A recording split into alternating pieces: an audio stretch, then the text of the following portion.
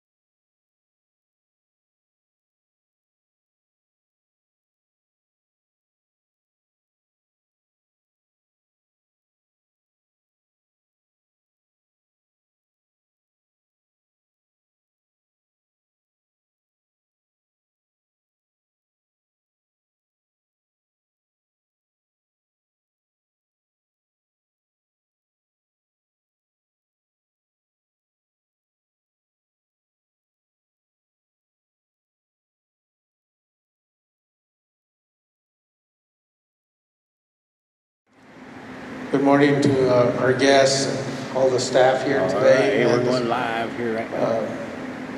The staff of Oklahoma Lakota Tech School for allowing us to host us. So good morning and thank you.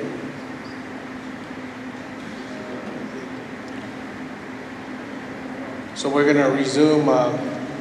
We're going to call this meeting to order at 10:29.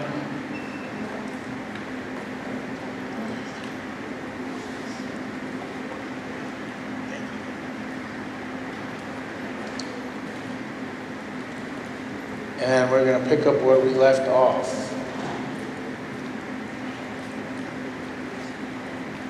So we'll begin with an opening prayer. I know we had the walk boundary reps do that yesterday morning, so I'm going to call on Councilman Greenwald. Can you give us a prayer?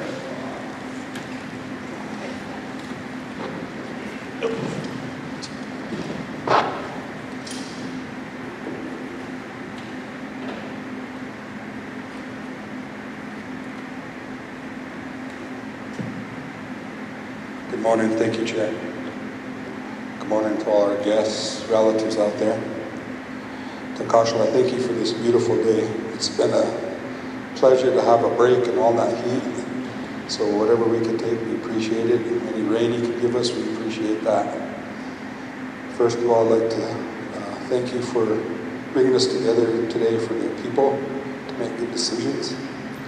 I ask that you put extra effort into those who are homeless, those who are hungry, those who are warriors that are stationed all across this great earth of ours. Bring them home safe to their families. And especially I wanted you to wrap your arms, our arms around all of our relatives who lost loved ones recently. For them today may be the worst day of their lives. For them this week, this month, this year is going to be the worst of their lives when they lose a loved one. So I want to remember those who've lost loved ones this year and recently in the last few days. Our hearts and our prayers go out to you.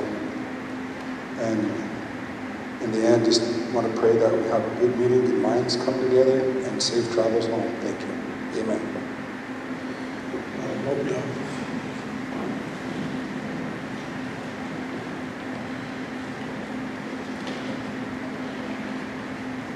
Councilman Standing Silver, can you give us some words of encouragement? Thank you, Mr. President. I would just like to say thanks everybody for coming, for remembering your duties as a council person. We have sworn an oath to protect our Constitution. And the first step is showing up. I would just like to say that we have decisions to make. And although we're not experts in the decisions on other people's lives and livelihoods, we need to remember that we were put in this position to make the best decisions we can. And with 21 minds, we should be able to accomplish that. So let's leave emotions at the door and allow logic to enter. Thank you. Thank you, Councilman.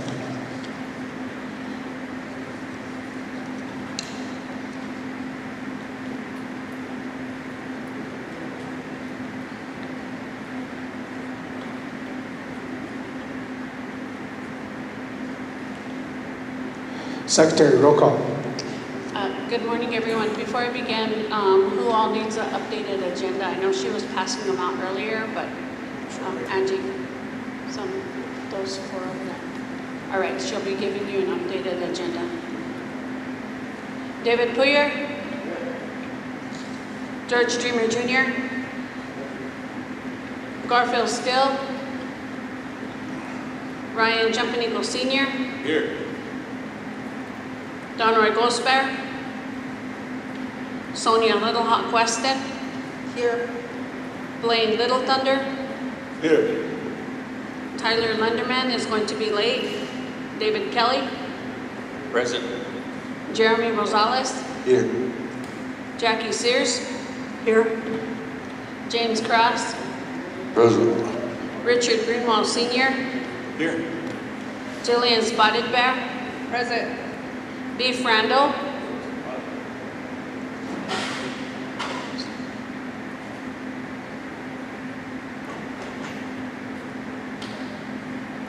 Lyle Weston. Present. Anna Halverson. Present. Troy Little. Here. Craig Dillon. Here. Norman Standing Soldier. Here. Bo Little White Man.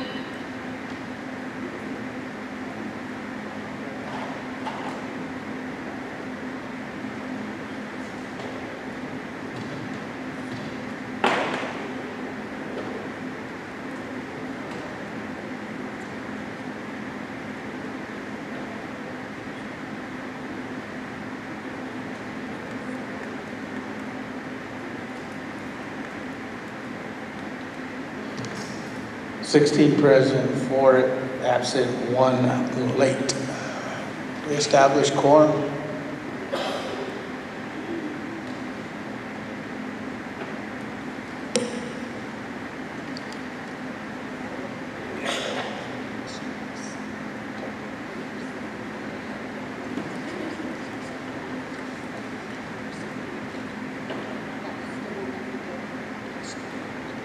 So this is done.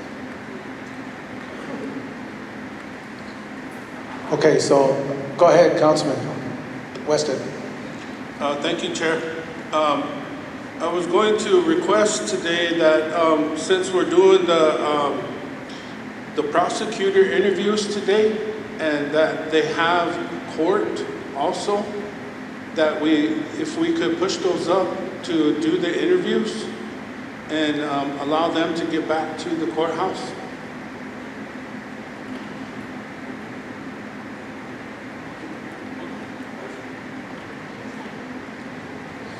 And I'll make that motion to move that up on the agenda. Yeah, I'll allow it. So we got a motion by Councilman Weston. We'll have a second. Second by Councilman Little, Councilman Spotted Bear.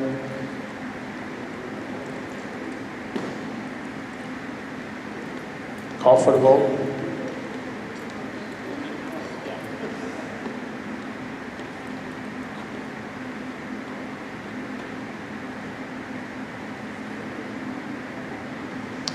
Just for the record, for clarification, so that would be the chief judge interviews too, or just the prosecutor? Yeah, we have 5 prosecutors, 1 chief judge, and then the resolution for the lead prosecutor that has already been selected. Thank you.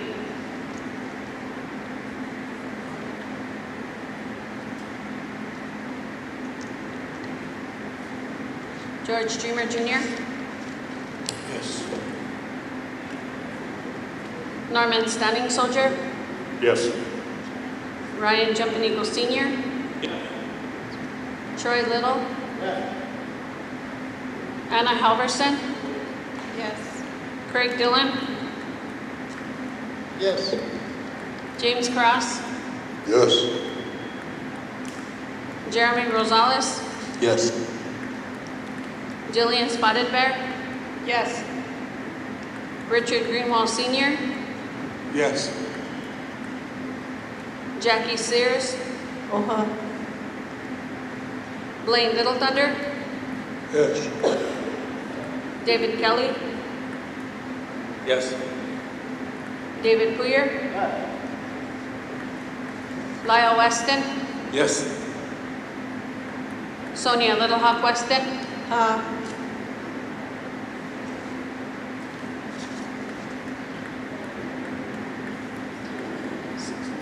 Yeah, unanimous 16, motion carried.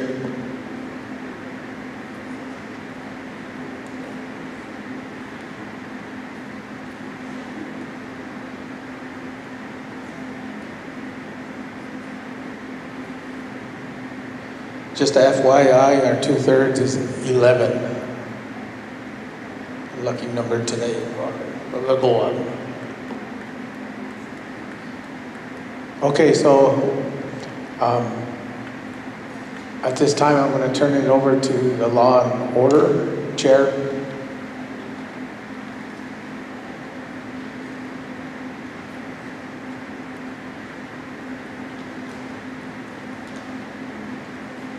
Councilman Weston. Yes, Chair. I don't know how you want to do this, but I'll turn it over to you.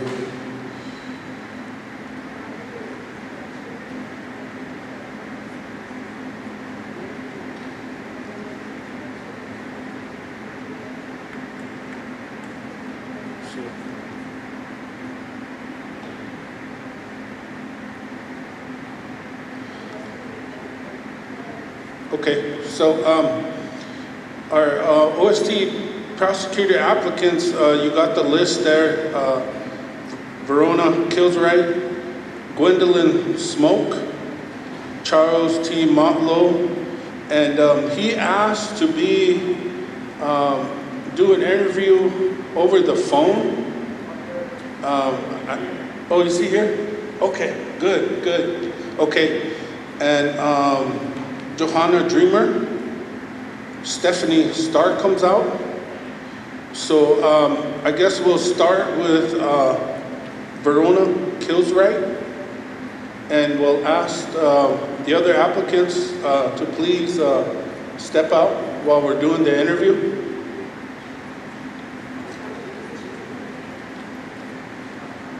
How many?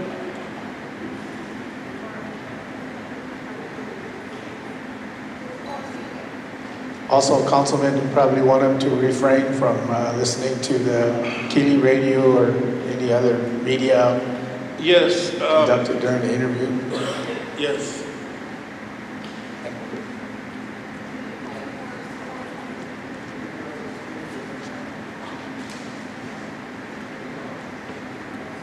Go ahead. Oh, yeah. Xavier, can you come here for a second?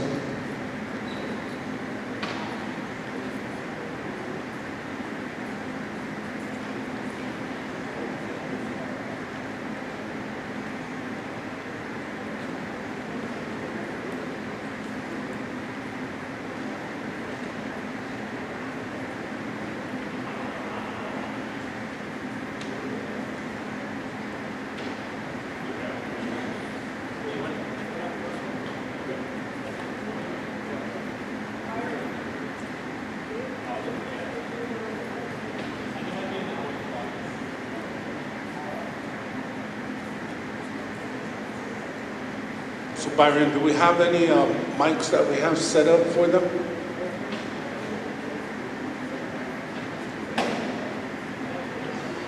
A chair?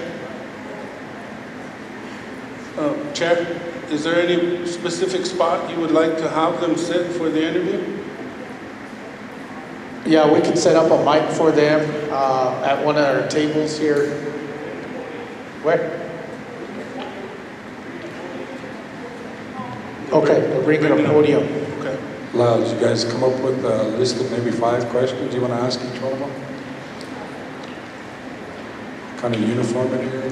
Yeah, let's try to be uniformity with the questions.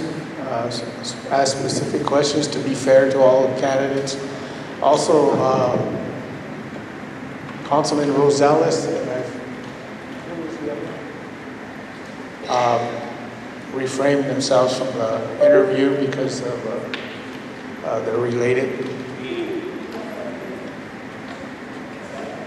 Okay.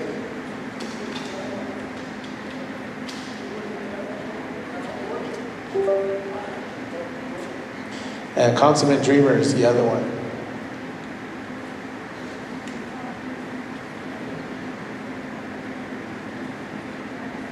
So, Chairman, Yes, go ahead. are we selecting a chief prosecutor today?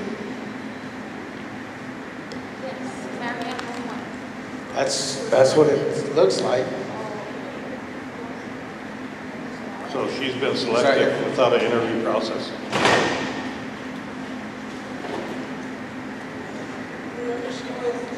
Hang on, we'll ask.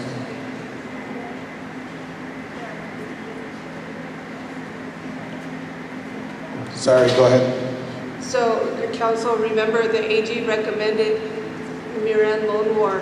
She was recommended by the AG for the chief prosecutor. That came from Law and Order. Right, so you can't approve them in committee. They have to be confirmed through council, full council.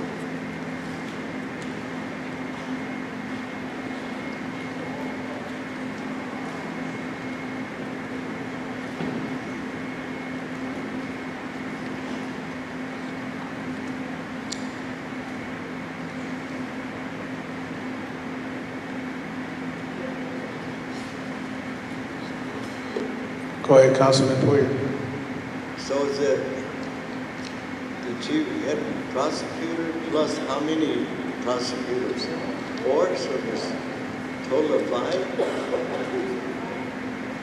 There's 5 on the list, there's 4 positions available. Yeah, but that's what I'm asking. So in total, there's 5 prosecutors plus the AG. Interviewing today, yes. Yeah. I know we did the head chief prosecutor or whatever, but there'll be 4 from this list that we have. Right? It's, the one selected was Marion Lonewar. Yeah. So that's 1. And there's 5 on this list, so a total of 6. But David, we only select 4 off this list. Oh, yeah, that's what I'm saying. I need to Just find out 4. how many of these people. Yeah. Thanks. So do you want to confirm the first one with the Attorney General's recommendation, Law and Order? Get that one out of the way first. Motion. Here you go, David. Motion confirmed. Marion Lonewar. Second.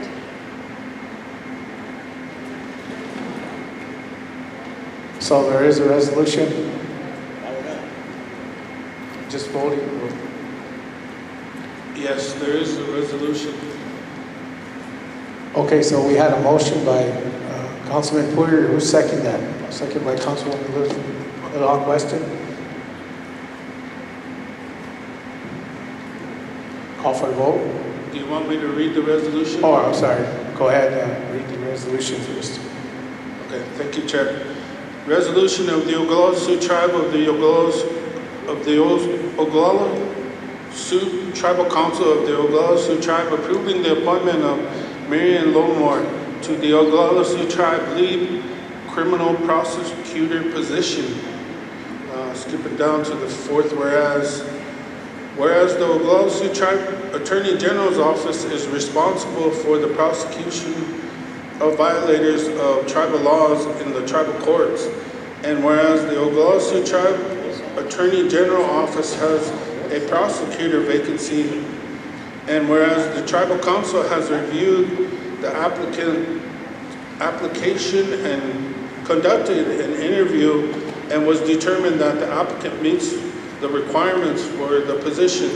Now therefore it be resolved that the Oglala Sioux Tribal Council does hereby approve the appointment of Marion Lonewar to the lead criminal prosecutor position for a period of 3 years under the supervision of the OST Attorney General and compensation in accordance with resolution number, it doesn't have one,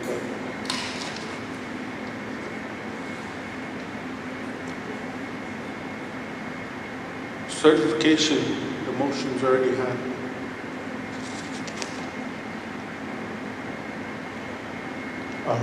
We'll fill that blank in.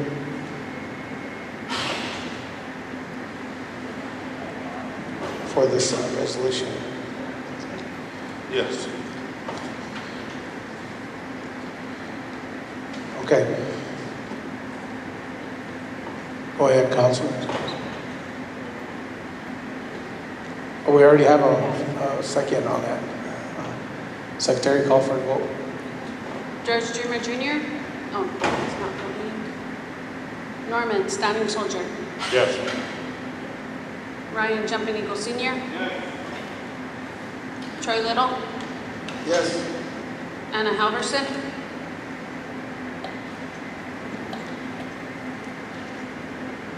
Not voting at this time.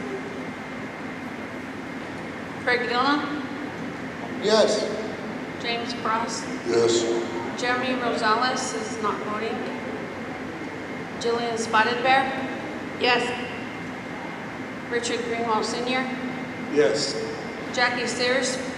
Blaine Little Thunder. Yes. David Kelly. Yes. David Poyer. Lyle Weston. Yes. Sonia Little Hawk Weston.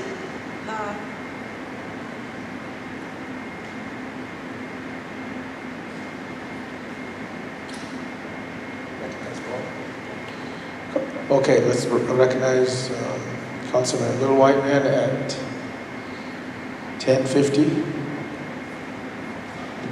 What would you like to vote? I vote yes. Thank you.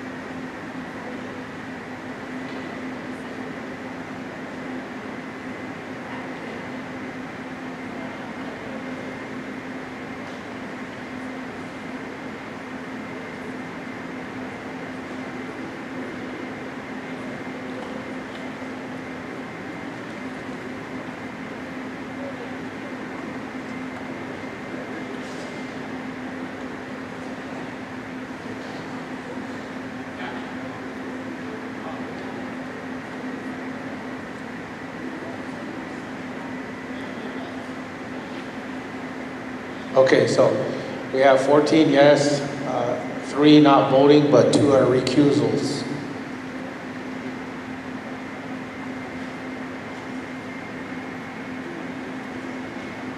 Two recuse themselves because of related to a candidate.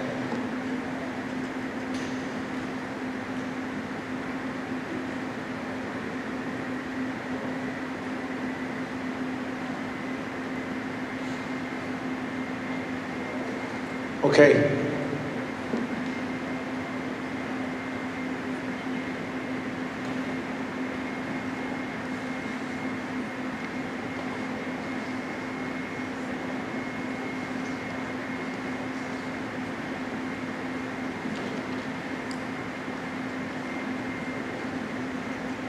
So Chairman, Yes, go ahead. since that motion passed and she's been confirmed as the lead prosecutor, can someone inform her that she can? Because I think our court system's at a stagnant, we don't have no prosecutors. So she needs to get back to the courthouse. Yeah, I think we can do that.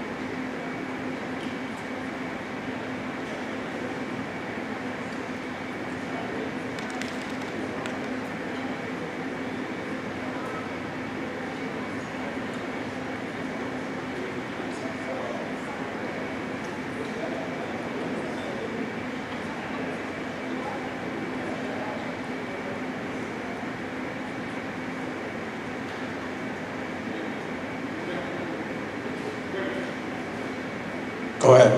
So, this is why I asked that just have a special for this. You know, we tried to rush it yesterday, and it doesn't seem like we're organized. We're rushing into this again. You know, we could have did a special on Friday. I'm pretty sure we would have got a quorum. I know it's too late now, but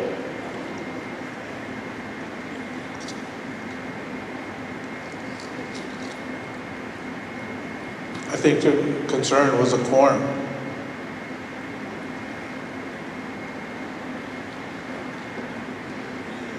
you know that too, Chair. Chair, I think and I think we'll all be in agreement that we should put some kind of language in there.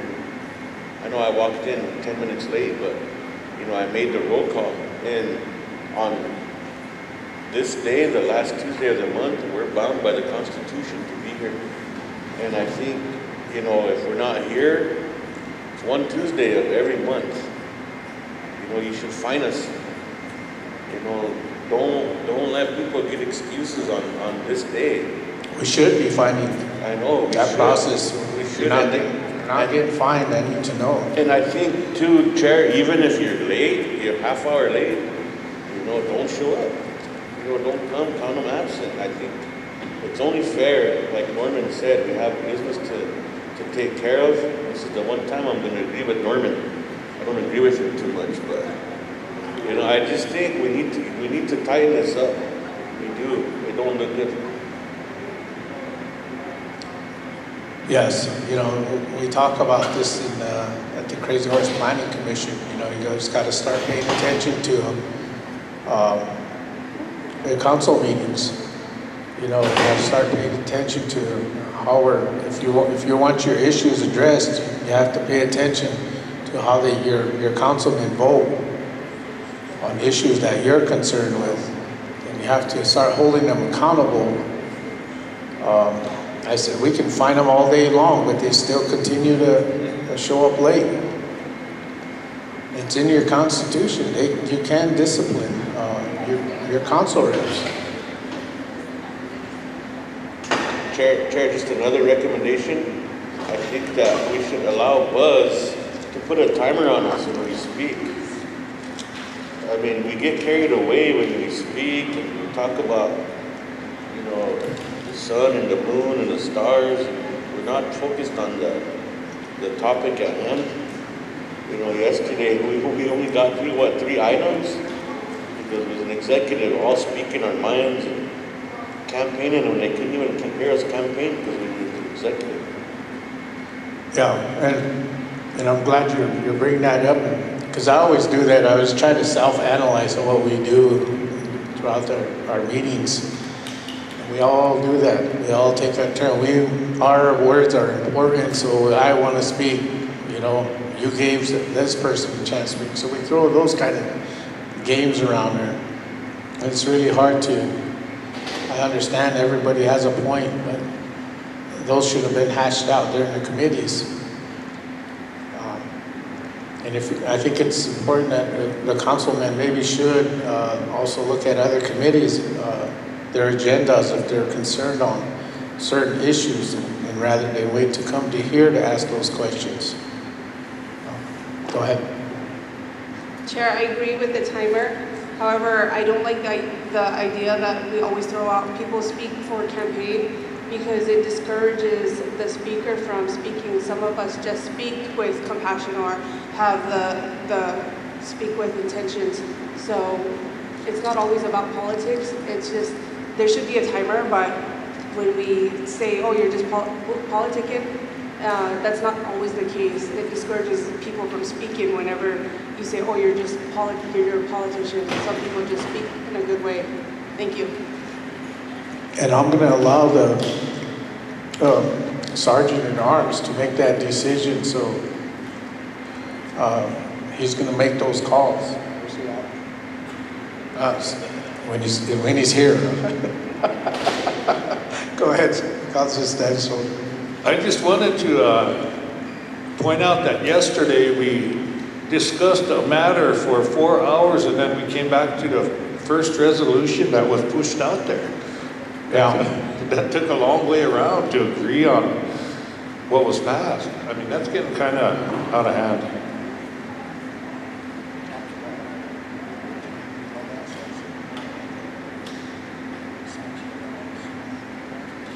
I guess I was next, but I think Julie was directing. Yes, sorry, go ahead. Julie was directing that at my colleague sitting here who's a campaigner, and he doesn't have to. He's outspoken, but he's good. No, I was directing it at you. Oh, okay.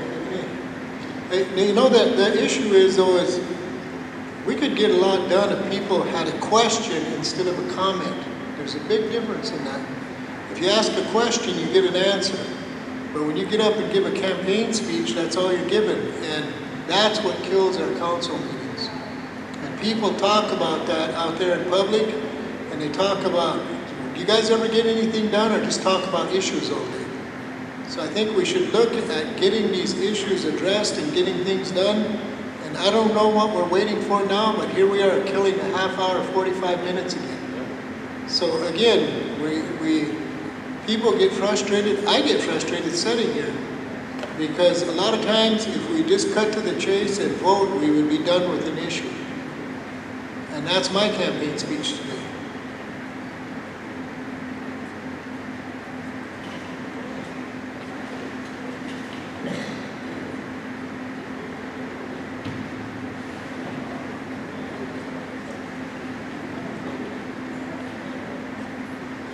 Good morning, council, committee, and listeners out there, TV radio. Yeah, I just want to echo what they're saying here earlier. My name is Ed Ironclad, Sergeant at Arms. But whenever the topic comes up, you know, I guess we try to stay on topic, but also questions only. If you have a question to the person, have just questions only. Again, that would probably be the president's prerogative to, you know, add comment if he allows comments. But if you want to save time, then just go with questions only. Try to keep them short. Wopila. Thank you, Sergeant Arms.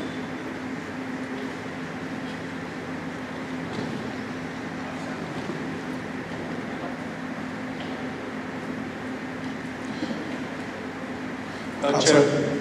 Yeah, so we got pretty much everything kind of ironed out here. And I do apologize to everybody.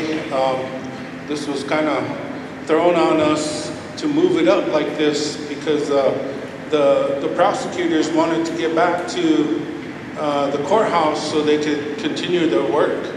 So that's why we requested it to be one of the first items on the agenda.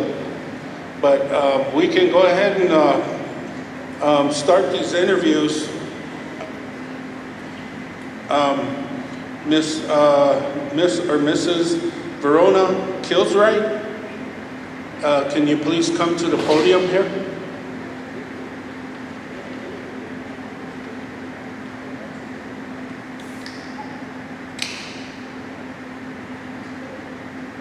Chairman?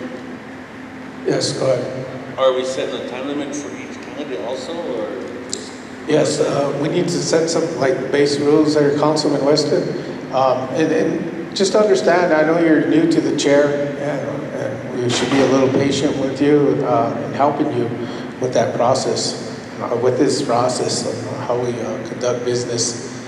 So if we could just, council, be patient and give him some words, some encouragement, and some guidance, it would be helpful. Thank you. Councilman Bouyer. Lyle, can we give them 3 minutes, then 5 for questions and 3 for closing? That sounds good. Do we need action on that, or we just all agree on that? No, just as long as we're consistent. Right, okay. Okay. Ed, can you keep the timer for us? 3-5-3. So, good morning, Ms. Kilswright. Today we're interviewing for the prosecutor applicants for the OST tribal courts here. And we'd like to give you the floor to introduce yourself and whatever comments you'd like to say before we start our interview questions. So the floor is yours. My name is Bernona Kilswright. I'm from Porcupine, South Dakota. I've lived there all my life. I attended grade school at Our Lady of Lourdes, high school at St. Francis Indian School, and Pine Ridge High School, formerly known as OCS. I got my GED in 1969 in Oakland, California. The training I had was business accounting at the National Business College in Rapid City. I had paralegal training from 1979 to 80 at the Antioch School of Law in Washington, D.C.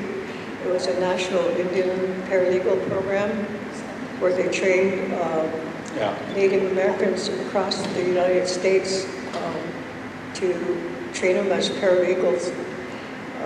The courses that were studied were criminal procedure and criminal law, civil procedure, Indian law, probate law, and legal research, analysis, and briefs, and criminal investigations. Since that time, I've worked since the year of 1982. I worked at the Kyle Prosecutor's Office, and also I worked that position from 1982 to 1989. And in my resume, it outlines the work that was done by a prosecutor. Currently, I was hired as a temporary prosecutor in March of 2025. I started in March of 20th of 2025. I was appointed as a civil prosecutor, and my job duties are that I oversee all the guardianships and the emergency involuntary commitments, and involuntary commitments processed by OST DPS for an individual that has been brought to their attention for having 3 or more arrests for public intoxication or Section 538. And then the other one that I'm assigned to is 2 OST guardianships. I oversee all the guardianships and the individuals that are made wards of the court. The majority of the ones that are under guardianship are placed in facilities outside the reservation, mainly in across the state of South Dakota. Bernard, I'm sorry to interrupt you, but they give each candidate 3 minutes, and it's 3 minutes to introductions. Okay. Thank you. So I've been working in that position since March 20th. And I really like the job that I'm doing currently as a civil prosecutor. And I also am assigned to juvenile criminal, which entails arraignments, and if a juvenile is put on probation, then we have the reviews for that juvenile to see if they've completed all of their probation stipulations. So I'm pretty busy throughout the day. So I appreciate you listening to me. And so I'll turn it over for questions if there's any. Thank you, Ms. Kilswright. So some of the questions that we have, what is the charge jurisdiction in criminal cases? I don't do criminal. Okay. I do civil. I'm a civil prosecutor.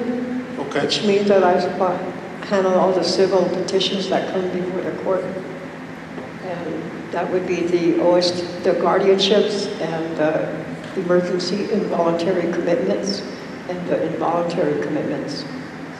Okay. What is the Indian Child Welfare Act? I believe that that is when a child is taken from a social service agency in any state in the United States, then there's a transfer notice to the Oglala tribe, and then the court decides whether or not to take jurisdiction of the case, which usually they do. And then it becomes, falls under the Child Protection Services to find placement for that child, or usually it's relative placement. It would be the priority, or foster home if there's no other relative. Okay. Another question we had was, what are the options if a case is decided non-favorably against a party to the case?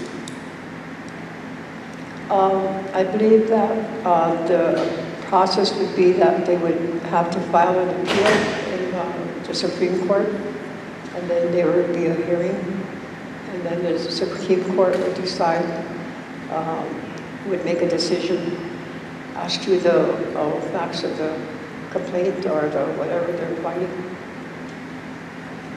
Okay. What is the civil jurisdiction of the tribe? The civil? Civil jurisdiction. In the involuntary commitments, it would fall under the state involuntary commitment process that they have. Usually, in those cases, I have found that the person is sent to a facility outside of the reservation. Then, when they reach that facility, there's an evaluation, and then they determine the treatment process. And if they complete that treatment process and the facility feels that they can come home, then they're discharged from that facility. Okay. And the last question I have for you, before we open it up to council here, what is probable cause? Probable cause? Yes. It would be, you would have to be able to, the officer would have to establish probable cause in a criminal action that he or she had the cause to arrest a person for committing a crime. Okay, thank you. If any of the other Councilman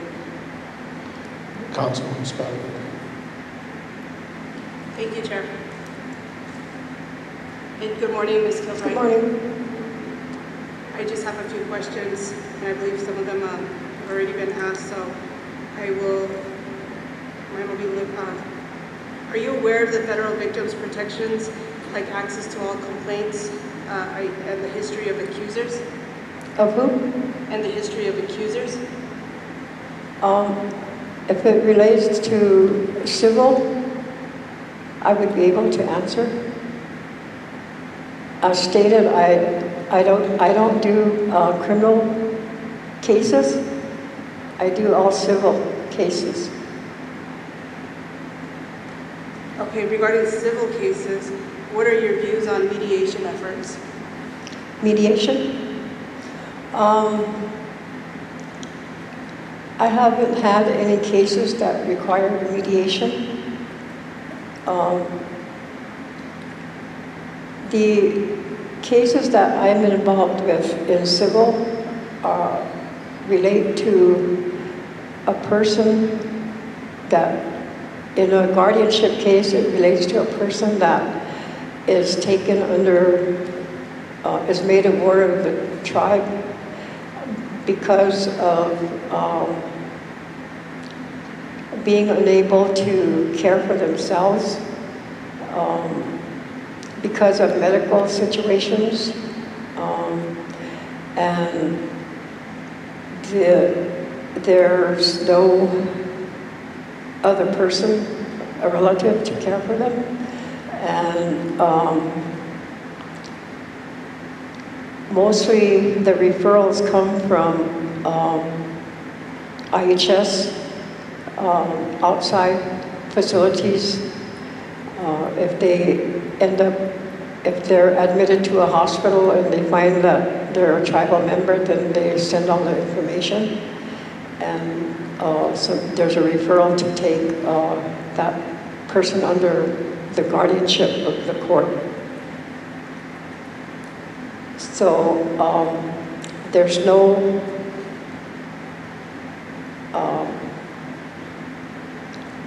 there's never anything relating to doing a mediation.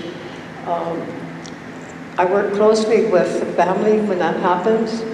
I contact them and try to have them involved in the process of making decisions, because sometimes there are decisions that have to be made that should have the family's involvement in it.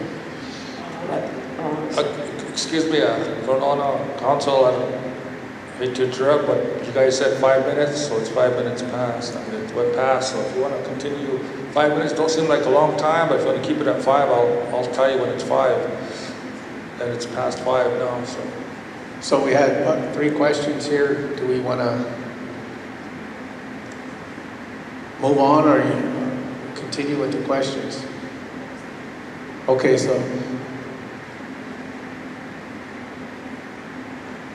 if we're going to stick to the time, then I don't think we're going to make the questions here. So your answers, your questions and answers have to be brief. Chair, just so maybe you can guide that throughout the process while they're speaking, you know. Okay. So at this time, just to be fair, I think we're just going to have to skip those questions and allow her to close. Yep, so you have 3 minutes for your closing comments you want to make. Thank you for listening to me today, and it's been quite an experience since March, working in a civil department. And I forgot to mention that sometimes I fill in with arraignments or other duties as assigned, as it states in the job description. So I thank you for listening to me, and have a good day. Thank you, Ms. Kilswright. Chairman, thank you. Chairman, before we call in the next candidate, so I'm gonna ask the Chairman of Law and Order, are we selecting different types of prosecutors? Like she said, she just deals with civil, and then are we hiring 1 civil prosecutor and 3 criminal prosecutors, or how is this working? Because you guys asked her criminal questions and she said she can answer them. She just deals with civil. So is there an even number we're hiring, or how are they all applying just for a civil prosecutor, or what? I think we can answer that. Go ahead, Rihanna. Okay, so every prosecutor that works for this tribe should know their tribe's jurisdiction, whether it's criminal or civil. A lot of times these prosecutors have to cover for each other, like she just said. Sometimes she has to do arraignments. So those are when the charges are brought forward. They need to know what probable cause is. Do they have probable cause to bring a case forward? And then the other one is ICWA, that's a civil matter. And jurisdiction? Civil The jurisdiction, ICWA, and probable cause. So those are real basic, and every prosecutor, regardless of whether they're civil or criminal, should know those answers. You want them to know those answers. So if they can't answer them today, you can always consider training too, so that they learn. Yeah, but my question is though, Ryan, out to the courthouse, do we have a prosecutor that just focuses on civil matters and a prosecutor that just focuses solely on criminal matters? Because that's what it sounds like. Like she just deals with civil matters, not criminal. Yeah, so the Attorney General will assign them. So one might be assigned to civil matters, and one will be assigned to criminal, and one will be assigned to Child and Family Court. And it sounds like she's doing guardianships. So that's how it's up to the AG which ones do what, and so that's how that works. Okay, so my next question is, now that we appointed Miss Lone Ward, so are we just selecting 3 or 4 still? So according to Loopy, it's 4, but so this was my question. I think we might have to amend. If they added another prosecutor, we could probably have to do an amendment to the code. So when I looked at the resolution, it was to establish the position, change the position description and increase the salary for a lead criminal prosecutor. It didn't say add a prosecutor position, so we're gonna have to fix that, and we can do that by amending the ordinance, but we can work that out in law and order. Well, I think we need to clarify today though, are we gonna select 3 or 4? 4. But we selected 1 already, this morning. So that's the one we're gonna fix. We'll fix that in the next law and order committee meeting, so. Okay, all right. I just want us to be fair when we ask these questions, because do we know the answers to them?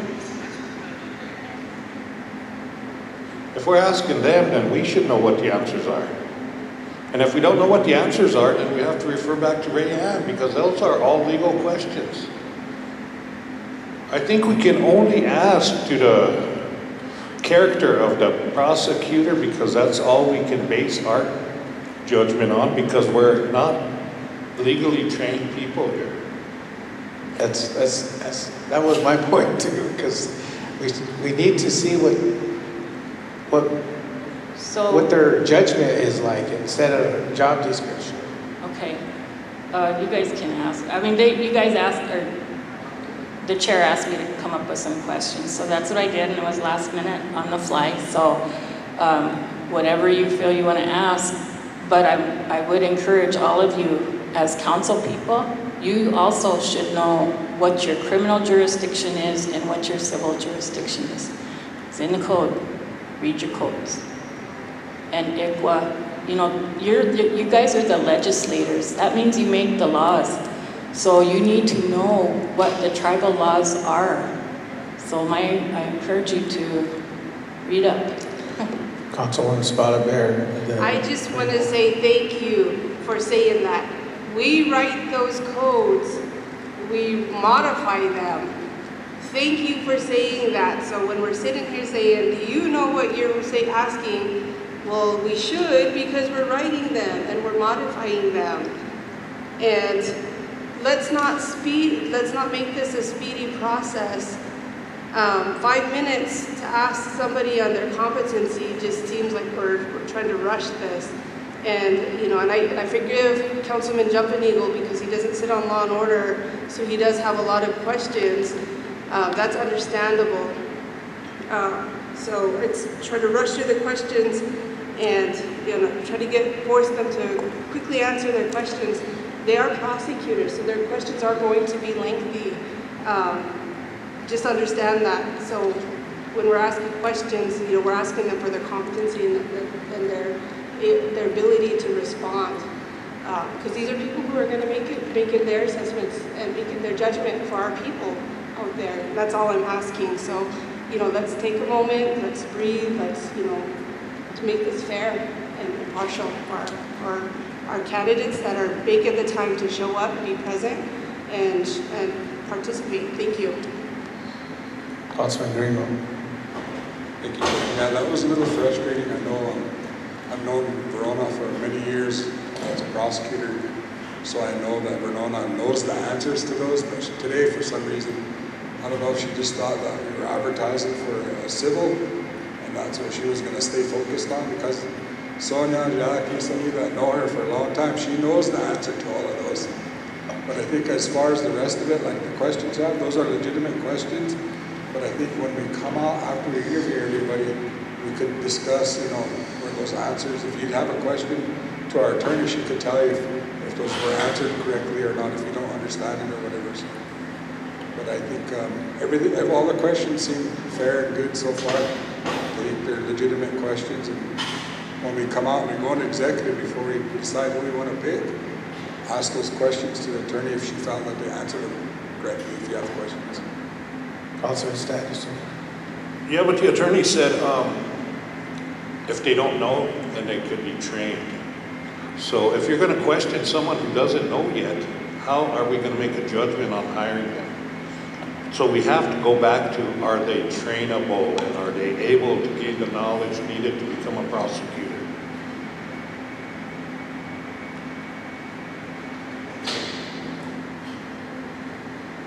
Okay, any more questions? One thing that I need to know is that, and I know Councilwoman Spotted Bear said let them talk, but we gave her that amount, so we're gonna have to stick to it because everybody agreed. Councilman Poirier. That was only my recommendation. Somebody else could have spoke up to it. I just recommended 353, but now it sounds like it has to be more, because in the past, when we gave that time for question and answer, it always went over a ways. So we can't sit back and say, well, we're rushing through it. All of us here, I think, can speak. So that was only my recommendation. Councilman Little Hog West. I think that even with our chair of law and order committee could ask those questions. And, we're going to make a decision at the end of these interviews. We're listening. We understand. So when you go into executive session, then we're going to make a decision. So Lyle can be the one asking these questions of each of them. Same questions. That's all he needs to do. So let's just leave it there. That way there's 353 that he understands. Because Ed's calling the time over here, so I think we just need to leave it there. Okay, so we'll let the chairman answer or ask the 4 questions or 5. I know I wrote them down, and then we'll just Ed can keep time. But also, you want to try to help guide them when their introduction. Just basically ask them, their background and stuff, and then let them know. We need to signal them somehow that their time is winding down. So Okay. just help them along. Okay. Yep. So on your list there, there was 5 applicants. 1 pulled out, number 5. So you guys can cross that one off the list. So we're down to 4 and we have 4 positions.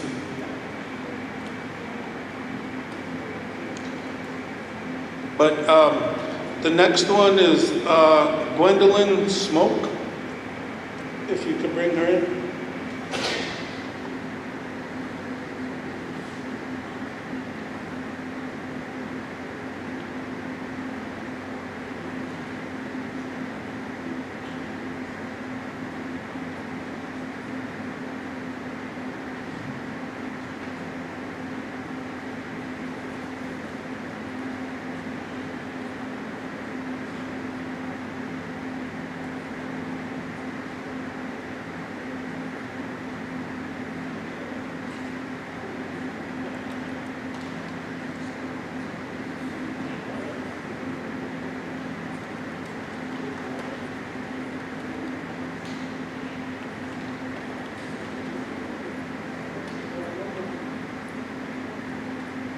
She's not out there? Okay, we'll go with Charles Montelo.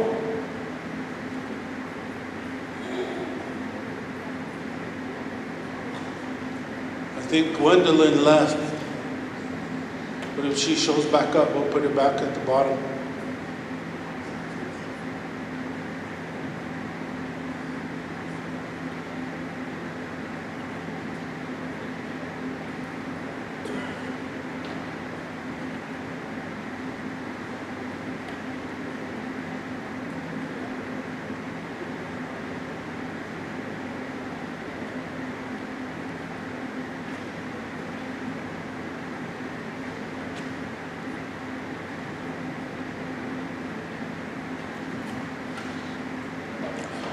Good morning, Mr. Montelo.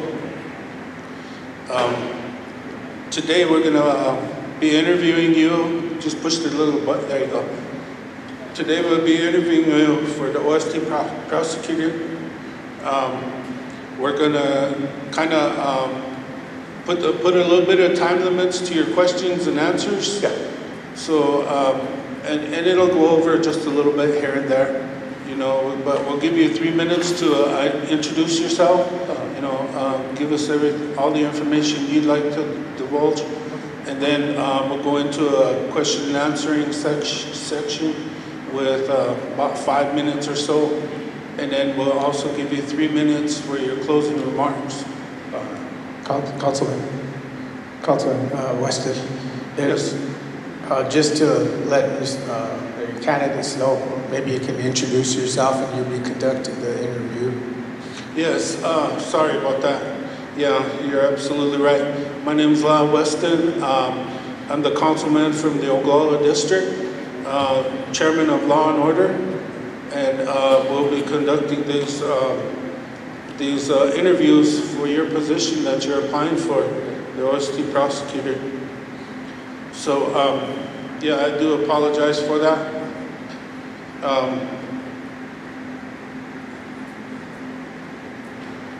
So we'll give you 3 minutes for your opening statements and anything you'd like to tell the council here. Okay. Okay. I guess those of you that have been here for a number of years, I'm Charles Montelo from Kyle, South Dakota. I worked previously as a police officer back in the 80s. I think our class was the first class that graduated from Lakota College that had like a police academy. Probably not in existence today, but anyway, back in 83, I think it was. We graduated from there, and I served as a police officer approximately, I think, a year and a half, went back to seminary. Born and raised Kyle, South Dakota.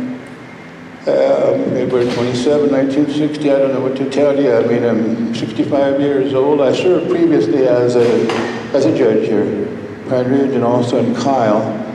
So I'm very familiar with fairly familiar with the judicial process, as it were. And I'm also a member of a treaty council, but I just mentioned that in passing. I'm also a member of a treaty council. However, today, I want to say that much, and without bragging too much, let me say that I did graduate from the University of Dubuque, Iowa, back in 82, 83, I think it was, after I came to work as a cop. So I did graduate, and I do have a degree in sociology with some minors in criminology, some social work stuff there too. 17 years experience as a tribal judge, as I said. I don't know what else more to tell you. I suppose we'll find out when you ask the questions, but I'm interested in the position, mainly to utilize whatever skills I may have learned in those 17 years, to utilize them to the service of our people, the tribe, to serve as a prosecutor, to do what needs to be done, I guess, in one's sworn office as a prosecutor. If I should be selected, I promise. Well, I don't make too many promises. Let's not do that, okay? I mean, I will do my very best, according to my abilities and my education, so on and so forth. I will do my very, very best to fulfill the office of prosecutor. And having worked as a judge for 17 years, as I say, I'm familiar with some of the processes there. I'm also an ordained minister. I don't know. I just wanted to mention that it's important in my life and in my work. It's important that you know that I'm an ordained minister. That's important for me. And whatever I do, whether it's working as a prosecutor, whatever I do, it's the guiding principle in my life is about constant gratitude, just to put it kind of briefly that 1 minute, I think my time is up there, so thank you, sir. My time is up, so I believe we're ready for the questions. Okay. Thank you for that, Mr. Malo. So I have some questions here for you. What is the tribe's jurisdiction in criminal cases? Okay, as I recall, it's been a number of years, but as I recall, sir, as far as jurisdiction, one thing that jumps out at me immediately is that the Major Crimes Act is under the federal boys, I guess you might say, the federal government, and as far as the jurisdiction, well, we deal with the tribal members, and those that may or may not consent to jurisdiction. I don't know if that answers the question, but just basically. Okay, thank you. Second question I had for you, what is the Indian Child Welfare Act? That's an excellent question, sir. Yeah, as I recall, it was legislation introduced by Senator James Ambrose way back in the 70s. I believe it was to protect the children, our Indian children that were taken off the reservation without due process of law. And we lost a lot of our children prior to that, but I believe that the Indian Child Welfare Act did restore some of the legal rights that we have to protect our children from, I guess you might say, outsiders, for lack of a better term. Okay, thank you. Number 3, what are the options if a case is decided on non-favorably against a party to the case? What are the options? I guess it would depend, but I believe there's always that option of an appeal that can be filed. That's the only one I can think of at the moment, sir. Okay. Number 4, what is the civil jurisdiction of the tribe? Civil jurisdiction of the tribe. Okay. If I understand your question correctly, sir, the civil jurisdiction of the tribe, of course, is to deal with the issues that might come before the court and that the prosecutor may or may not have a hand in. And the jurisdiction of civil would be, I guess, if I understand your question, things that deal with things that are not in the criminal area, just the opposite of, if you will. Okay, thank you for that. And the last question I had for you, what is probable cause? Excellent question, excellent question. I like this guy, he has good questions. Probable cause. Well, sir, as I understand it, if I were a police officer and probably stop a vehicle, I'd have to have probable cause to stop a vehicle. I can't just stop somebody because I want to stop them. There has to be a reasonable suspicion or probable cause. Taillight is out, they're going 100 miles an hour. I mean, something that's very obvious, and that would be the probable cause to stop the vehicle. I'm just using that as an example. So, in other words, you have to be a reason. You have to have a reason to. You can't just go arbitrarily stop vehicles, or you can't abuse the legal process. There has to be a legal precedent, if you will. My understanding of probable cause, sir. Okay, thank you. So that's all the questions I had. I don't know, Chair, if you want to, do we have time? Sergeant at Arms? We have 2 minutes if anybody else has any questions they'd like to ask. I think we should just proceed to close it. Okay, we can do that. So, Mr. Mongo, at this time, we'll give you 3 minutes to say any closing words that you'd like to say. Well, thank you very much. I appreciate that. So just like I said earlier, I believe I have the solid educational background that would help me in if I was elected as a prosecutor, and as I said, I've worked for 17 years. I'm very well familiar with the legal process. Also, I don't want to fail to mention that Lakota Ehani Wanshi Chamo Judge Wanshi Chamo Hukash Nibans Lakota Van Washucha Bogafna Gapsha Ocean Water Lakota Wing Gapcha the war between Lakota or Chakakilon. Blaze Chan has actually appreciate from that. It's important that I mention Lakota. I speak, read, and write in Lakota language. Fluent to speaking it, it's very critical, especially since in our tribe, Lakota is the official language, I understand it, of our tribe. So, it being the official language, it only seems proper that somebody in the role as prosecutor would be able to converse with the people, whether in Lakota or English. But I have, as I said, I'll do my very best. I'll do my very best. You're selected, and I leave that up to your discretion and decision. So, I want to bring to them down with the Thank you, Mr. Montelo.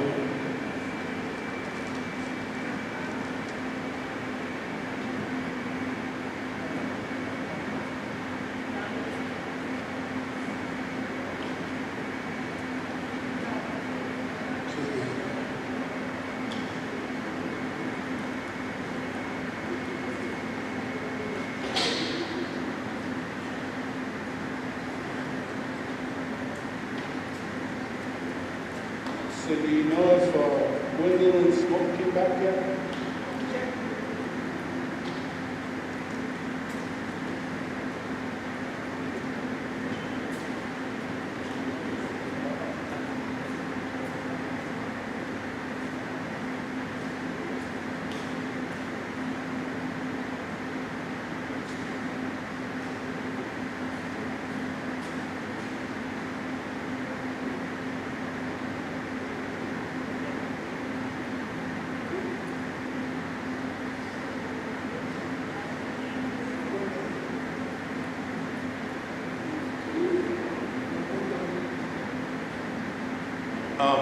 Johanna Dreamer?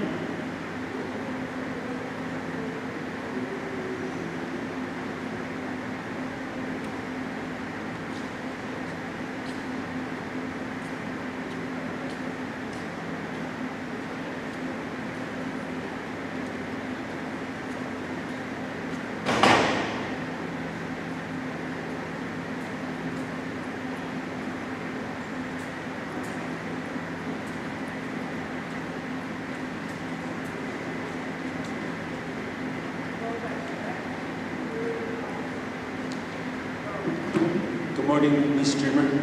Good morning. My name is Lyle Weston. I'm the chair of the Law and Order Committee. We're conducting interviews for the OST prosecutor. The process that we're using for all the applicants, as far as time-wise, we're going to give you 3 minutes to introduce yourself and say anything that you'd like to say to council here, and then we'll have about five minutes here for questions, and then we'll give you a time for closing statement. So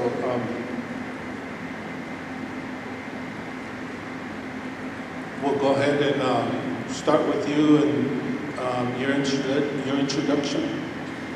Thank you, Council. Thank you for your undivided attention today and your opportunity to speak in front of you today for this career opportunity that I would like to take. My name is Johanna Dreamer. I am a tribal member here on Pine Ridge. I've grown up here, went to college here, got my education here, and got my work experience here. I'm really interested in tribal law. I've became a lay advocate January 12th to 2025 this year. I had 107 clients since then. I do everything I can do for them, and being in our tribal government, I just seen an opportunity that was needed for help in all areas. And I was really passionate about this when I was younger, before I had kids, and my goals changed, so I'm here today just to interview for this position and give the best answers I can. Thank you.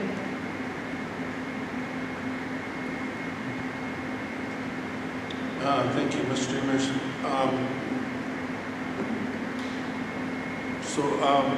We'll start with asking you some interview questions here. What is the tribe's jurisdiction in a criminal case? So the tribe has criminal jurisdiction to try to prosecute our judgment on the accused within the tribal boundaries using the criminal code.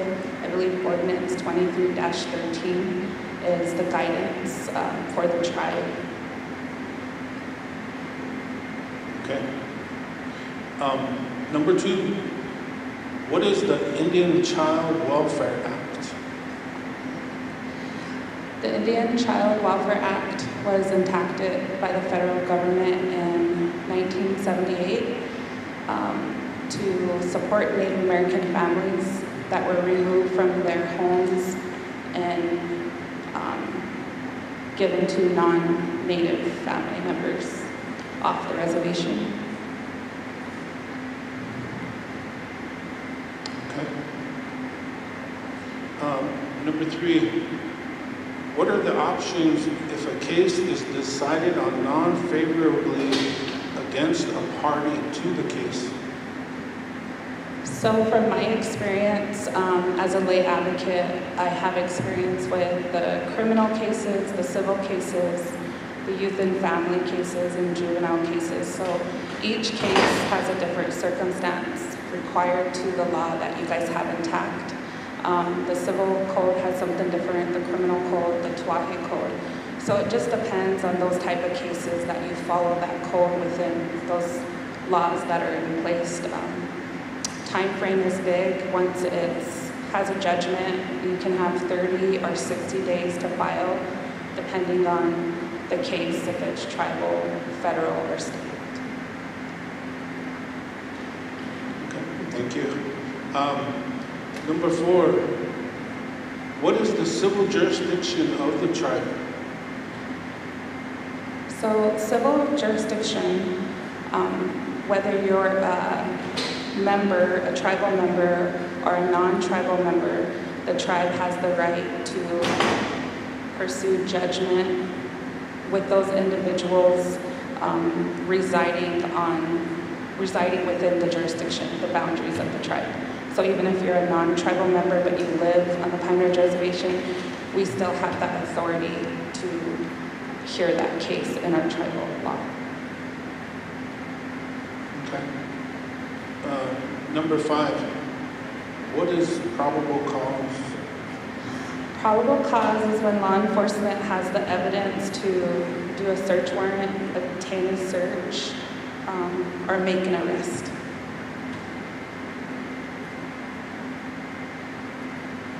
Okay, thank you.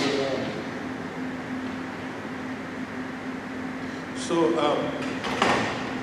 in the interest of time, we'll allow you 3 minutes for your closing statements here. Anything you'd like to tell council?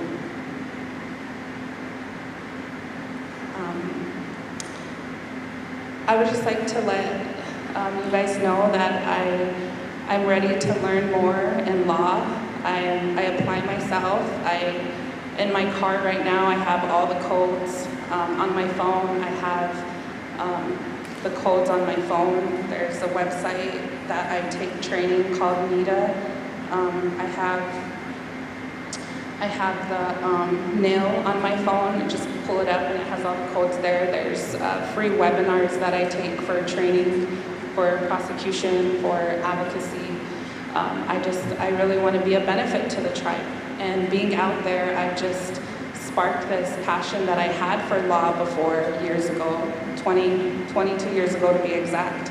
I really want to use my credentials and my skills, and I want to help, and I feel like being in the prosecution position, I'm able to see different elements that can be used and be a part of a team out there. So I thank you all today for listening to me, and I appreciate the time you gave me. Thank you. Thank you very much. We had one question from a councilman. You stated that you was a lay advocate since 2025. And a lay advocate, from what I understand, is basically a defense attorney. So why jump from that side to that side? Well, as a lay advocate, you learn the laws, so it's not really a side. I would say it's a good mediation between the middle, because when we go into court, we have to know the laws too. We have to know the laws that the judge has and the prosecution has. And to be honest, sitting in there, we're short on prosecutors, so we wait. Instead of getting heard, we have to wait and wait for a prosecutor to get done in one court to come to the other. So they lack staff out there, and I feel that learning and applying myself, I feel confident enough to be in the prosecutor position and decide that this is the path I want to take for my career and my life right now. So if you were selected as a prosecutor, do you have any pending cases with any defendants? So when I made the decision, I got a full-time job with a nonprofit organization. So when I first started, you know how you just hit the ground running, and that's what happened to me. I was getting recommendations, and when I was in court, after I walk out, I would have people lined up asking me to help them, and I would just say yes, yes, yes. So I actually stopped taking clients about 2 months ago that I knew that would continue. Criminal court is always a continuance, it's a long length. So I did take my name. If you were to look now at the lay advocate listing, my name's not on there. I haven't been taking new clients because of this process. So right now, I'm okay. If I were to get this job, I only have a few that are fine. I haven't been taking any new clients, so it wouldn't be a conflict. Okay, thank you.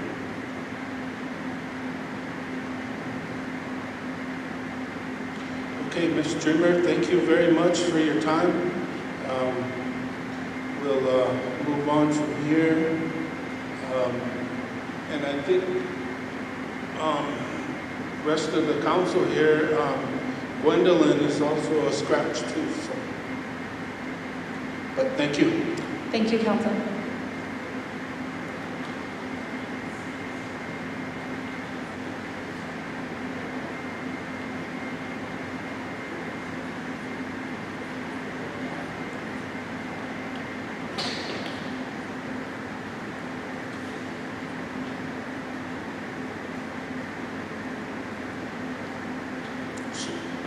Okay, so I believe that's the candidates. And I hope Ms. Smoke doesn't come in last minute.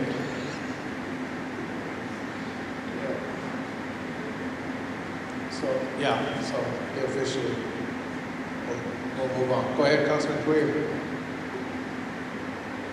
So has there been background checks done, or after the selection, that's been background checks? After they're selected, I guess they got to give a background check and drug test.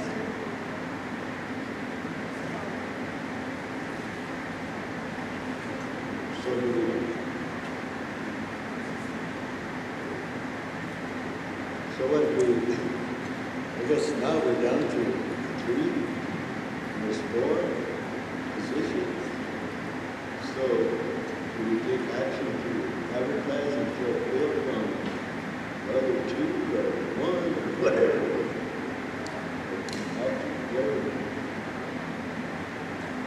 Yeah, because there was only 4 positions. But, you know, Gwendolyn said she was going to be here, but she's not. Stephanie pulled out.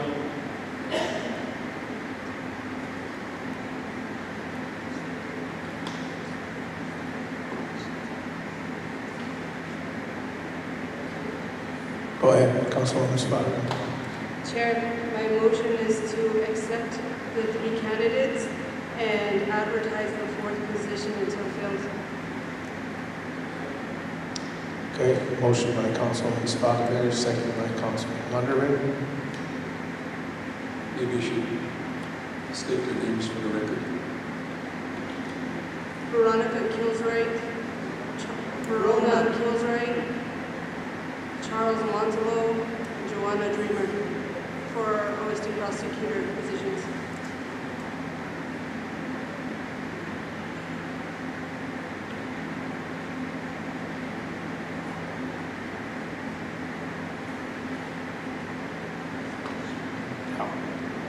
Go ahead, Councilor. Can we do these one at a time? Or do they all have to be all at once?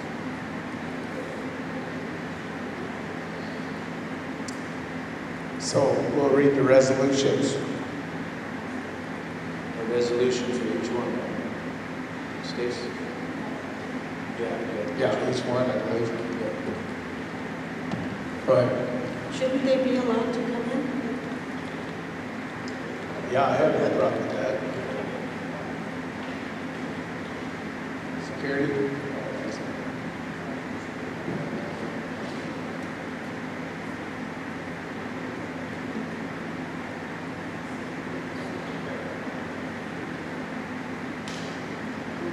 I think we have to read the resolution for each one first, and then we'll vote on each one. Okay, so do you want me to just read the resolution? Yeah, and then you can just fill in the blank there, I guess.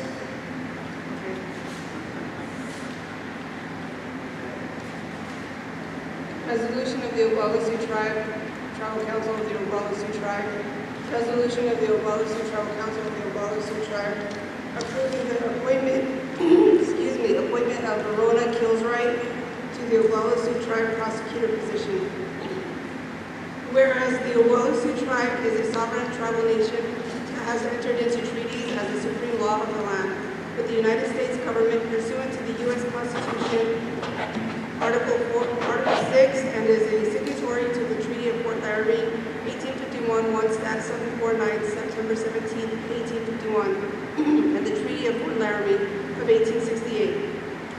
15 Stat 635, April 29, 1868, and continues the nation-to-nation relationship with the federal government, and whereas the Oglala Sioux Tribe organized under Section 16 of the Indian Reorganization Act of 1934, 25 U.S.C. subsection 5123, by adopting a federally approved constitution and bylaws under Article 3 of the Tribal Constitution, the Oglala Sioux Tribal Council is the governing body of the tribe, and whereas Article 4, Sections 1B and 1F of the Tribal Constitution authorizes the Tribal Council to hire legal counsel and manage the economic affairs of the Oglala Sioux Tribe, and whereas the Oglala Sioux Tribe Attorney General's Office is responsible for the prosecution of violators of tribal laws in the tribal courts, and whereas the Oglala Sioux Tribe Attorney General's Office has a prosecutor vacancy, and whereas the Tribal Council has reviewed the application and conducted an interview and has determined that the applicant meets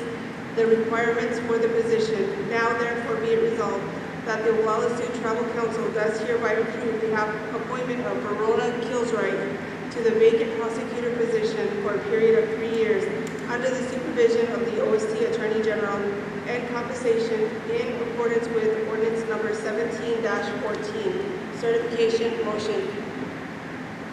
Motion by Councilman Spotted, second by Councilman Ludwig. You have a question? Yes. So, this they're filling an unexpired term? So it's 3 years?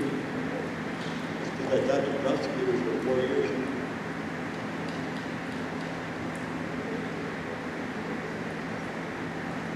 They're saying 3. So when did they expire?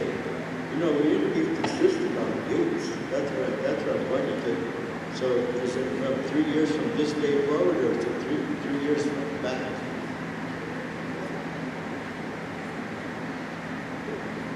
Three years from this 3 years election. from this election. And then just for the record, the last ordinance cited at 1714 should be 25-106. Or no. Right? The ordinance that, this is the wrong ordinance. Anyway, the ordinance, we'll fill in the blank there because we did increase that. Are you talking about the criminal offense code? No, there was a resolution that was passed that increased the prosecutor's salaries. I don't have that ordinance number, so it would be in accordance. That was just recently passed this year, so whatever that ordinance number is, we'd have to replace it with 17-14, just for the record. Councilman Little White now.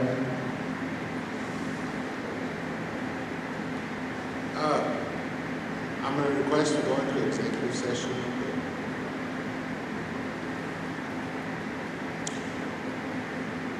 Well, we have a motion on the floor right now.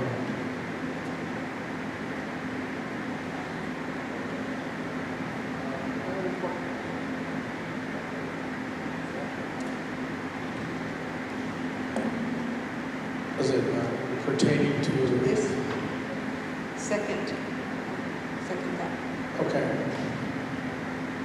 So I'll allow that. We'll go into executive.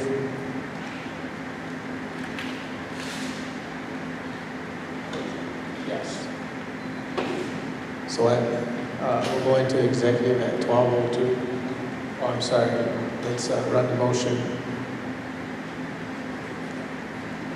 Secretary. Judge Dreamer, not voting.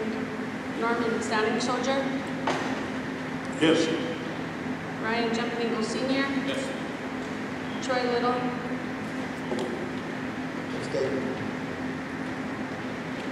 Anna Halverson.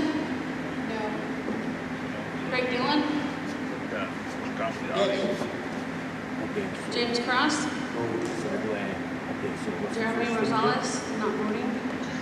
Jillian Spotted Bear. No. Tyler Lunderman. No. Yeah.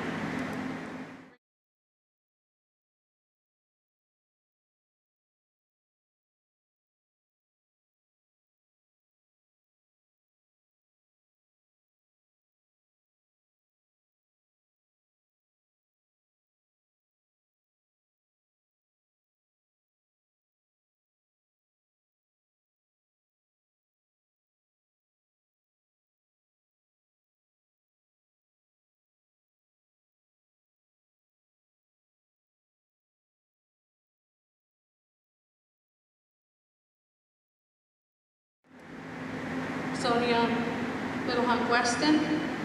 Here, you'll learn that to keep growing, you have. I need to recognize Councilman Randall, 12 o'clock. Beef Randall.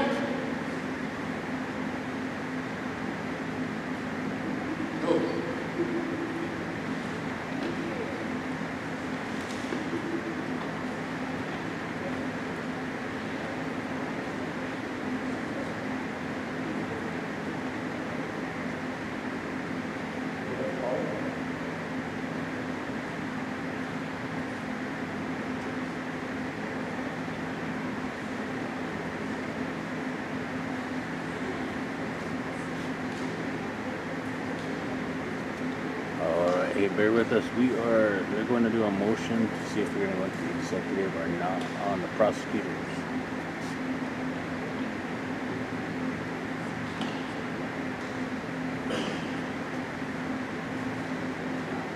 Eight yes, 8 no, 1 abstain, 2 not voting. We have a tie. And you know, I'm just gonna go ahead so we can proceed on. We've got a long day ahead of us. I'm gonna vote no. Go ahead. Well, I have a question. What if one of the candidates has a pending hearing?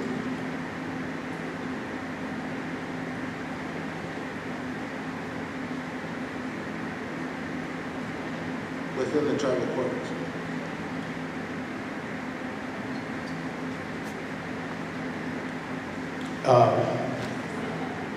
Go ahead, Councilman.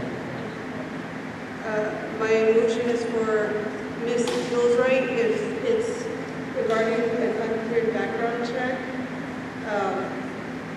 actually been brought to the table prior to her name being brought here. But if you would like for me to amend my motion to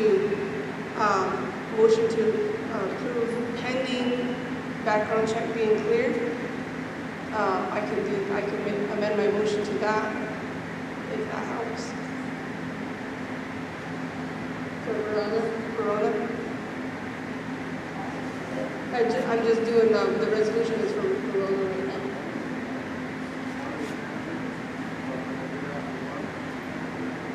Right.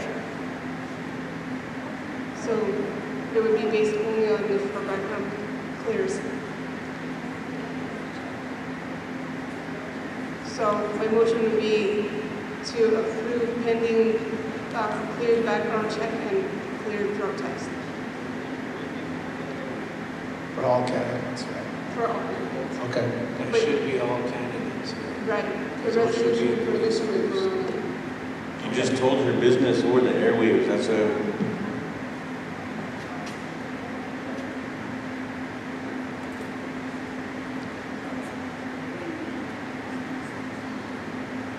Okay, so is that the motion? And a second?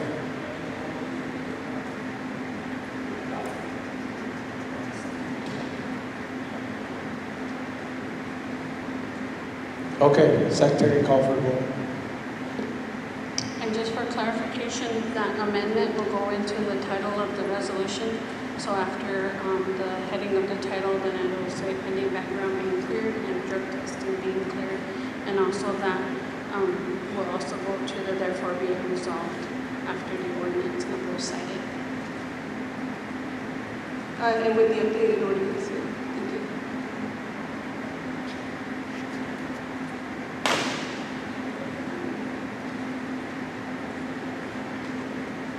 Call for the vote. Norman Standing Soldier, Yes. Ryan Jumping Eagle Sr., Yes. Troy Little,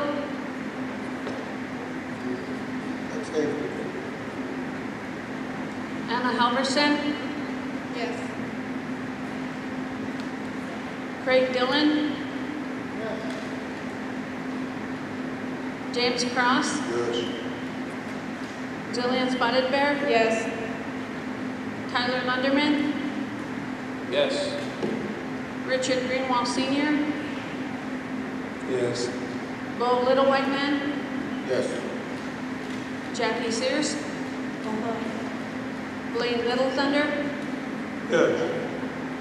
David Kelly, Yes. David Poyer, Yes. Lyle Weston, Yes. Beef Randall, Yeah. Sonia Little Hawk Weston,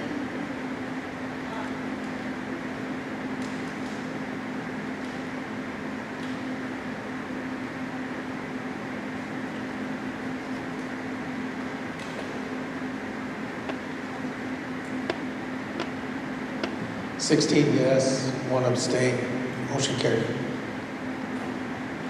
Chair, my next motion is resolution of the Oglala Sioux Tribal Council of the Oglala Sioux Tribe, resolution of the Oglala Sioux Tribal Council of the Oglala Sioux Tribe, approving the appointment of Charles T. Montelo to the Oglala Sioux Tribe prosecutor position, whereas the Oglala Sioux Tribe is a sovereign tribal nation that has entered into treaties as the supreme law of the land with the United States government pursuant to the U.S. Constitution, Article 6, and is a signatory to the Treaty of Fort Laramie of 1851, 1 Stat 749, September 17, 1851, and the Treaty of Fort Laramie of 1868, 15 Stat 635, April 29, 1868, and continues the nation-to-nation relationship with the federal government, and whereas the Oglala Sioux Tribe organized under Section 16 of the Indian Reorganization Act of 1934, 25 U.S.C. subsection 5123, by adopting a federally approved constitution and bylaws.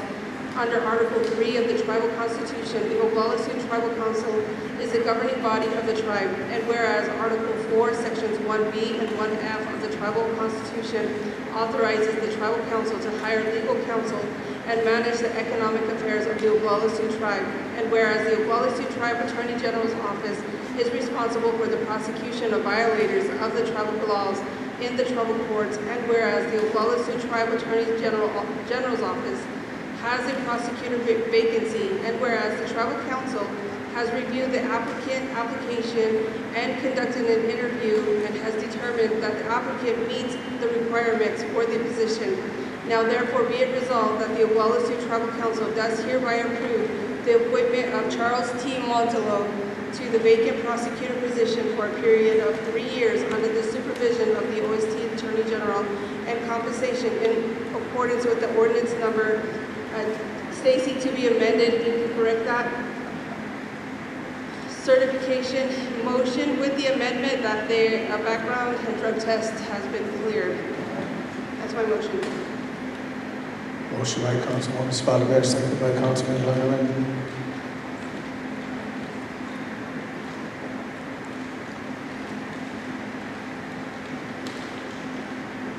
Call for the vote. Go ahead, Councilman. Hang on just a quick question. Can we have the Attorney General do the background check on this? Yeah, because there might be active court cases against the candidates.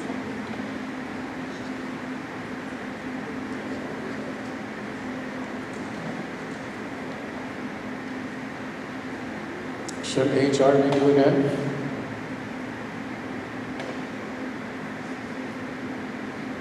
Go ahead.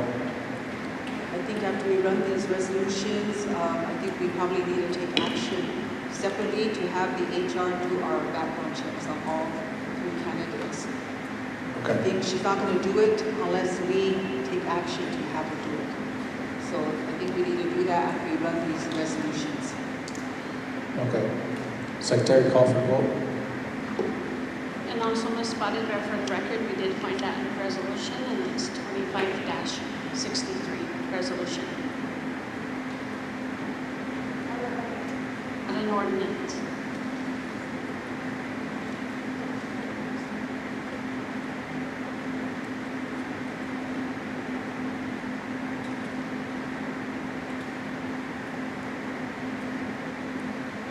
Norman Standing Soldier, Yes. Ryan Jumping Eagle Sr., Yes. Troy Little, Yes. Anna Halverson, Yes. Craig Dillon, Yes. James Cross, Yes. Julian Spotted Bear, Yes. Tyler Lunderman, Yes. Richard Greenwald Sr.,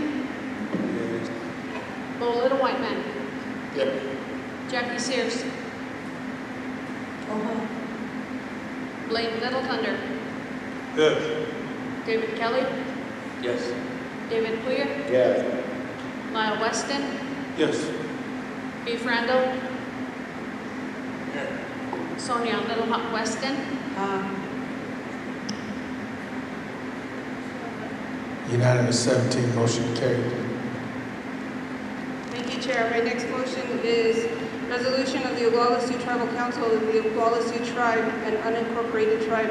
Resolution of the Oglala Sioux Tribal Council of the Oglala Sioux Tribe approving the appointment of Johanna Dreamer to the Oglala Sioux Tribe prosecutor position. Whereas the Oglala Sioux Tribe is a sovereign tribal nation that has entered into treaties as the supreme law of the land with the United States government pursuant to the U.S. Constitution, Article 6, and is a signatory to the Treaty of Fort Laramie of 1851, 1 Stat 749, September 17, 1851, and the Treaty of Fort Laramie of 1868, 15 Stat 635, April 29, 1868, and continues the nation-to-nation relationship with the federal government, and whereas the Oglala Sioux Tribe organized under Section 16 of the Indian Reorganization Act of 1934, 25 U.S.C. subsection 5123, by adopting a federally approved constitution and bylaws, and under Article 3 of the Tribal Constitution, the Oglala Sioux Tribal Council is the governing body of the tribe. And whereas Article 4, Sections 1B and 1F of the Tribal Constitution authorizes the Tribal Council to hire legal counsel and manage the economic affairs of the Oglala Sioux Tribe, and whereas the Oglala Sioux Tribe Attorney's General's Office is responsible for the prosecution of violators of the tribal laws in the tribal courts, and whereas the Oglala Sioux Tribe Attorney General's Office has a prosecutor vacancy, and whereas the Tribal Council has reviewed the applicant's application and conducted an interview and has determined that the applicant meets the requirements for the position.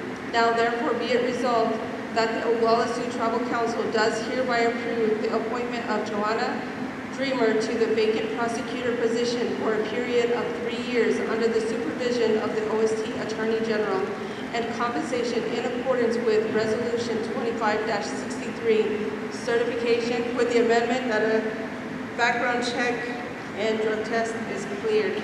Motion. Motion by Councilwoman Spotted Bear.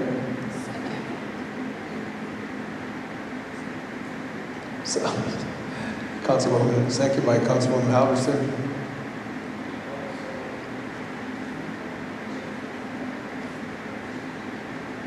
Call for the vote.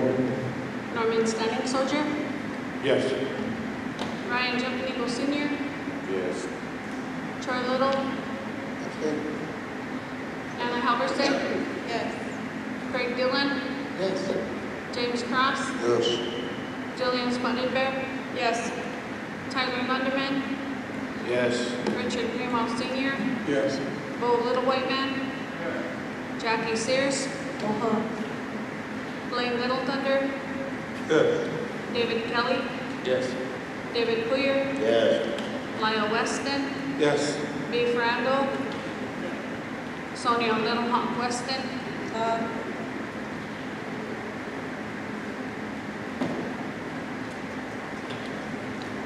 16 yes, 1 abstain. Motion carried.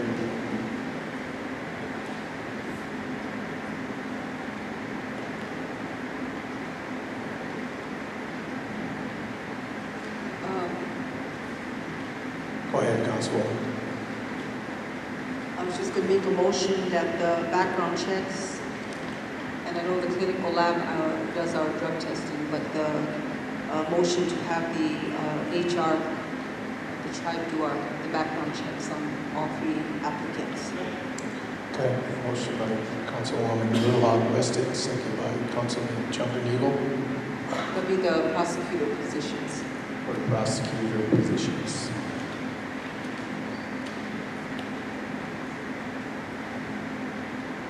Secretary, call for a vote.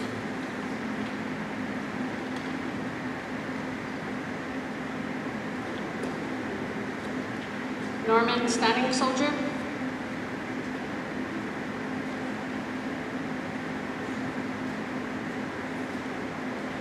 Oh, yes, yes.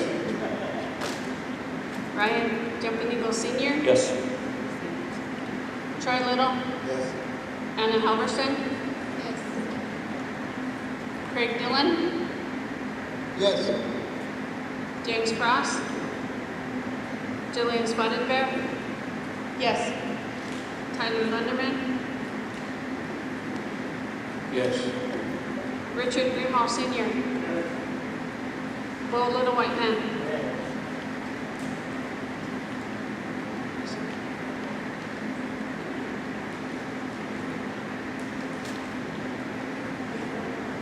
Bo Little White Man, Jackie Sears, Blaine Little Thunder, Good. David Kelly, David Yes. Poyer, Just for clarity, is this any pending cases too? I'll vote yes, it's approved then. Lyle Weston, Yes. Beef Randall, Sonia Little Hawk Weston,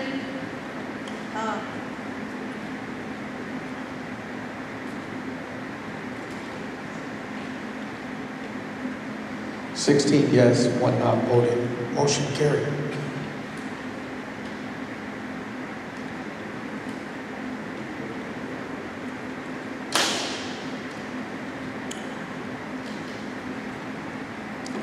Okay, I guess it was just passed that lunch won't be here until 1. Go ahead, Councilman Weston. Yes, so we also have the Chief Judge here position. She is the only applicant that we have. And I do have the resolution for appointing her. Do we have documents on her? We don't, like resume and all that? She's online for any type of questions you might have.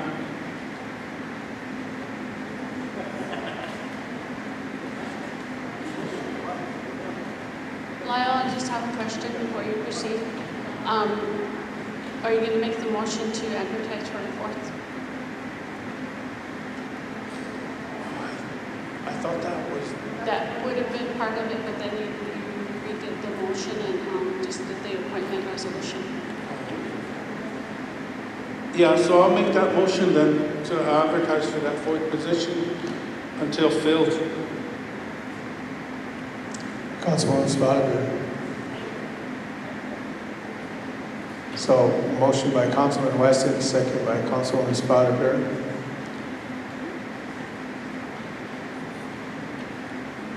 Call for the vote.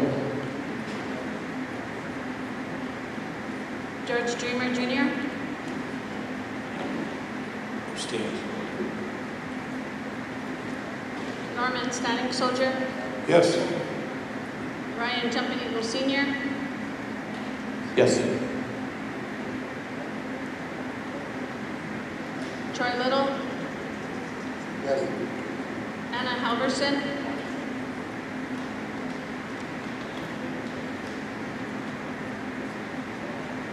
Craig Dillon. Yes. James Cross. Yes. Jeremy Rosales. I apologize, can you restate the resolution? Yes, to advertise for the 4th prosecutor position until filled. Okay, thank you, yes. Julian Spotted Bear. Yes. Tyler Lunderman. Yes. Richard Greenwald Sr. Yes. Bo Little White Man.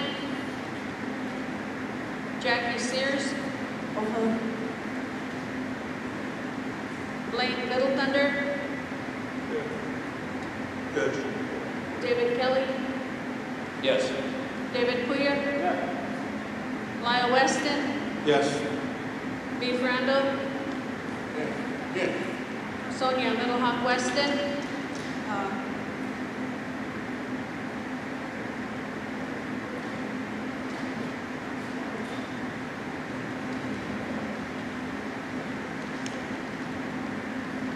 16 yes, 1 abstain, 2 not voting, motion carried.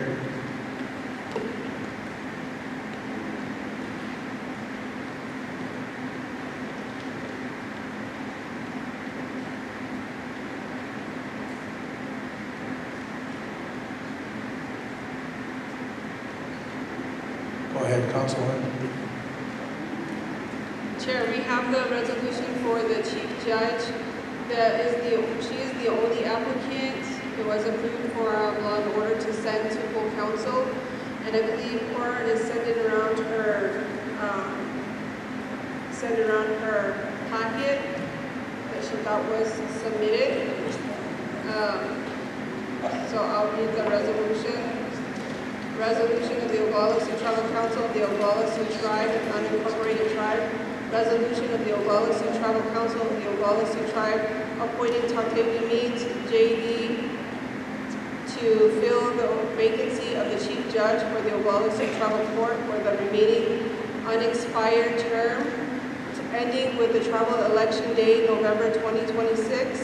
Whereas the Oglala Sioux Tribe is a sovereign tribal nation that has entered into treaties as the supreme law of the land with the United States government pursuant to the U.S. Constitution, Article 6, and is a signatory to the Treaty of Port Laramie of 1851, 1 Stat 749, September 17, 1851, and the Treaty of Port Laramie of 1868, 15 Stat 635, April 29, 1868, and continues the nation-to-nation relationship with the federal government. And whereas the Oglala Sioux Tribe organized under Section 16 of the Indian Reorganization Act of 1834, 25 U.S.C. subsection 5123, by adopting a federally approved constitution and bylaws, and under Article 3 of the Tribal Constitution, the Oglala Sioux Tribal Council is the governing body of the tribe.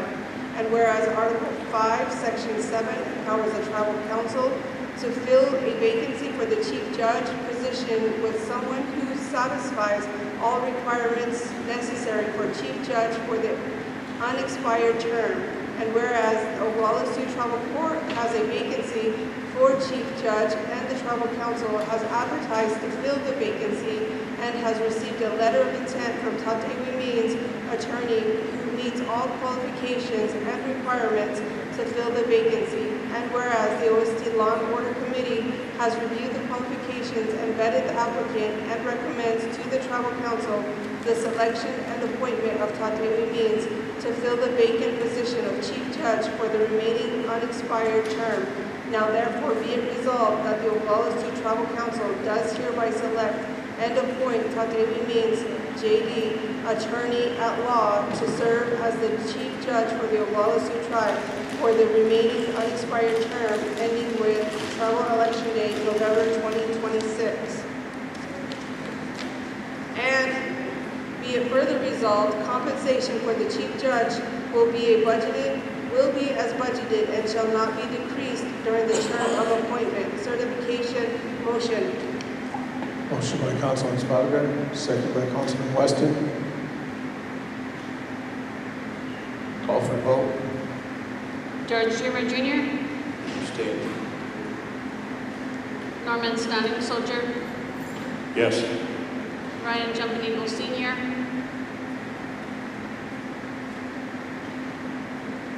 Troy Little, Yes.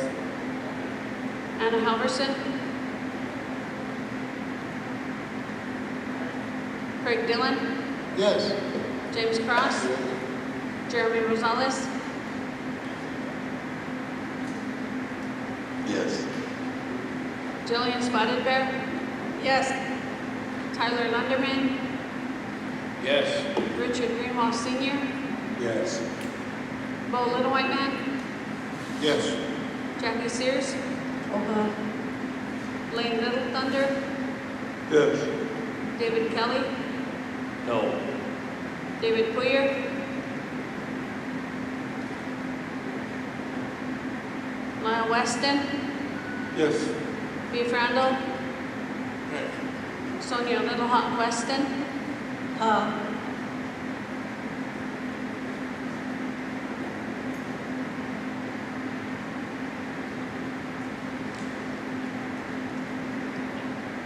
14 yes, 1 no, 1 abstain, 3 not voting. Motion carried. Councilwoman. So, thank you, Chair, but that's all we have from Law and Order. Okay.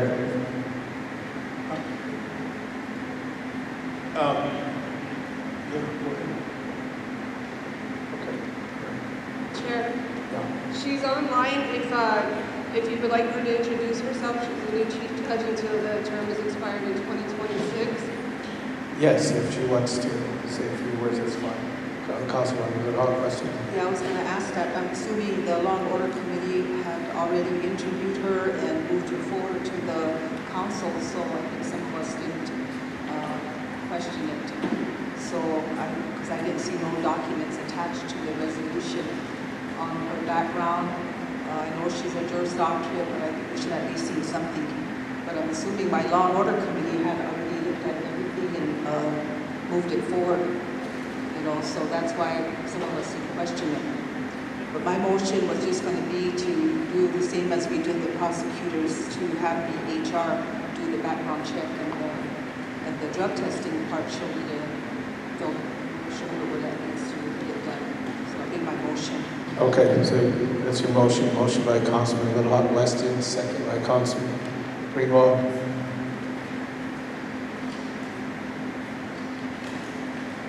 All for the vote. George Dreamer Jr., Norman Standing Soldier, Yes. Ryan Jumping Eagle Sr., Troy Little, Yes. Anna Halverson,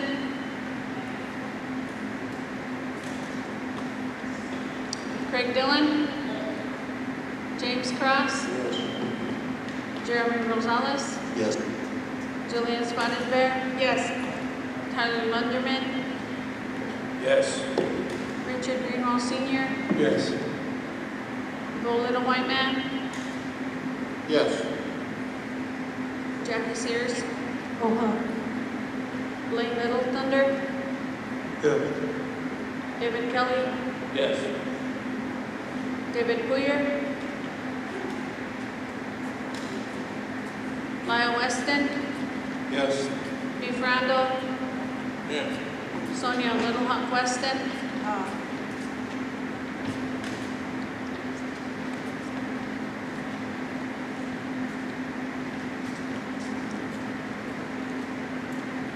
$16 yes, 3 not voting, motion carried.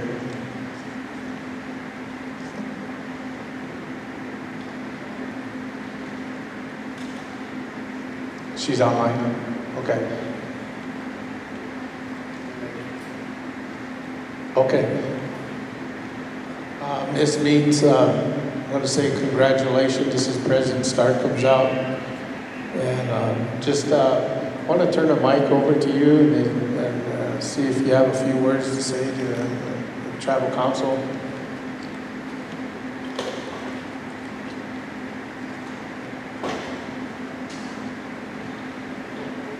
Greetings, Tribal Council. Thank you for considering and appointing me to the Chief Judge position. I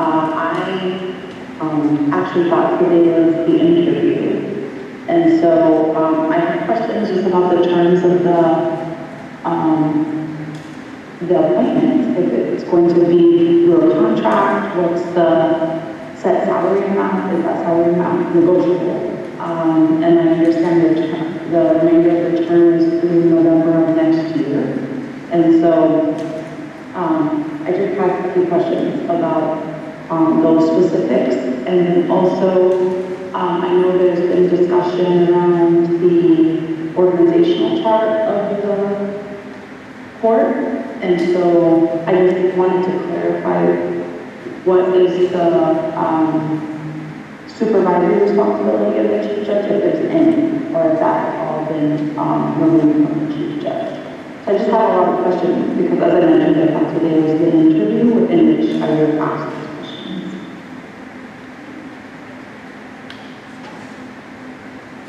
Okay, is there any questions from the council?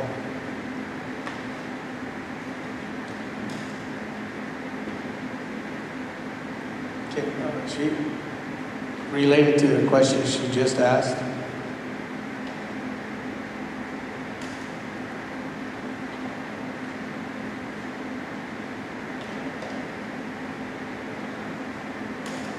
Go ahead, Councilwoman Spotted. Yes, good afternoon, Ms. Means. So we did appoint you as the Chief Judge, and if you would like to negotiate the contract, we would do that at the next Law and Order Committee meeting. And regarding your supervisory, we can work that out with Brianne for you to meet with her so you understand your supervisory position, your role as the Chief Judge. Okay. And the next Law and Order meeting is next Wednesday?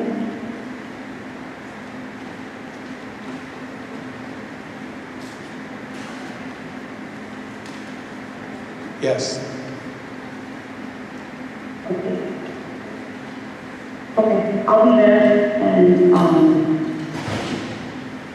yes, so we can discuss further. But thank you all, and I look forward to seeing you next week. Okay, well, thank you. And again, congratulations. Welcome aboard. Have a good day. You too.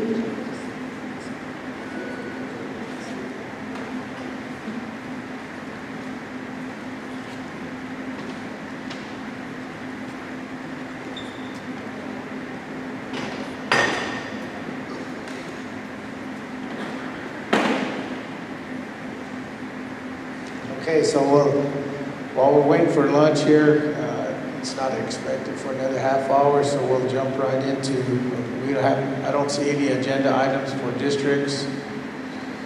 So we'll jump down to the Secretary's office, next agenda item.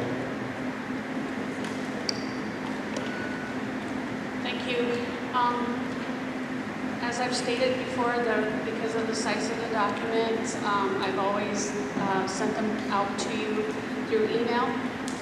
However, I'm trying something new with the document, and so you'll have it, but I also have my staff doing a table of contents, which will entail resolutions and ordinances, the date and the title of those that were passed during those meetings. So that way it would be like a quick reference for you, rather than trying to go through all of the minutes. And so I started doing that. And they're working on another table of contents to send to all of you, beginning from the point of your term in December. So you'll have a table of contents also that contains the titles and the dates for all of the resolutions, ordinances for those meetings. So it's just something different that I wanted to give to you just as a quick reference for you. And so first of all, I have the Tribal Council minutes to be approved for June 24th. Motion. Can you raise your hand? I didn't catch that. Okay, Council. Motion by Councilwoman Sears, second by Councilwoman Lord Weston, Councilman Brewer. Call for a vote. George Dreamer Jr. Yes. Norman Standing Soldier. Yes. Ryan Jumping Eagle Sr. Yes. Troy Little. Yes. Anna Halverson. Yes. Craig Dillon. Yes. James Cross. Jeremy Rosales. Yes. Julian Spotted Bear. No. Tyler Lunderman. Yes. Richard Greenwald Sr. Bo Little White Man. To approve Tribal Council minutes for June 24th. Jackie Sears. Blake Little Thunder. Yes. David Kelly. David Queer. Yes. Lyle Weston. Yes. B. Frando. Sonia Little Hawk Weston.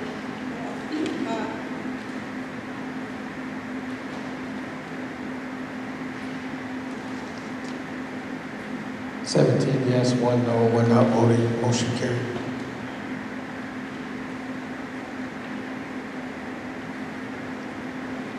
The next one is request for approval for executive board minutes for June 4th, 11th, 18th, and 27th. Motion by Councilwoman Sears, second by Councilwoman Little Hawk Weston. Call for vote. Yes. Norman Standing Soldier. Yes. Ryan Jumping Eagle Sr. Troy Little. Yes. Anna Halverson. Yes. Craig Dillon. Yes. James Cross. Jeremy Rosales. Yes. Jillian Spotted Bear. Yes. Tyler Lunderman. Yes. Richard Greenwald Sr. Yes. Bo Little White Man. Yes. Jackie Sears. Blaine Little Thunder. Yes. David Kelly. David Queer. Yes. Lyle Weston. Yes. B. Frando. Sonia Little Hawk Weston. Uh,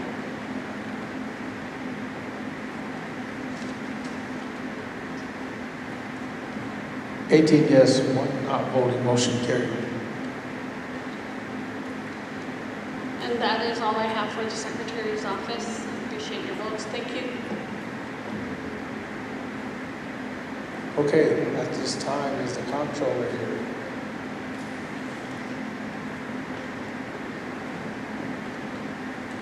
The comptroller is still in the meeting. I can get my report. Okay. If you're ready, that's fine.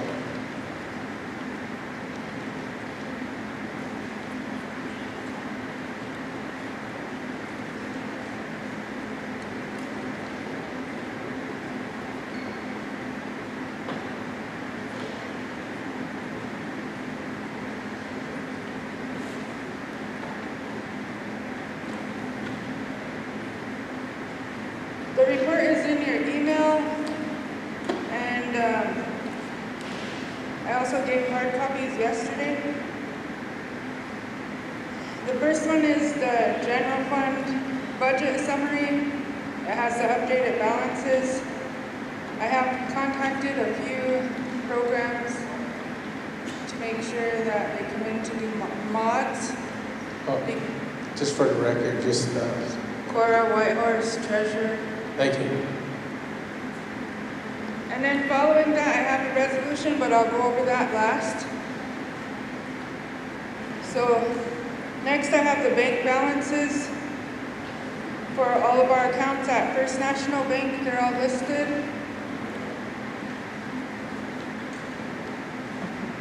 And then I have the bank balances for the pledges, for the ARPA money, and those are all listed as well with the total balance on the front page.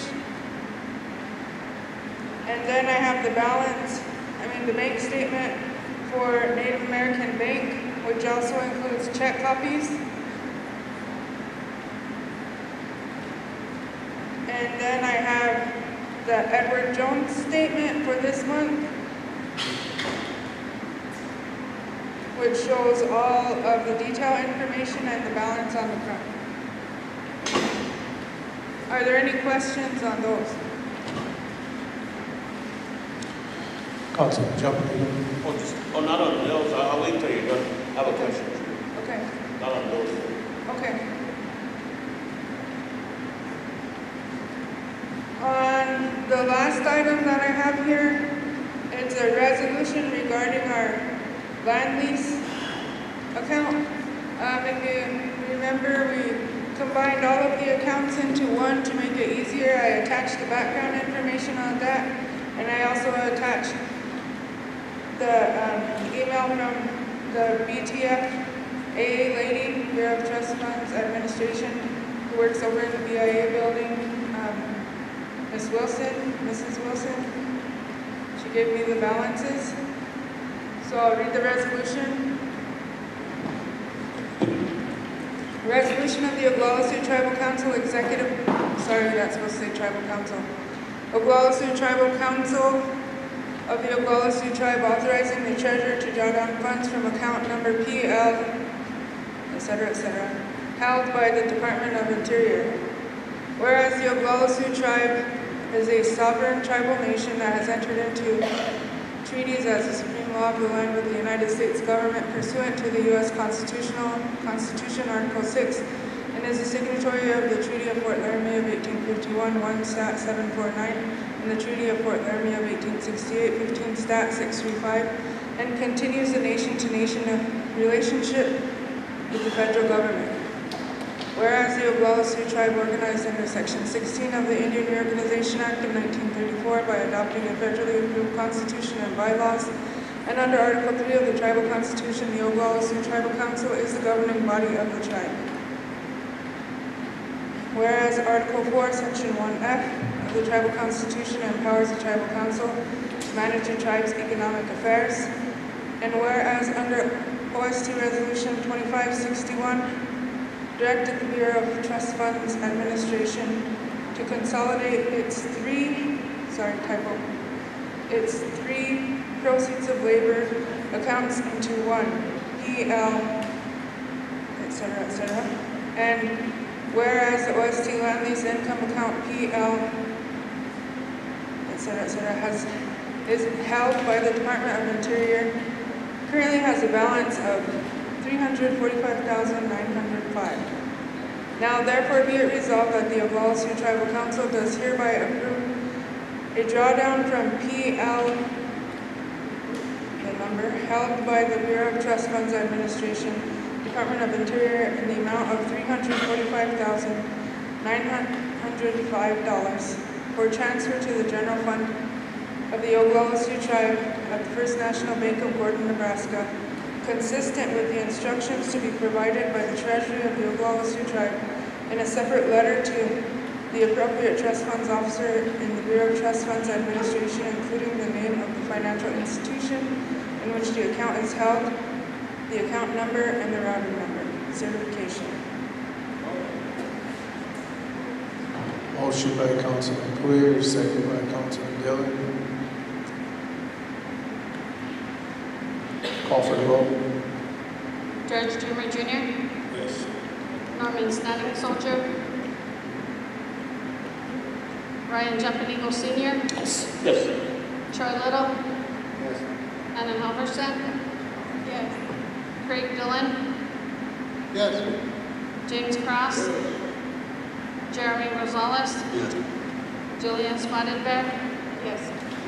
Tyler Lunderman, Yes. Richard Greenwald Sr., Yes. Bo Little White Man, Jackie Sears, Blaine Little Thunder, David Kelly, Not voting. David Queer, Yes. Lyle Weston, Yes. Beef Randall, Sonia Little Hawk Weston.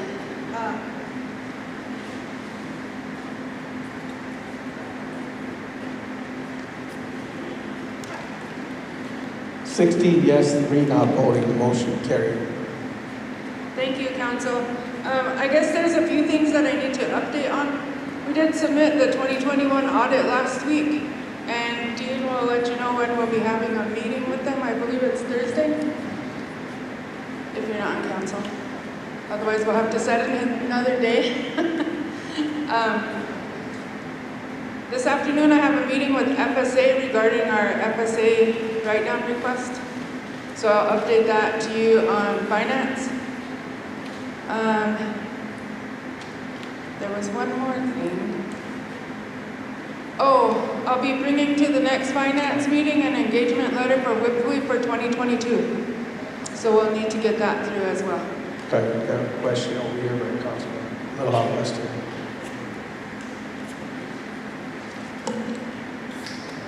Good afternoon, Cora. You said meeting with programs. I was just looking at the bank statement, the First National Bank statements with all of our accounts. And there is some that are in a minus. Are you working, you said, with them to modify their budgets?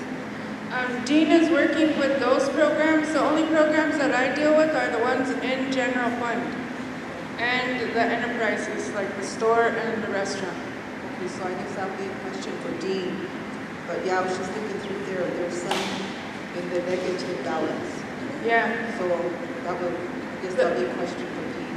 The one that I have been working on with emergency management, the Economic Development Office was authorized to make a purchase that was in the Oyate Wichozani, I think it was, that grant. I think that's what it was called, but we need to get reimbursed from that grant, but the current board that's in there said that it's not allowable. So we're trying to figure out how to reimburse to pay that $245,000 that was paid for emergency management. Otherwise, that's the only one that I work with that's in the negative. Councilwoman Spotted. Thank you, Chair. Good afternoon, Treasurer. This week I posted on my social media platform discussing the school close application process. Can you discuss for the listening audience the process for the school close application and who's entitled to it? Is Head Start entitled? Is pre-K on them? Can you explain that process and how that's going to work for our communities out there that are listening, to include off-reservation as well? Okay, yesterday the federal monitors and my staff met to create the policy to outline the guidelines for the program. Last year we did do preschool, K through 12 on reservation and K through 12 off reservation. The most important things, the two main things that we'll be looking for is tribal enrollment and enrollment in school. So we need to be verified that they are registered in school. So we're going to take the whole month of August, because people normally start during the month of August, to allow for applications to come in. They're finishing up the application today and we'll be presenting it to finance at your next meeting. Hopefully it's tomorrow, maybe not, but as soon as you guys can meet. And I know that last year the council requested that receipts be submitted. We didn't get very many receipts. I think there was like 95 total. So they're taking the receipt requirement off, because all of our children should be able to get the assistance. The applications, as soon as Finance Committee approves them, then we can release them. And we're trying to do at least a 3-week period to allow for people to apply. The federal monitors will have access to an electronic copy. For off-reservation people, they can email those applications out. Are there any other questions? Then I looked through the budget report here, or thank you for the update on the school close application process. So the off reservation, their checks will be mailed to them. Yes. Will there be an option for them to come to drive here and pick up their checks on the online application? Will there be a check mark to say pick up locally or mail my check? We didn't think about that because that would be an extra expense. We thought it would be easier to mail. But if someone is willing to put gas in and drive to the res to pick up their school clothing checks, I don't see a problem with that. So maybe we need to add that to the application. Okay, and then my next question is, I looked in the budget, I didn't see, and maybe I'm overlooking it, the budget for the loan office in here. If someone could just direct me where I'm to look for the budget for the loan office. The loan office is a standalone, it's not under general fund. The only thing that's in here from the loan office is their salaries. And that's what I was talking about at finance. Maybe they need to be reimbursing general fund for their operations because they are a standalone. So would they fall under the bank account report, or where would we know? Yeah, in the First National Bank,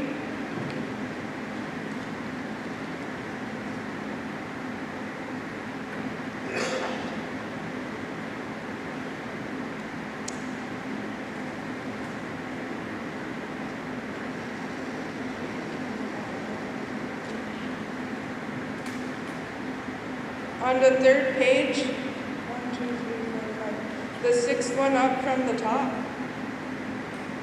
that's the loan program balance. On the third page from the bottom, sixth one up from the bottom, 1, 2, 3, 4, 5, 6. I see it now, thank you. And then my last question regarding the general fund programs, when making a decision to move funding from there. I know you said you're working with the directors. I think ultimately before any movement, that should still come to Finance Committee or approval before any movement is done. Right. The only ones that really necessarily need to do budget mods are the ones who are above 50%. I don't think a program should be modded in any way if they're all in the black and within 50% of their budget. Because we don't want to cause a shortfall and we don't need to create any services being missed because of a budget mod. But like, if you look on the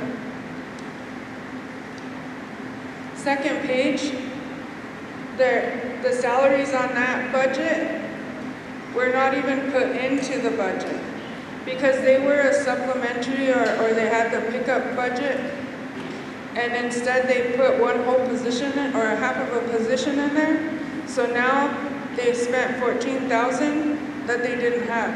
So that program has to do a budget mod because they can't do the rest of everything else they have on their budget without making sure that they have the money to do it.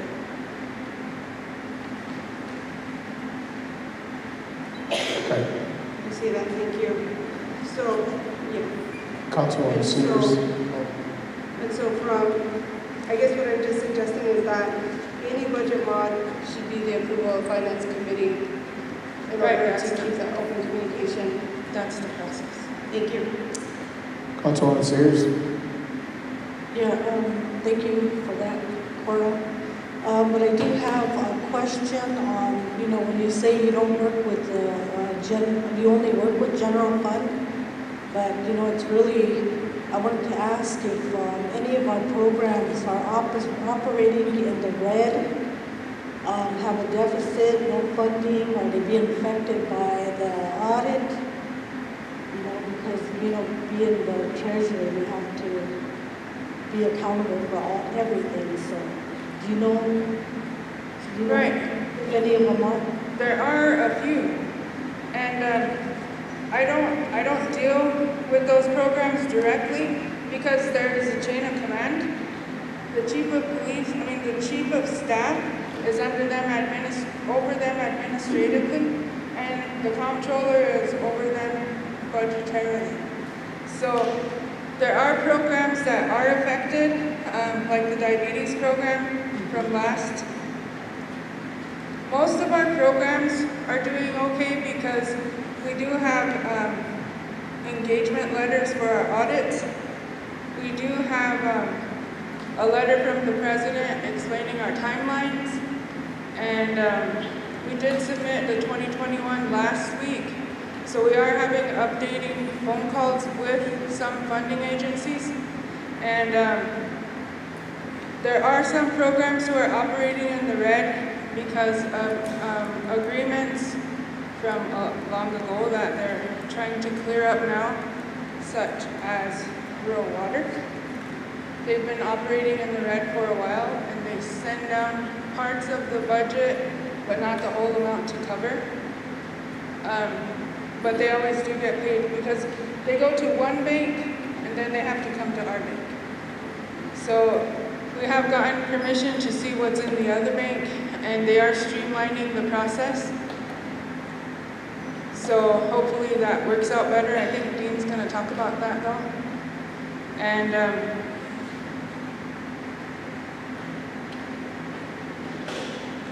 Cora, do we have any other programs that are affected by the audit, funding-wise, besides diabetes?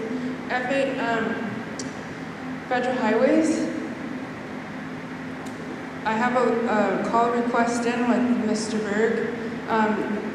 Dave brought it to my attention, and he brought me a number, so I called and asked for a phone call meeting with him.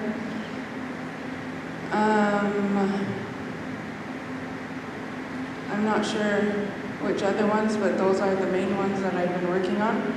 There are some offsets that are being held because of the FSA loan, and there's a natural resource loan that's out there that we're trying to get information on. It's from a while back that they put offsets on as well. So, and they're taking small amounts, but like from different areas. So we're working on those and is doing the research to find out where we are or what they are. And then I have the call today on the FSA because we've paid more interest than the actual loans. So right now, speaking on the FSA, are we being charged any penalties, late fees, day by day, month by month? The actual letter that came in, that I got in June, said that they were calling the whole note due. We owe $6 million something on it. And I didn't know it because I never received the prior letter, but the prior letter came to the tribe in December. It's really difficult to try and fix things that I don't know about. So after we got the letter, then we had to recreate everything. And we have all the information now. So we've sent it all, and we're working with Jennifer Hughes and her staff, Joel and Elizabeth, to try and come up with a new rewrite request. That's all I got. Thank you. Yeah. Councilwoman Little Hog wants to. Thank you, President. Cora, you know, yesterday we discussed for great length on the Prairie Wind Casino. And we wanted to see an updated financial, you know, what was in each of those accounts. But looking at our account that with First National Bank, it shows all the numbers that our finance chair gave us yesterday. So it is exactly, this is what is there. And we did get a financial report this morning from the comptroller that's out there right now. But, you know, some of the council looked at it and said, well, gee, it's good, standing. You look at the financial report, it's dated for April 30th. So back in April, you know, things look probably okay, but we needed to see the most current one because April, you got May, June, and you're just ending July. So as of the end of July, is this what's in there? This is as of yesterday morning. And, you know, I called Jackson whenever they told me that you had the quarterly report from April. So I called out there and I asked them to give you a monthly report to show a more recent balance. So they said they would work on that and get you that today. Okay, well, it's going to be really good to see that, to see how much it changes based on what's here. You know, it's really alarming right now. And I think we're going to probably end up discussing that maybe we need to, but the other part of it, I was looking at some of the programs. One of our programs don't even have that much money in their account. And I don't know if they're one of the ones waiting from their funding agency. Which one? HIP. The HIP program. They only get funding once a year. So they usually just are down to salaries by the spring. So so what's going to happen here? You know, we you know, some of these programs are running low on funds, just like diabetes. We're dealing with diabetes too, and now, you know, that program is shut down. What's going to happen now? Some of these programs are getting low on money. It's coming to the end of the fiscal year. They still have their last quarter left, but the way that BIA or other funding agencies work is that they do their expense reports like monthly or quarterly, and they send them into the funding agency and get approved, and then they can draw their money down. They show what they've spent last month or last quarter and what they're going to need to operate for the next quarter. Then they can get their money down. My concern is with the program that has that much money in their account, you know, right now, the fiscal year is going to end when? October? October. So are we going to take care of them till their next funding comes in? No, the end of the quarter is next week. So they should have already sent in their reports, so that way they can make a draw for the quarter. And that would be a question for the chief of staff, I think, to make sure that that's happening. Right. Councilman Lunder. Thank you, Chair. Cora, just a question back to the school closed assistance. What is the amount per child?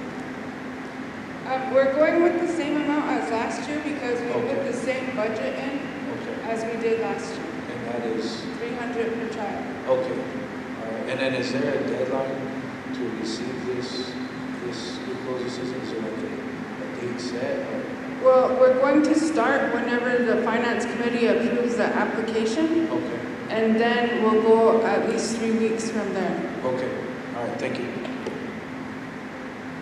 Councilman Poirier. I guess my question is the loan of natural resources, where did that come from? What's it? All my years on the land committee, I never did come through land, so I'm wondering what this loan is all about. That was the same question we had. So our contracts department, Ann, is researching to figure out where it came from and what program it went to.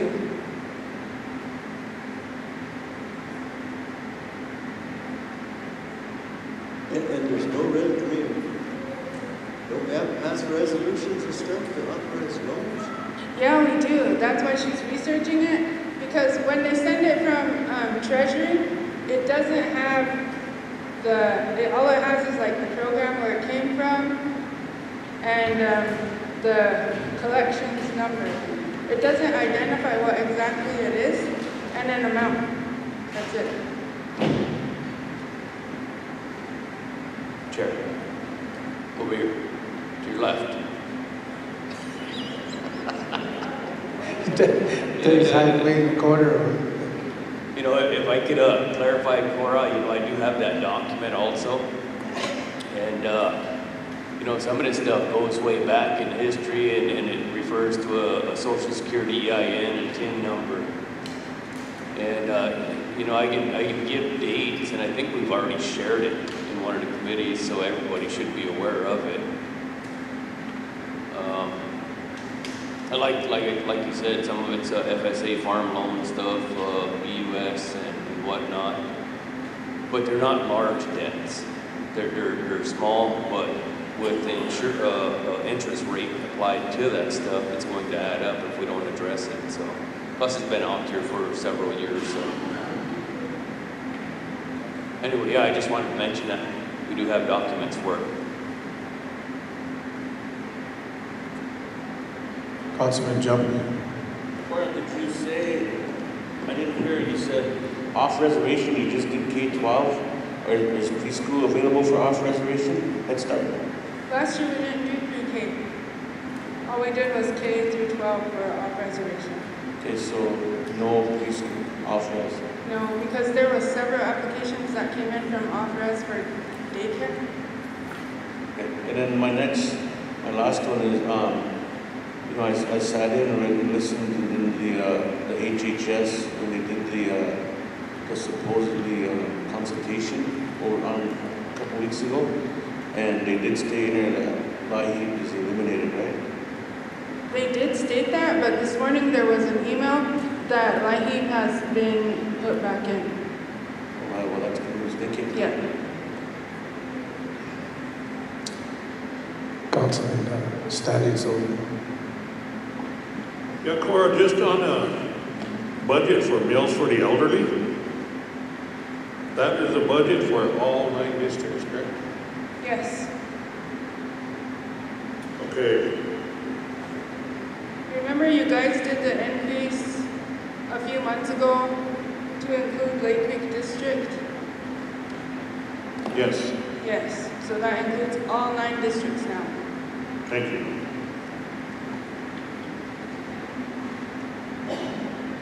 You had a question? Go ahead. Just a question, I see Dean sitting down there now, but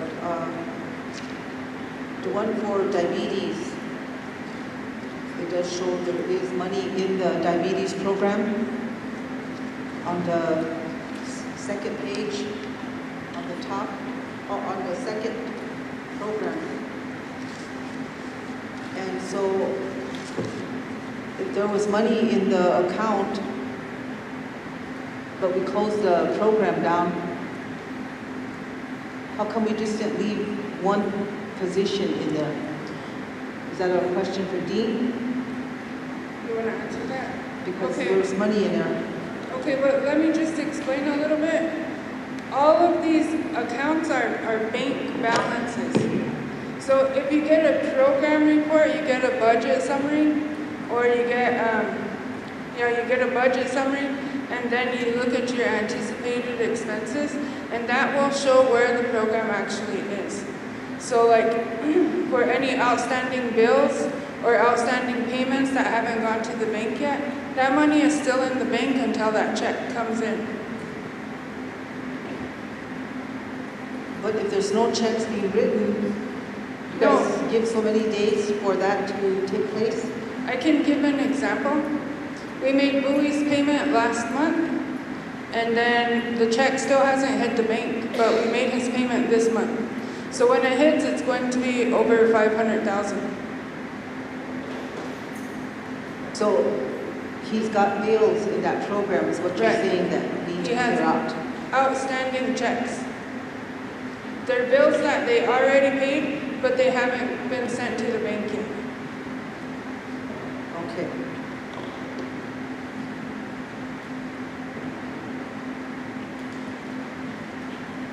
Any other questions? Go ahead. I'm sorry, Cora, can you just explain something to me? We'll use meals for the elderly as an example, but the figures that are showing, are they from the first of the year? Yes. I'll explain how the report works. The first number is the account code or the line item. The second number is the title, like salaries or consultants or stipends or whatever. The third line is the original budget amount. The second line is what is spent in the last month. The fifth line is what was spent from the beginning of the year. And the sixth line is what is left in the budget. And the last one is the percentage, but I think most of the percentages are cut off. Percentage left. So anything that was taken out of this budget would be reflected on this paperwork from the first of the year? Yes. Thank you. Councilman Dillon. Motion to approve the report. Okay. Motion by Councilman Dillon, second by Councilman Stanley Sullivan.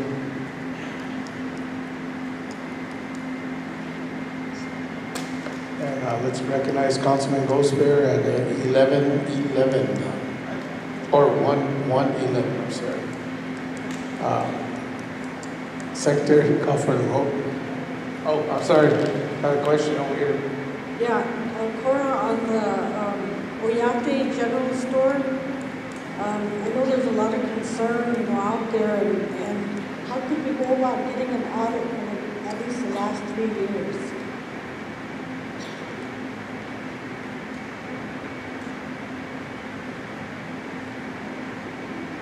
Let me find out and see how much that was cost, or if we have someone who can review it to see if they can do it. Yeah, I think that needs to happen. Maybe you can bring that back to finance and we can address that there. Yeah. But I think we really need to look at an audit on that. Okay. I think for our tribal programs that are under the tribe, I think that needs to happen. Okay. Thank you. I got a question on that store in Oglala. What's going on with the AC out there? We need to. They don't make the parts for that AC. So they had to replace their fuel management system. So as soon as that is paid for, then they're going to redo the AC because they don't make the parts for it anymore. Okay. Is there a ETA on getting it replaced? Not yet. Not yet. It's getting hot over there. That's the. All right, Secretary, call for the vote. George Dreamer Jr. Yes. Donroy Gosper.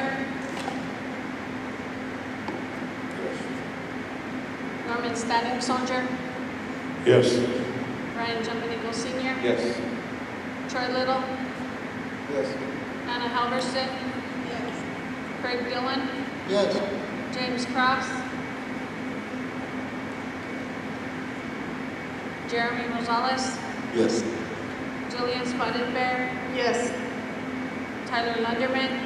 Yes. Richard Greenwald Sr. Yes. Bo Little White Man. Yes.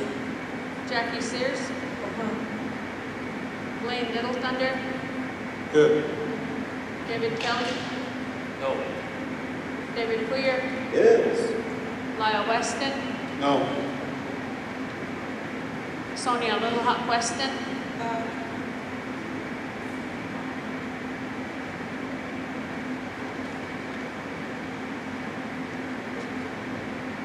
11 yes, 2 no, 1 not voting, motion. 16 yes, 2 no, 1 not voting, motion carried. Thank you, Council. And Councilman Clear. Is somebody going to pick up these resumes?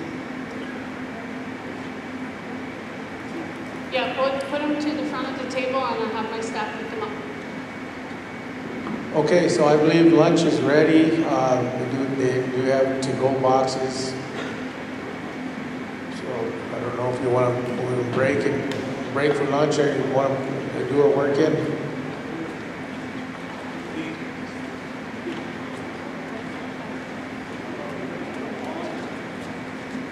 Okay, we'll just come back at 1:45, so we'll shuffle through the line. Be back at 1:45, we'll break for lunch.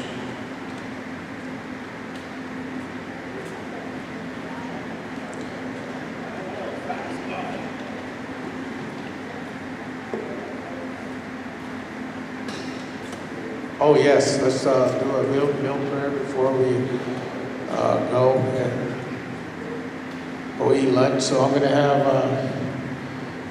Councilman Ludwig, can you give us a meal prayer?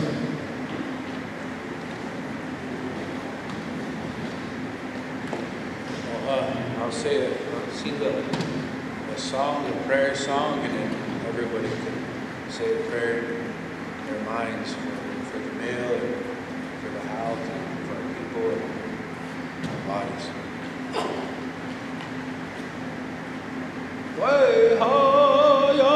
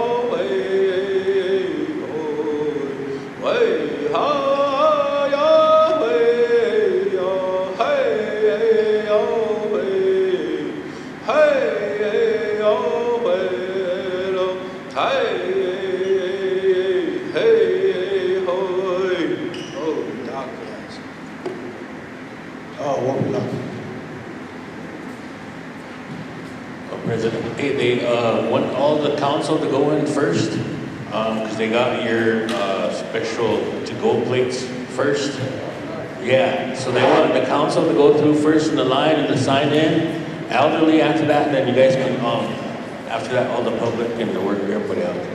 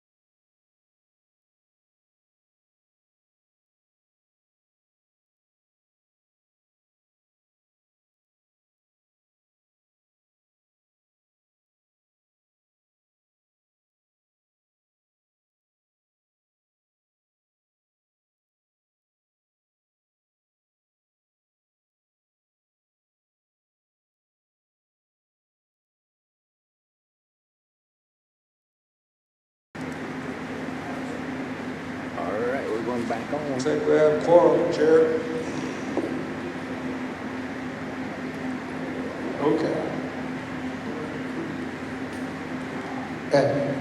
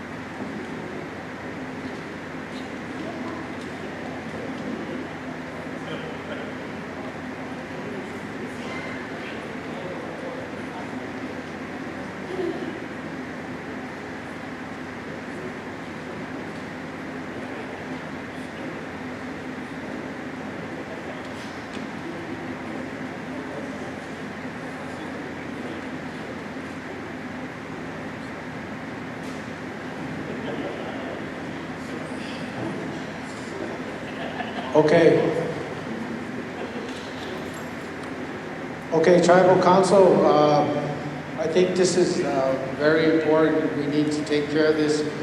And before we get back into our agenda, I would like to do an honoring for a World War II veteran who recently just passed away. And I think it's very important. It's one of probably the last one on our reservation. So I'd like to do that before we get back into our agenda. Okay. All right, so with that, I ask Mr. Joel Gallego to come up and accept the star quilt. Joel, if you could come up here, the camera. With that, I just want to read his obituary or his biography that was printed in Lakota Times.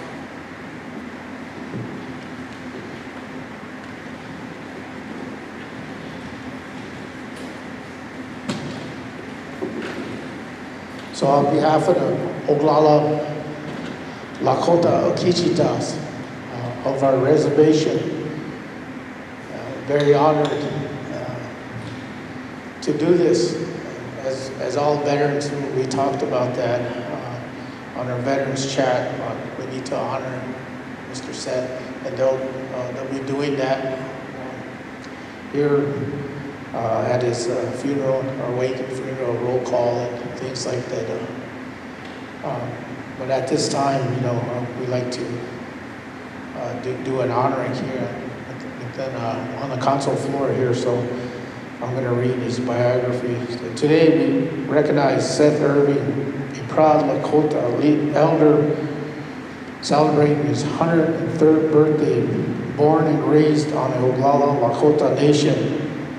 Seth is not only a cherished family member, but also a distinguished World War II Navy veteran. Seth's remarkable journey began in the U.S. Navy during World War II, where he served aboard the USS Newcomb DD-586. His early education took place at a boarding school, now known as Mokbea, and he graduated from Oglala Community High School, where he earned all-state honors in basketball. He continued to excel at Black Hills State University, playing both basketball and football. During the war, the Pine Ridge community faced profound loss, with an estimated 23 million killed, or 23 men killed in combat. Seth came perilously close to being number 24. His naval experience was marked by his intense action, including participation in the Battle of Saratoga Strait, where the Newcomb played a crucial role in sinking a Japanese battleship, Yamasaro. A day of challenge. April 6, 1945 was a day of immense challenge, with 500 kamikaze planes launched from Japanese-bound for Okinawa. Seth and his fellow sailors were faced a dire situation. The USS Newcomb survived an attack involving 5 suicide planes, an extraordinary feat amid chaos. Just as Seth prepared for the oncoming threats, a nearby explosion sent him into the water, stripped of his uniform and left with significant burns. Resilience and legacy. For 6 long hours, Seth fought against the odds of the ocean, an experience he describes as feeling like a lifetime. After his rescue, he faced a challenging recovery, uncertain about his future, whether he would regain his sight. Despite these hardships, he emerged with an indomitable spirit. Seth's enduring legacy is a testimony to the strength and resilience of a proud Lakota man who overcame incredible odds during his pivotal time in history. Let us honor his life and legacy of Grandpa Seth Irving on this special day. So with that being said, the Oglala Sioux tribe, we came up with the certificate of appreciation. The Oglala Sioux tribe honors the memory of Seth Irving, U.S. Navy veteran, World War II veteran, and Purple Heart recipient.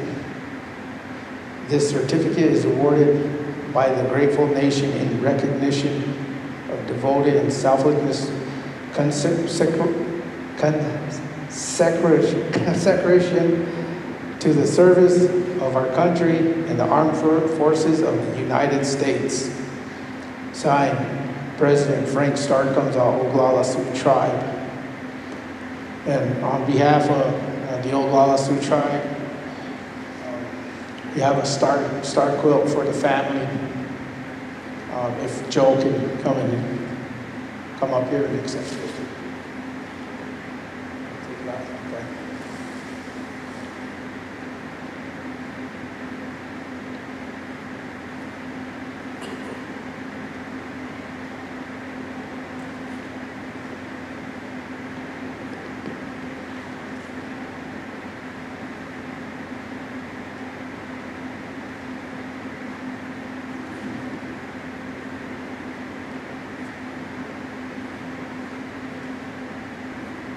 Can you give a picture?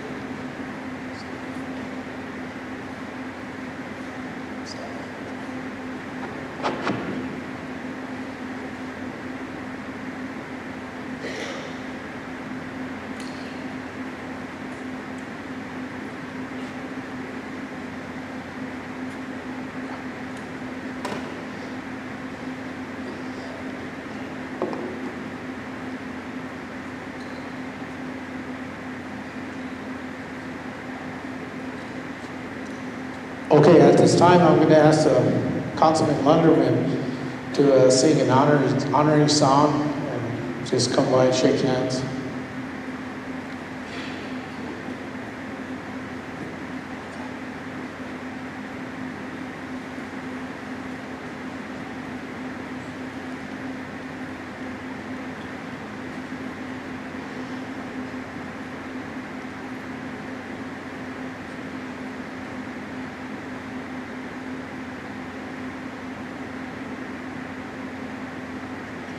Okay, during the song, then everybody can come through and shake hands. So at this time, I'll sing the honoring song, Chair, you said?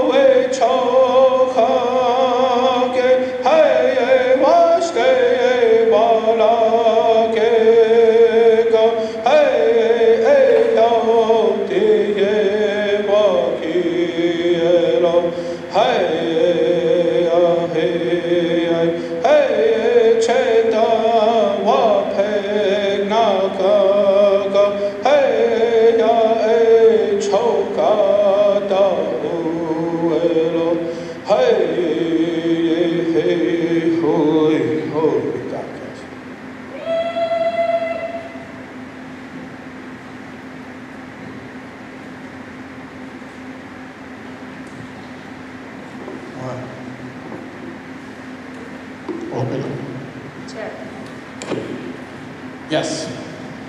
Chair, on behalf of the council,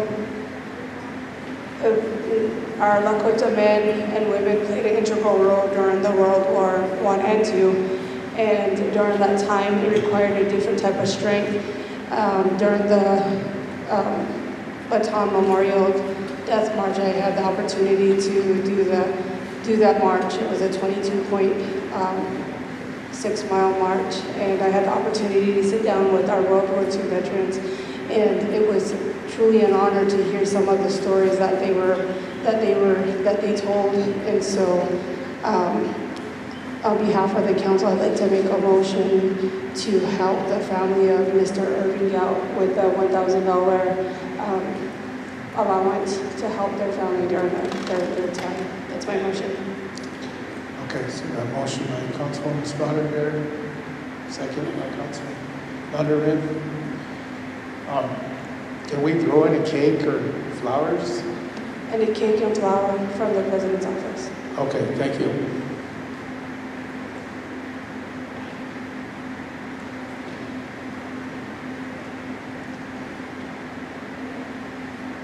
Secretary, call for the vote. George Dreamer Jr., Yes. Donald Gosper, Yes. Norman Standing Soldier, Yes. Ryan Jumping Eagle Sr., Yes. Troy Little, Yes. Craig Dillon, Anna Halverson, Yes. James Cross, Yes. Jeremy Rosales, Yes. Julian Spotted Bear, Yes. Tyler Lunderman, Yes. Richard Greenwald Sr., Yes. Bo Little White Man, Yes. Jackie Sears, Lane Little Thunder, Yes. David Kelly, David Poyer, Yes. Lyle Weston, Yes. Sonia Little Hawk Weston,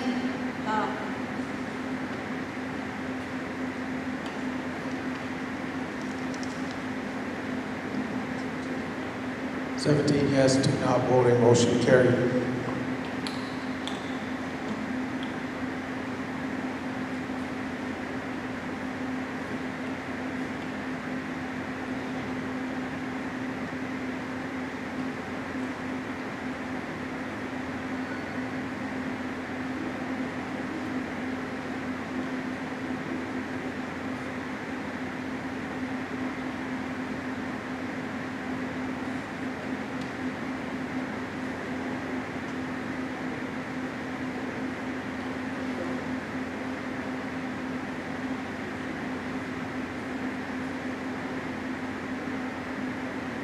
Okay, at this time, we're going to move on to our next agenda item, and I'm going to turn it over to the comptroller.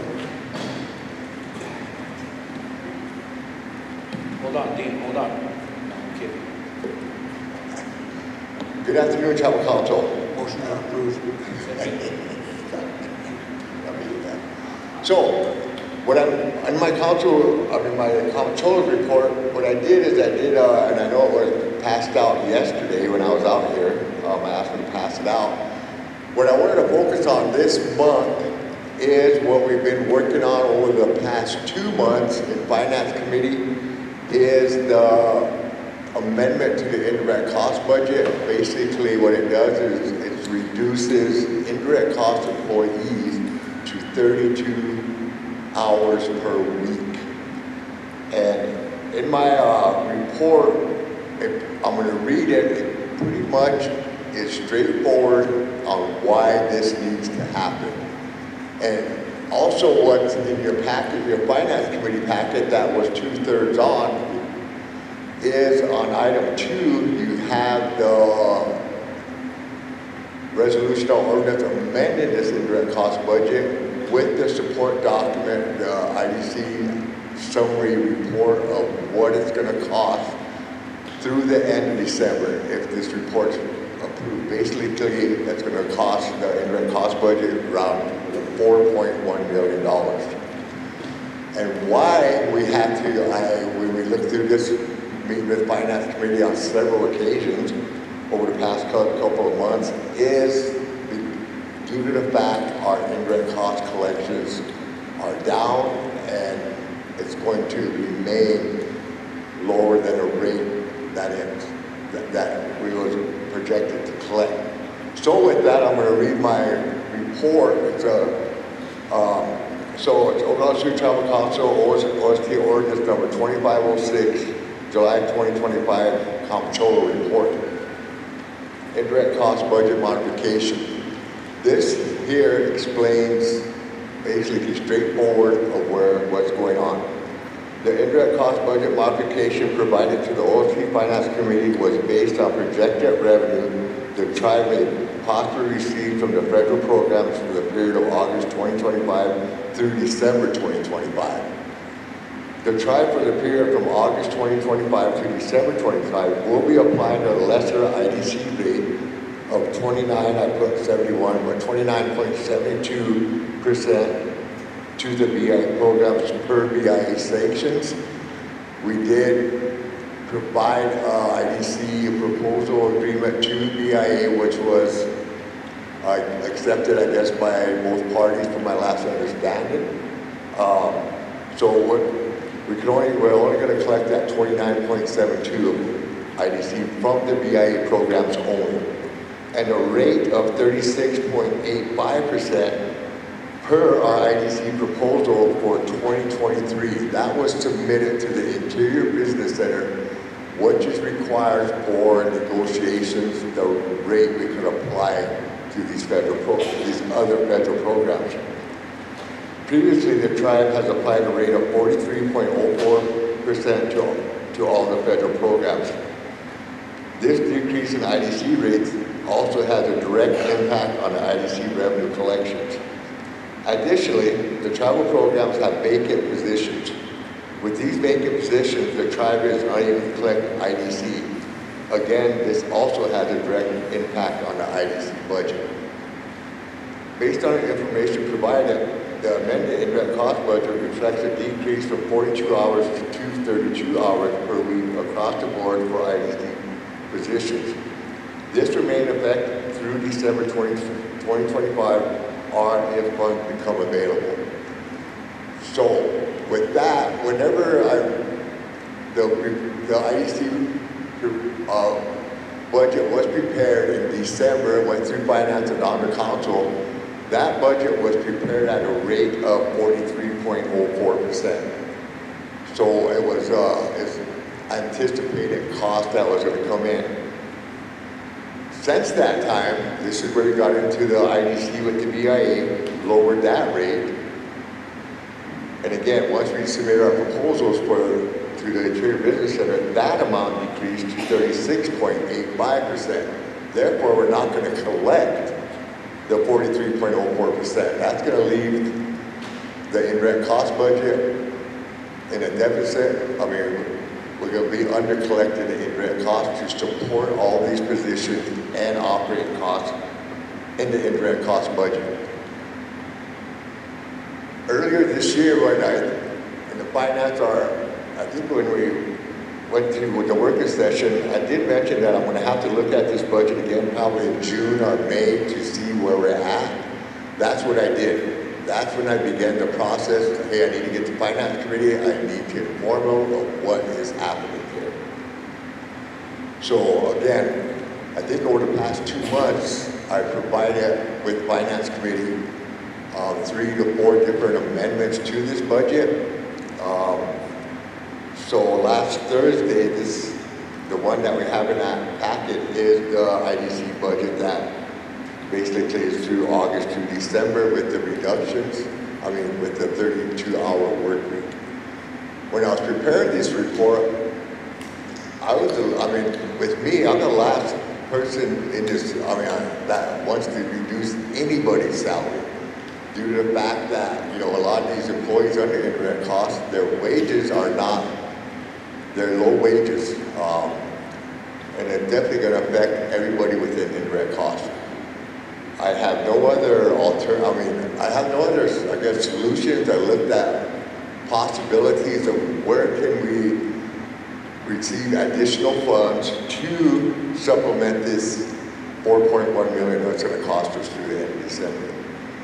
We all know with the discussion that we're having on the general fund budget, there's also no funds in there for them to supplement it. If anybody else has a solution, more than, please come forward so we can do something. Because I'm the last one that wants to reduce anybody's hours, meaning the hardships on the reservation everybody has.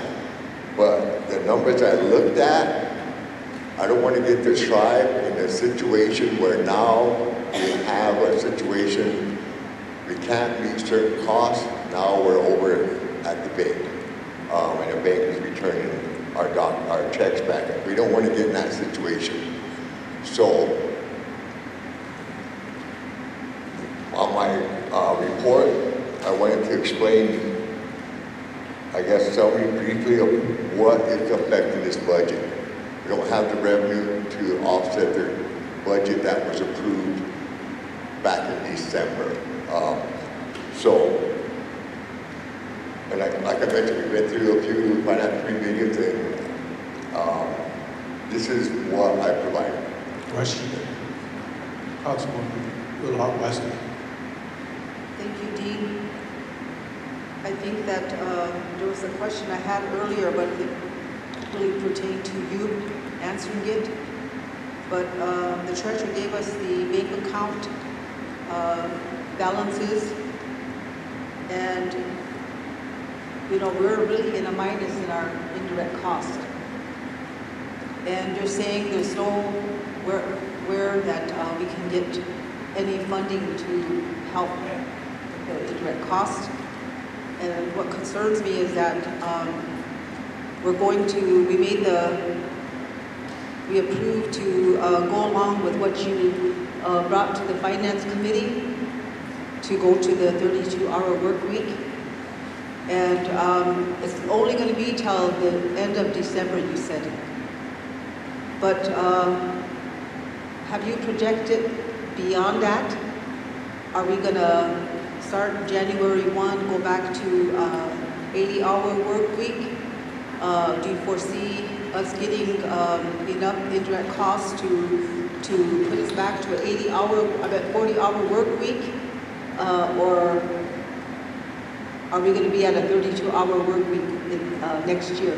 That's my question. I have another question, but I wanted you to kind of answer that one. So, yes, keep in mind, and I know I mentioned in finance that whenever I bring the proposed IDC budget for 2026, that budget's going to be based on what rate we have in effect at that time. Right now, it's looking like the 36.85 from the other programs and the BIA sanctions stay in place. That's going to be the 29.72. So yes, we're going to have to make some hard decisions back then.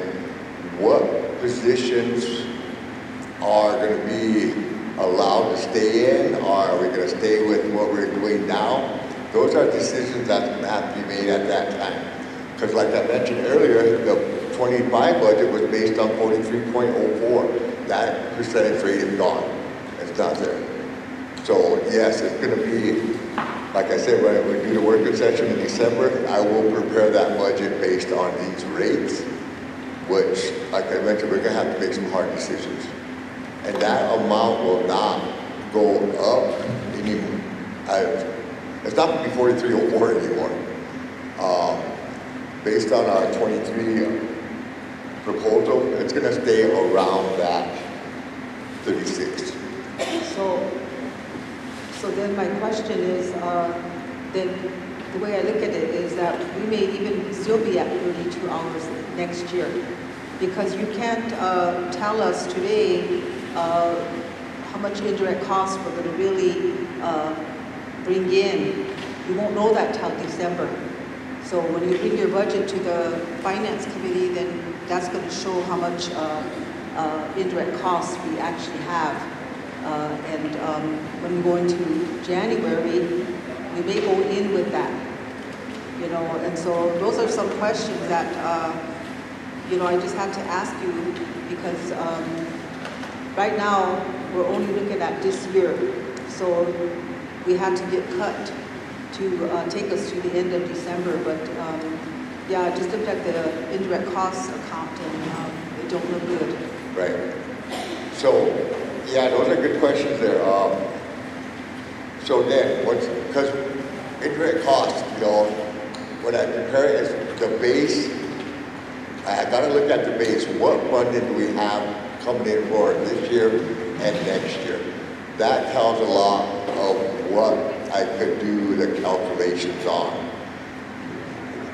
We don't know what funds might not get funded or get funded from. That what establishes the pool. The pool is the budget. You take those, divide it, that's where you come up with the rate.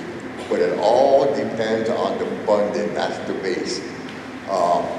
So with contracts, I always get, what did we get funded this year? What are we anticipating? They provide that to me. That's where I start my calculations. And again, like I mentioned, I looked at a report in 2023 during our working session. I put a paragraph in there knowing that this is a possibility down the road that we will be getting sanctions, and we'll have to look at this because of sanctions or restrictions in our IDC. And this is where we're at. I mean, these are hard decisions that we all know in finance that we had discussed many times.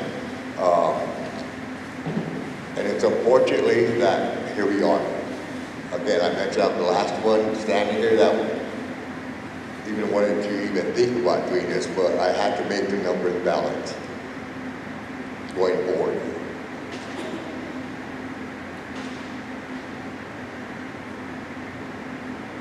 Yeah, so we're gonna go, everyone's gonna go down to 32 hours starting August 1st? So if it's approved, beginning pay period 17, which is beginning next pay period, I guess. Yeah, August 4th, I think the pay period begins. So everybody will notice the changes in the next pay period. Keep in mind, travel council is 50% out of indirect costs. So your salary will be reduced, your hours will be reduced 4 hours per week because it's 50%. Everybody else will be 8 hours, who's ever 100% of the indirect cost. That's what's going to be paid, If individuals have to work more, which I know we're going to have to, you only be paid 32 hours per week. Question. Councilman Poyer. Wait, I was trying to go after Sonia, I don't know if she's done. Yeah, she's done. Okay. I guess my question is, so, looks like the letter that you got, the 2972, where did the 3685 come from? The 3685, we had to do a different proposal for the BIA program based on the sanction letter, which we did. They come back, we can only apply that 29.72% to the BIA programs. The 36.85 is the indirect cost proposal we submitted to the Interior Business Center for all these other programs. So we could only charge, even though that gets approved, we can only charge the BIA programs at 29.72. So that's the BIA's decision, then it's not the business center's decision.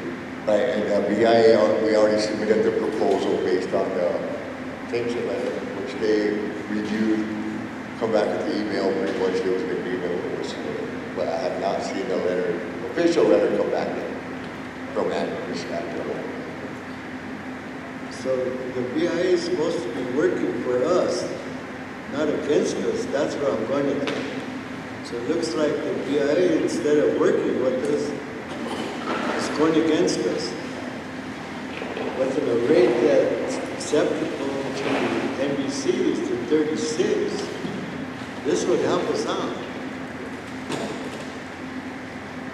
This don't make too much sense. They're supposed to be working for us, yet they're working against us. That's the way I look at it. Now, I know with the Bureau on the sanction letter, once the 2021 audit is submitted to the Federal Clearinghouse, which it was, then they will release the IDC and the contract support cost dollars for our BIA programs. So I'm still waiting for the official document on that.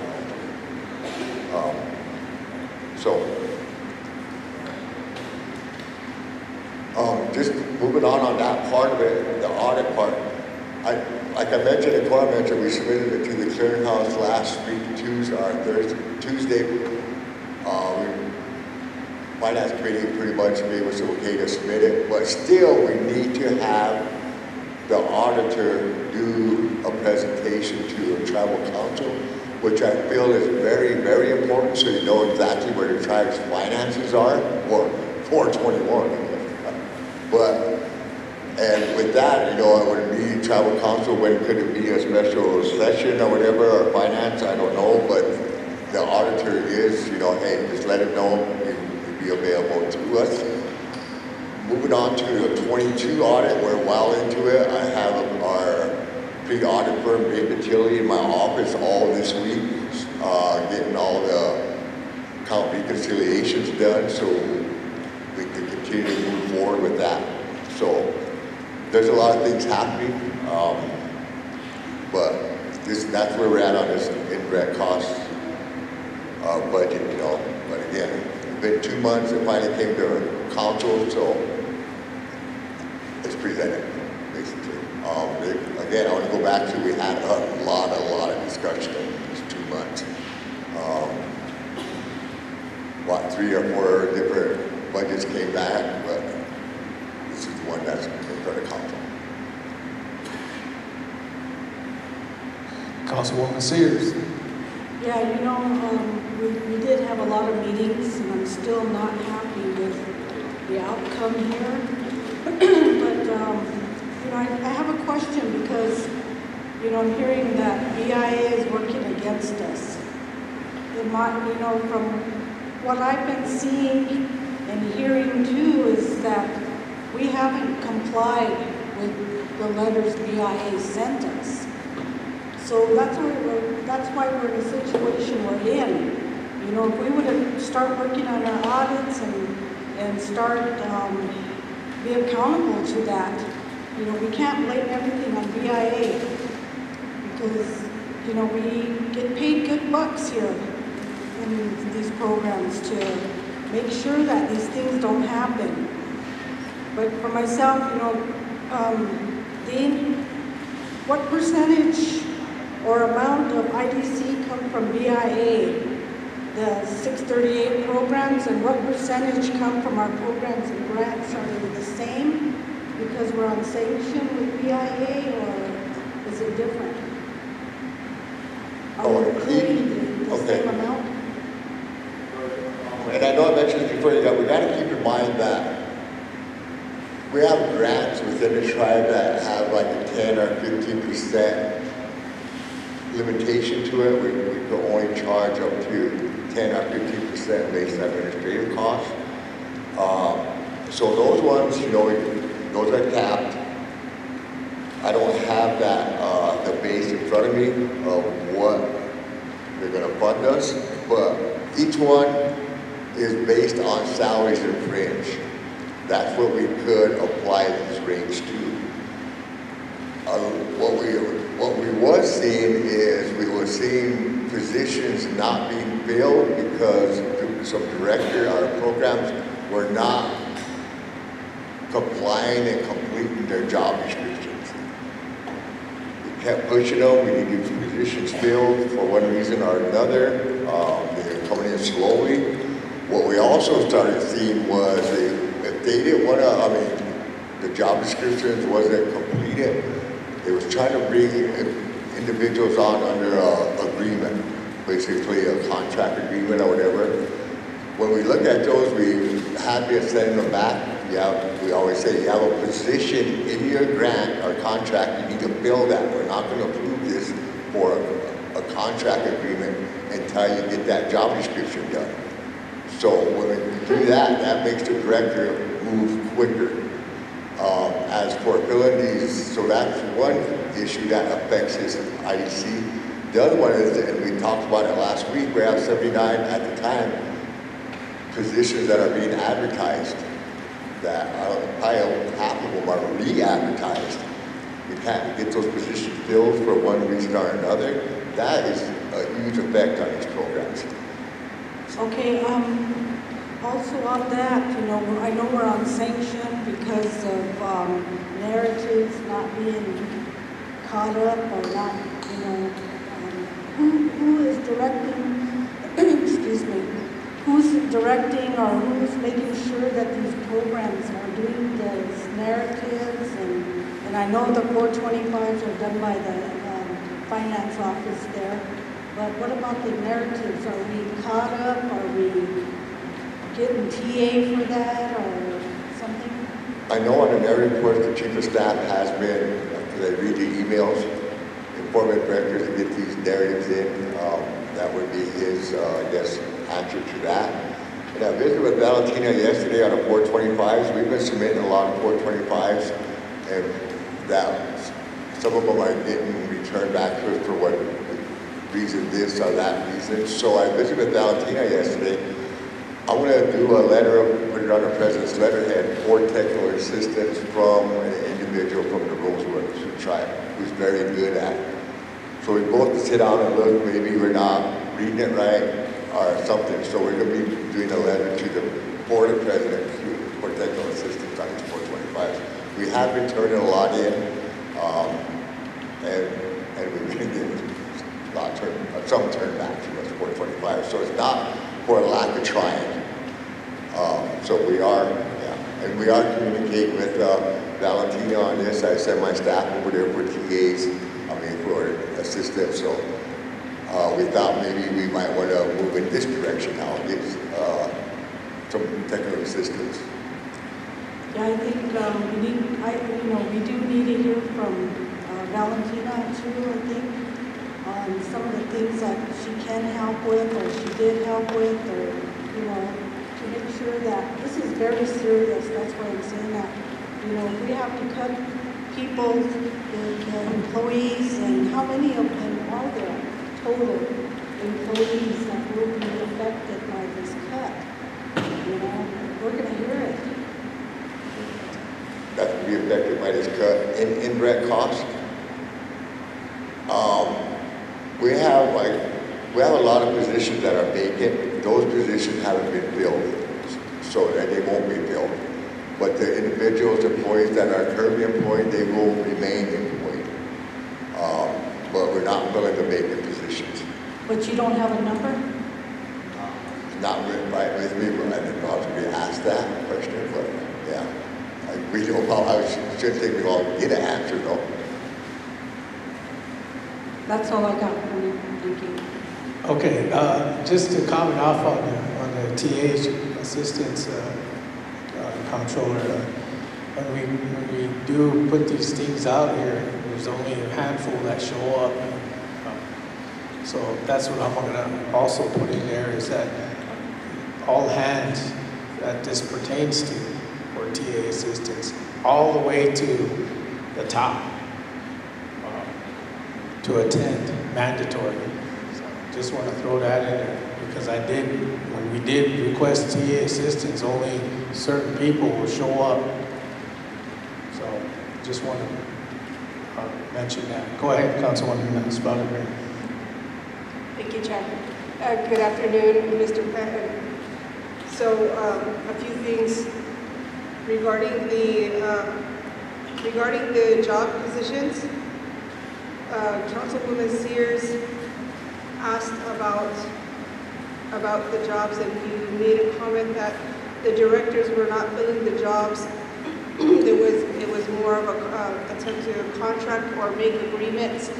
Is that due to our hiring process, or what is the reasoning for?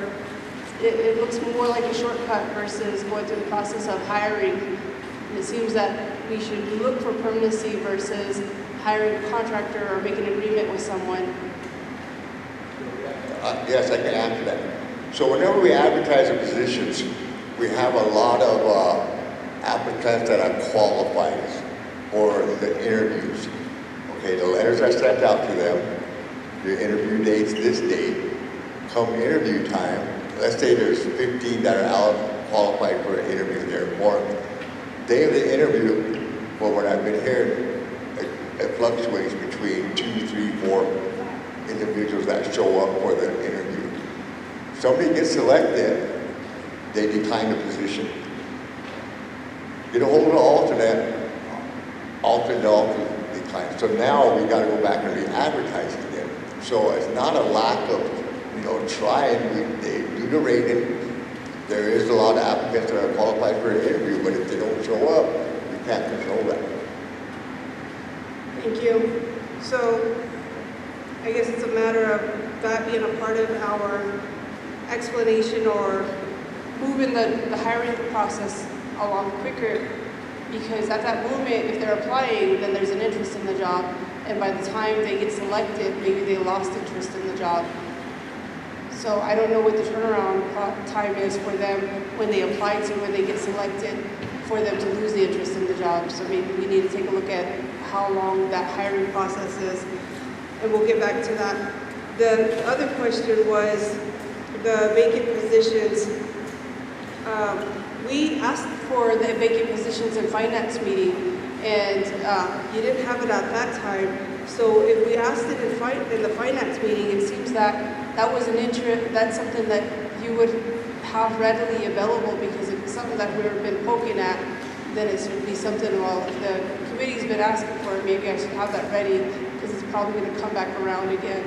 So I think having the vacant positions readily available to have an answer for, we need that so we can understand where we're at whenever we're asking these questions. Yeah, just to answer that question, Jackie asked the question, how much vacant positions in indirect costs? There's 32 of them under the indirect costs. I was saying who's going to be affected, how many positions? Like I mentioned, all the positions are going to remain who's ever in those positions, okay? But there's 32 vacant positions that will not be advertised, that are vacant. No, not that. I'm asking the current employees, how many will be taking this cut Got you. to $32 a week? So I guess you'll have an answer for that at the next finance meeting. I'll have an answer for that once I get done answering and count it up. Okay. And then regarding our audits and why we're at where we're at right now, I can't agree more. We cannot keep putting the blame on someone else. This is a we accountability, and we need to start taking accountability of why we're where we're at. The audits are a responsibility, and we need to take onus of that. At some point, someone dropped the ball, and we can't say, well, BIA this or BIA that. As much as I would like to blame the BIA, somewhere along the line, we have to take some onus on why we're sitting in this position today. We're affecting possibly over 100 employees, 100 families right now as we speak. I mentioned it before in Finance Committee that we are a highly rural reservation, so when we talk about taking cuts, we're affecting over 100 families that when we discuss finances, we pay double when we're talking about having to travel for groceries, when we're having to pay for basic needs for our families. That affects us in a great way. So when we have to take away any type of money from our people, it hurts us in the long run. So we have to take some onus when we're talking about not passing the audit or not clearing the audit from all the way from 2021. And somebody should be held accountable, and it should be within our tribe, because we shouldn't be sitting here and, you know, in finance, there's going to be discussion about being treated equal and fair, where I do want to bring that up to the BIA, because there's going to be some discussion with other tribes sitting in the same position, not sitting where we're at, or being held in the same standard. So I will point to the BIA when it comes to that point in finance, on the finance agenda item. In regards to the pay cuts, have the directors been notified, and are they aware of what's to come if this passes today? Yes, I informed the supervisors, our directors within the indirect cost budget. I did visit with them. The council passes this is what's going to happen. So yes, I did visit with them. And then my last question is, have they been informed of the loan process with the tribe? With the loan process itself, I was myself waiting to see what happens in council today. This gets passed, yes, they will get the form. I will give it to the program director or supervisors who will distribute it out to their employees under their supervision. Okay, thank you. Yes, I want to respond to what accountability, responsibility, whatever. And I understand what Reed said, it should be done, yes. There's reasons why, but still, I'm in a position right now where I can't look back. I gotta look out for the best interest of the tribe, which I'm doing and the staff are doing, to bring this tribe back into compliance. I know it's a process, but we are committed to getting this done and getting it done correctly. So I'm not looking back. I'm looking forward to getting the tribe back into compliance. That's my goal. That's one of my goals. Thank you for saying that, and I believe In that case, the president mentioned during these TA trainings, only a handful of people, if individuals showed up, and if we're having issues with our 425s or our cuff accounts, then it shouldn't be an ask anymore. It should be a directive for the individuals that are responsible for those areas to be present for that training. How much employees are going to be affected? Roughly 200. That's in the indirect cost budget. Roughly 200 employees will be affected. Sorry. Yes, go ahead, Councilman Dreamer. Oh, I'm sorry, Councilman Stanley Soldier, Councilman Dreamer. First question is, during this cut of hours and freezing of jobs, if we have an indirect cost employee resign, will that position be filled since the money's already obligated for that job? And that's a good question too. And I know this was brought up in finance, and I know the treasurer mentioned also, say there's a position, again, like you say, since the money's already in here, yes, because we might lose employees, whether they're whatever department they are. Yes, that position was filled at the time of this. It wasn't vacant, so yes, we should be able to fill that because I know it's going to be an essential position. Okay, second question is, you're going to have to get a better song and dance because this is what you've been telling us for the last month, and that's all you can tell us. I mean, we're talking about an audit from 2021, and we're still blaming and saying this was done wrong, that was done wrong, but the only way to remedy that situation is just to get that audit done as quickly as possible, and if you can't get it done, then I think we're going to have to concede and throw in the towel and say, it's undoable. It's doable, we will get it done. Okay, but,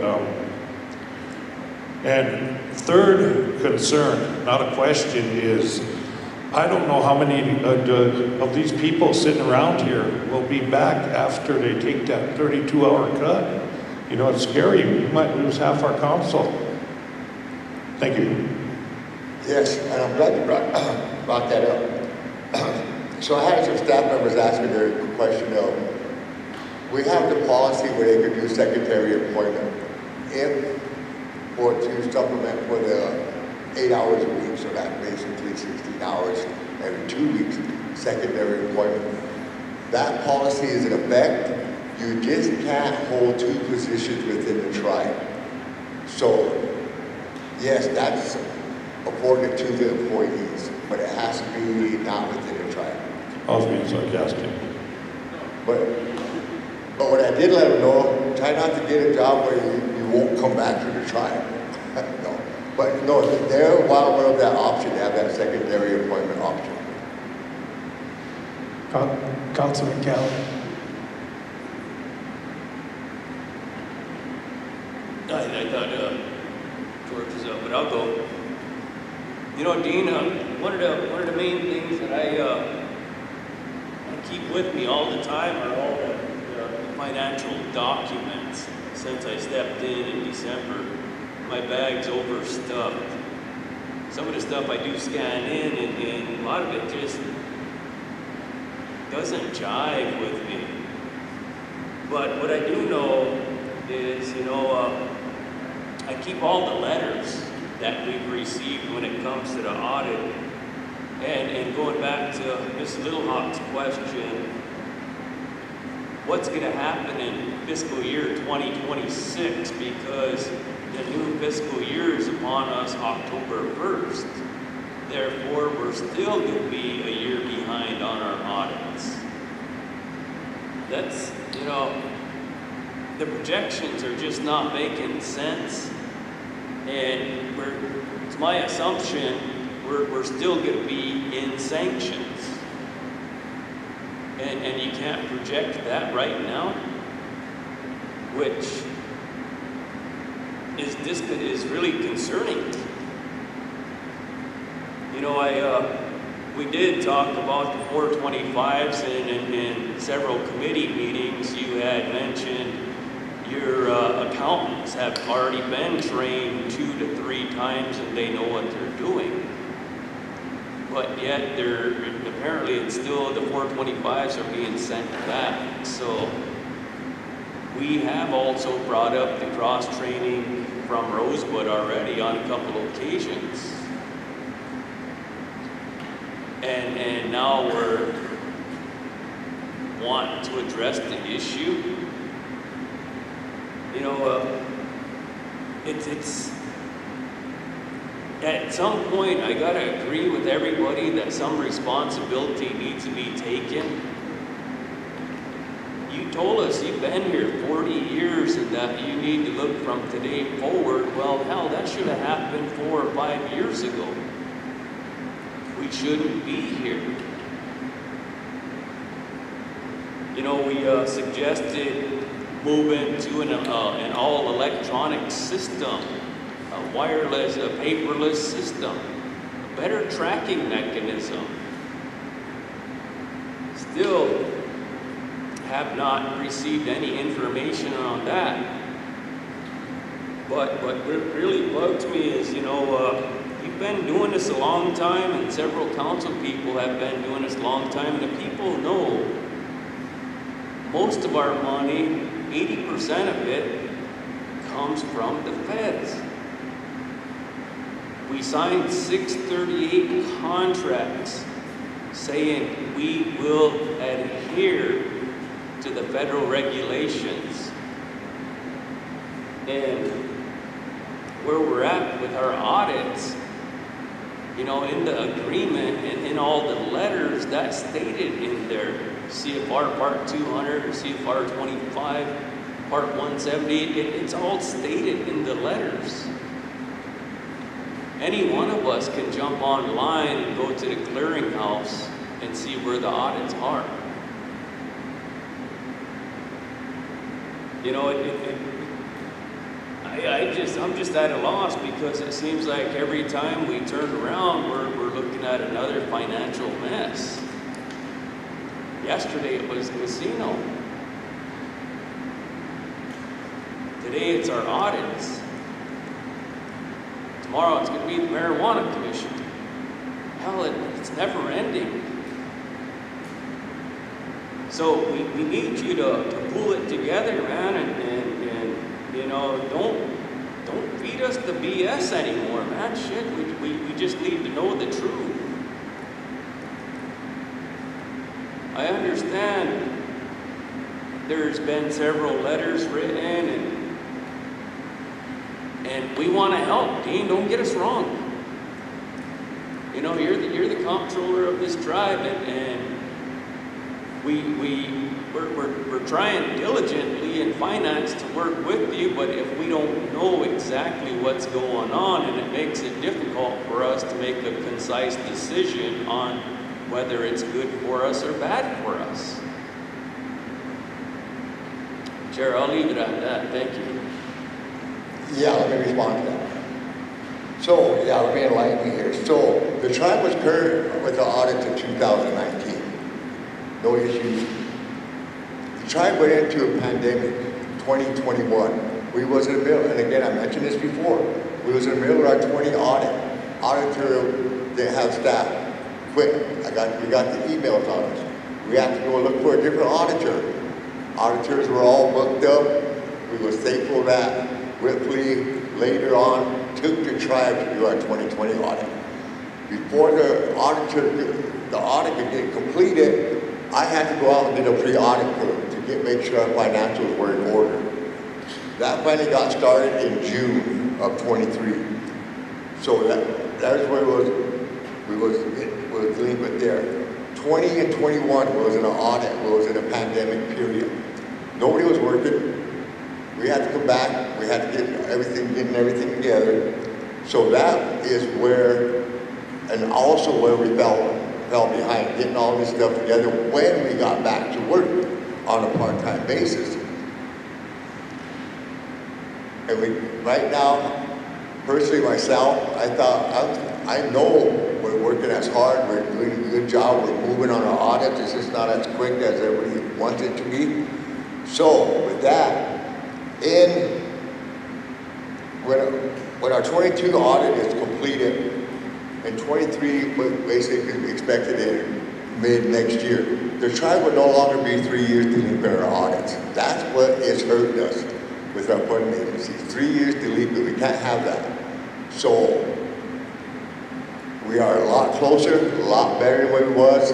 I'm not feeding anybody any wrong information. I've let the council know from day one where we're at, what we're doing. It's just that we can't get it done as quick as I guess Mr. Calley wants us to get it done, and I'm not. So that's where we're at. And I've never backed off of what we're at with our audits. Councilman Dreamer. Thank you, Chair. Hello, Mr. Pan. I have a question and a comment. In the report it says this will remain in effect through December. I thought it was until December. Or if funds become available, so that's saying this could go on to January, February, March, April, May. I guess I shouldn't have put through in there. It's just a word in. It was just a word that I should have probably put December instead of through. Okay. Well, thank you for clarifying that. And you know, I don't know about any of you guys, but I'm getting text messages saying, you know, why do we have to take these cuts? It's not our job to do the audits. And they got bills, they got family to provide for, and it's put them in a rough position right now because they live day to day on their paychecks. And so that's just what they're going to throw out there. You know, I don't know if any of you guys are getting them, but I am. But that's a concern with me. So how are we going to help our people now? I know that's 200 families you got to feed. That got to feed their families. So that's one of my concerns is, you know, it puts them in a bad mind financially. They can lose a lot of things, but that's their concern is why are they getting punished for nothing they have nothing to do about. So that's just something to throw that out there. Thank you. Councilman Little White.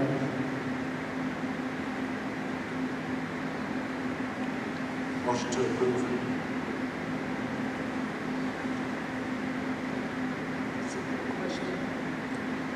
Okay, well, let's finish these questions here. Councilman Greenwald. Thank you, Chair. Yeah, it's a little frustrating because when I left, we were caught up. My first 6 years, we had caught up and we were doing good. So, but I get it. You know, the whole country went through the pandemic.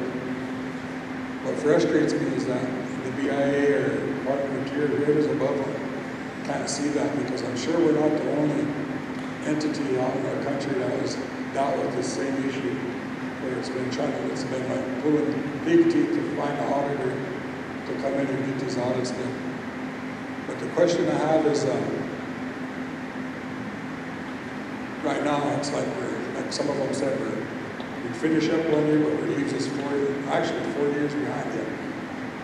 With our audit team that's in there now, are they addressing that issue? Are we going to be able to at some point get caught up, or how many years are we predicting out that we have to go at that 29% rate? Because it's going to fold over year after year. So it's not going to be just like Joel said until the end of December. This has the potential of going on for a couple of years or so, you know, depending on what our audits get done and depending on when the gray hairs up in DC decide to let us off the sanctions, you know. That's one question. So yes, like I just mentioned, you know, the tribe, you know, what's hurting us right now is we're 3 years delinquent, more than 3 years. That's where a lot of sanctions with the BIA. Other than, what's Charles Montelo? Pressure diabetes. Yeah, they're starting to lock in on this 3 years ago. A few of IHS, Master Health, they're working with us. BOR, Real Reclamation, they're working with us under understanding that, hey, we're moving forward. But I understand it's a federal law, but still, that's what's hurt us is this 3 years. So like I mentioned, by June, we should have our 23, June of next year, we should have our 23 signatures right now. That should really be increased. Will that alleviate this, or will this just, because then we got 24, 25, 26? We won't be 3 years delinquent no more after our 23 signature. Okay. And the other thing, the other question I had is, earlier on I asked if like certain positions like federal monitors and politicals and different things like that, if we were able to move them into vacant positions on the direct side, like my federal monitor, I'd love for my federal monitor to become a permanent employee of the tribe on the direct side. So whenever I'm done in the next year and a half, she will still have a job. It's not based on if I get in or not. Have you looked at some of those issues, Val, where it could relieve some of that and not be so high, but 32 hours a pay period or whatever? You know, like just like you say, you know, and I mentioned earlier, we have, last time I noticed 79 positions that are being re-advertised. These employees are more welcome to apply for those positions. And it's only get selected for those positions within a program or whatever.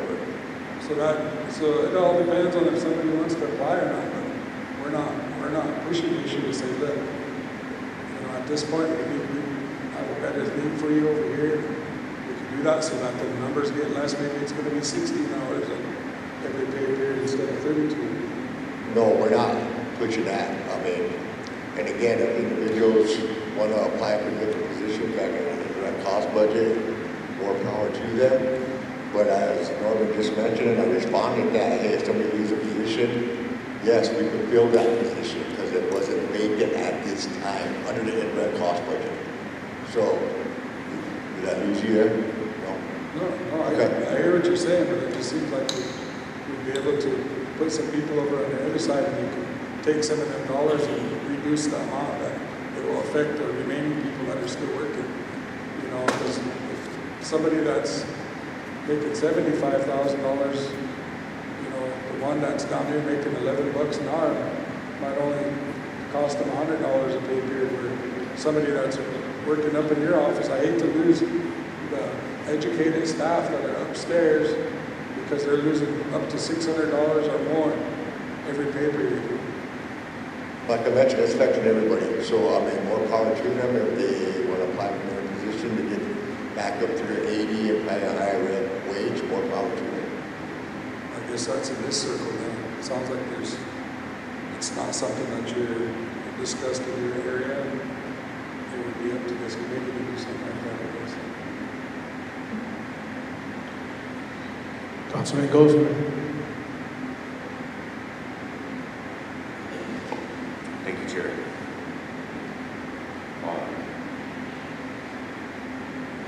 Dean, how you doing? Good afternoon. Good afternoon. Very good. I got a couple questions, Dean. And I know we kind of, last Thursday, we kind of had a little few misunderstandings, you know. But you know, Dean, I'm just looking out for our people. I expressed that to you. I do got a question. So, Dean, if we cut them down to 32 hours, are you going to require them to work 40 still? You know, no. They only get paid for 32. After 32, stay home. I'm not requiring them to come in to work. None of my staff, I supervise. Dean, you said, you know, you can't look back. You just want to look forward. But I feel, you know, Dean, we do need to kind of look back and see where we went wrong. I know you stated all the stuff that happened. I'm well aware of what's happened to the audits, because I'm going to say this like I did last year. Yesterday, like I said, you know, I raised this question 2.5 years ago.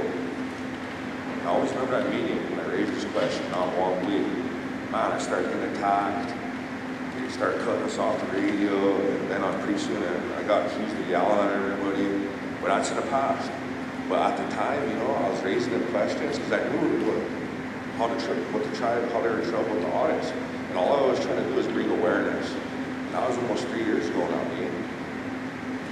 And here we are 3 years later, and it seems like we just got started with these audits. And I know we want to blame BIA, I get that. I get that. BIA has been always kind of harassing the tribes. But we just really got to take a look at ourselves too, and our work ethic. And you know, Dean, I'm just going to say this too, you know, we have Whiffley, we have Baker Tilly, we have Tony Monroe, we got you got all your accountants, and then yeah, Gary Roos came through and said he's helping with the audits.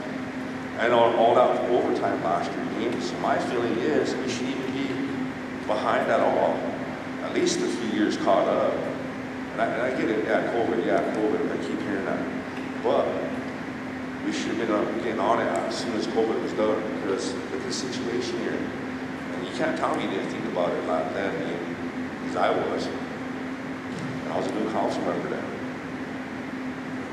But I'm not happy, I really ain't, because I get a lot of calls, Dean, and these guys work paycheck to paycheck as it is. And I threw some math on you last Thursday that could be $400 for the people that are at the bottom. That's a car payment. That's 2 bills, and that's going to hurt them. So, I was like, Dean, I'm not really happy about this. It's something that I guess we're forced into. You know, we got to make this decision because it's crunch time now. But also, too, you know, I made a motion last Thursday to cut 40,000 and above, not 40,000 and below. I have a problem with cutting the people at the bottom, because you, for example, you're one of the highest paid people in the tribe. It ain't affected too much, it really ain't. I'm just frustrated with this whole situation, I really am. But as far as I'm concerned, it's a mess, it really is. You have all that help.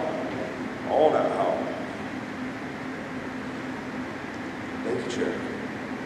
Yes, I want to respond to you on that too. When I first started doing my report here too, and that was the first thing I said, I'm upset.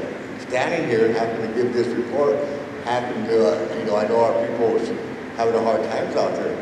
I'm just as upset as everybody else sitting around the circle, and I mentioned that earlier, but the revenue coming does not support the expenditures going out. So, I mean, put me in a bad situation too. Like I said, I had a hard time going through this and doing that.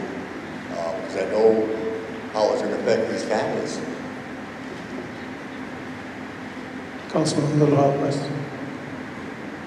You know, Dean, I think back in during President Killer's administration, you know, I did see a letter from the BIA that was given to the president about all these things that we're talking about today, audits, things that needed to get done back then.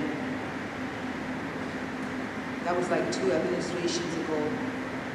And still now today, it hit us, and it hit us hard. You know, I have to say that too, that I don't think we need to blame. You don't want to go back and look back, but you want to move forward. You know, that's fine. But today our people have to pay for it. Our employees have to pay for that. You know, I'm really, really concerned about it, and I think that you understand as a comptroller that you are responsible for all these audits. I hate to say that, but you look at your job description, it does say that in there.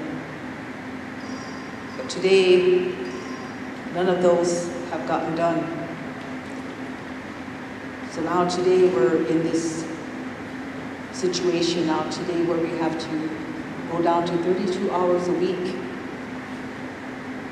And our employees that are probably paid less than us and you and all the others that got good pay, I've said that at that last meeting at the casino, those are the ones that are going to feel it. They're going to be the ones that are going to get hurt because their pay rate isn't as much as any of us in this circle and others that are getting good pay. They're the ones that will suffer. And today, you know, there's programs that are not happy, directors. You know, one that we haven't drawn no funds since January of 2025. Their funding agencies asking, how come? Today is July 30th, and their funding agency sent them an email saying, why aren't you drawing down any funds? You haven't done that since January. And what has your tribe, what did you, how did, can you share with me if the tribe intends on drawing down funds and for how much? Also, how much did the tribe spend between 1/28/25 and today, 7/30/25? And that program can't draw money down. They're frustrated. They're frustrated for 5 months. And then I know it's because of our audits. And I know it's because of the situation that we are in. And I think we need to, work with, you said we got to work, and we said that too. We got to work together to try to figure out how we can help. But there's no revenue coming in to help with this situation. And so when we don't want to hear it from the BIA trying to tell us that this is not, you're not doing it correctly, kick it back, we want to run to Rosewood Sioux Tribe to tell us that they're going to tell us something different. You got to understand, the BIA all work together. Every one of these agencies work together. And yes, they're there to look after us, and they're trying to tell us something, but sometimes we don't want to hear it. I've been here too long, and I know I've been in a lot of these meetings. I've been in them with the BIA. But we all have to be a part of it. Now, today, where we're at today, it's frustrating because we're dealing with our tribe, dealing with our casino. But we're not in good shape right now. And our programs are hurting, and they want some direction, but they can't get it because you can't give it to them because of our audits.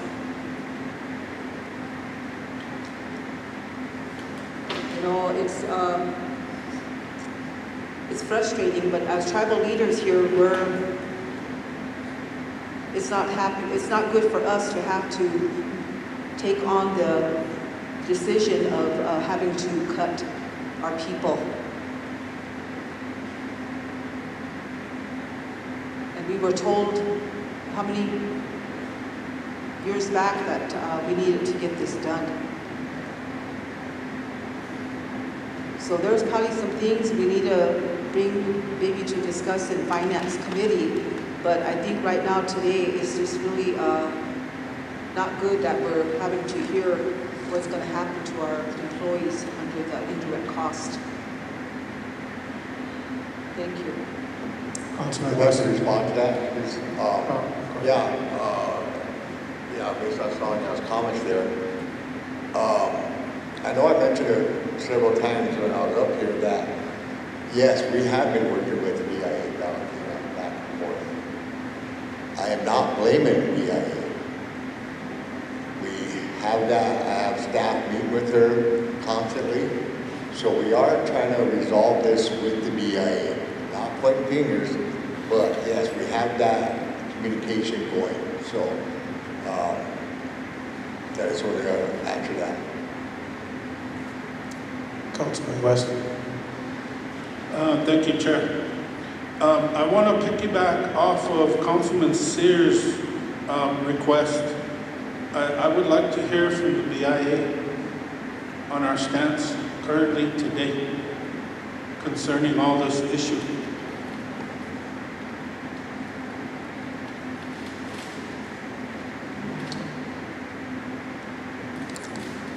Yes, sir. Who's going to respond? Okay.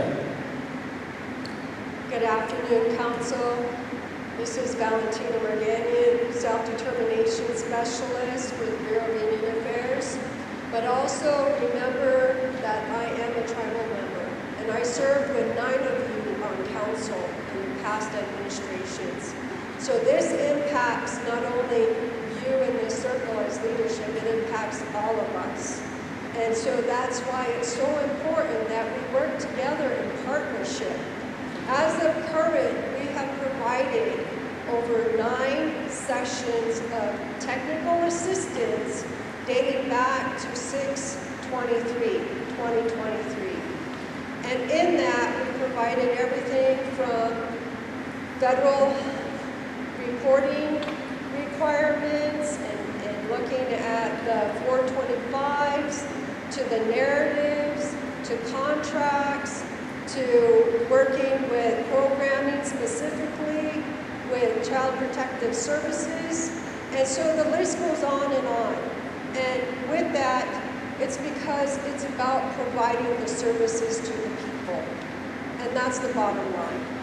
And so with that, BIA has been offering all kinds of assistance. And in our last meeting, the tribe, April 22nd, we had a meeting in which OST President, Comptroller, Treasurer was present, along with contracts, and they requested a corrective action plan.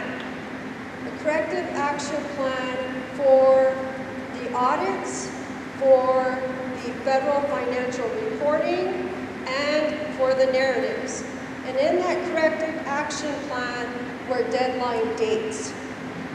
And so with that, we provided to you a report, and we give you that report upon request, and assisting the tribe to see where they are with their narrative reports and where they are with their federal financial reports. Now, the narrative reports are negotiable.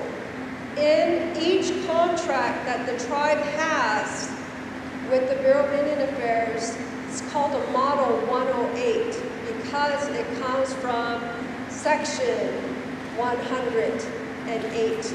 In this non-construction contract, it lists the scope of work, what the requirements are, the federal regulations, and also there also includes an annual funding agreement.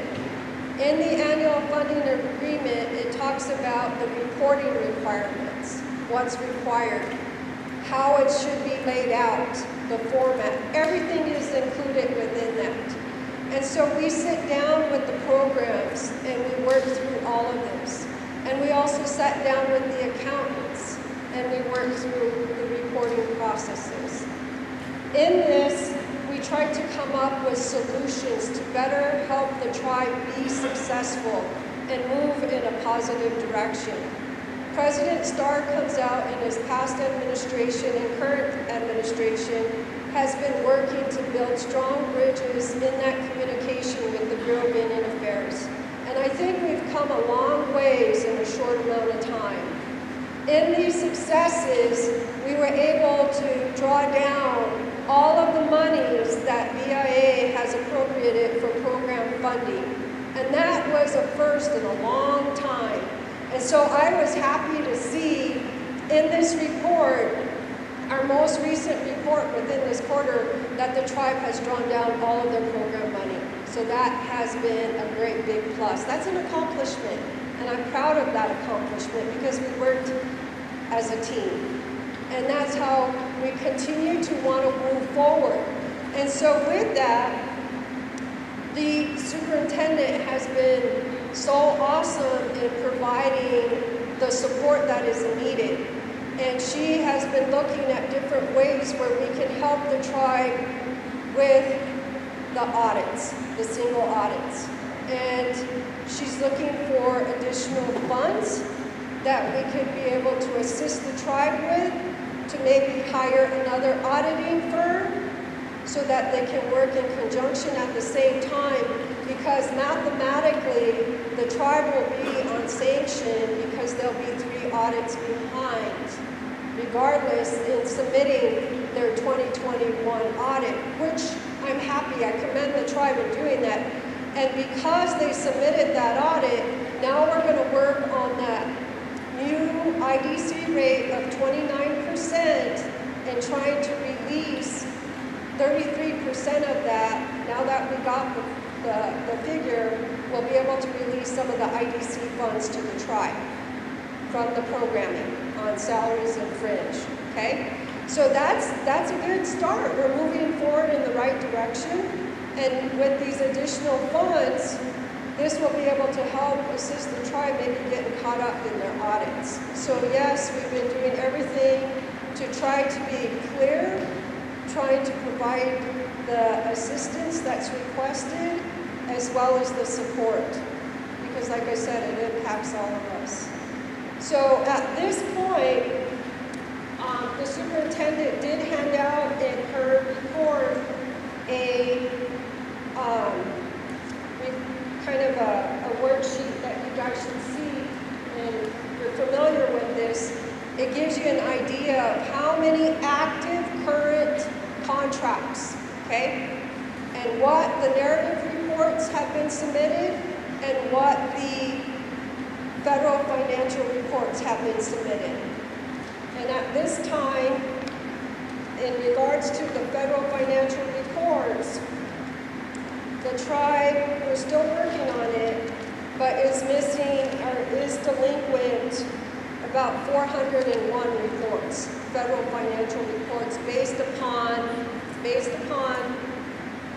the contracts that are currently open, okay? And you gotta remember, keep this in mind, needs to be some clarification.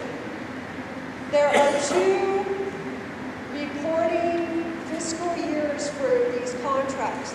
There's the federal fiscal year, which is October, and then there's the calendar fiscal year. And the tribe operates on a calendar fiscal year. So keep that in mind. And with that, I believe there is a majority of the programs under 638 operate under a federal fiscal year, and there's a small percentage that operate under the calendar fiscal year. So their reporting timeframes are a little bit different. And so that's why you might see in that report that some of them have reported in their 3rd quarter, and some of them are just now reporting in their 2nd quarter.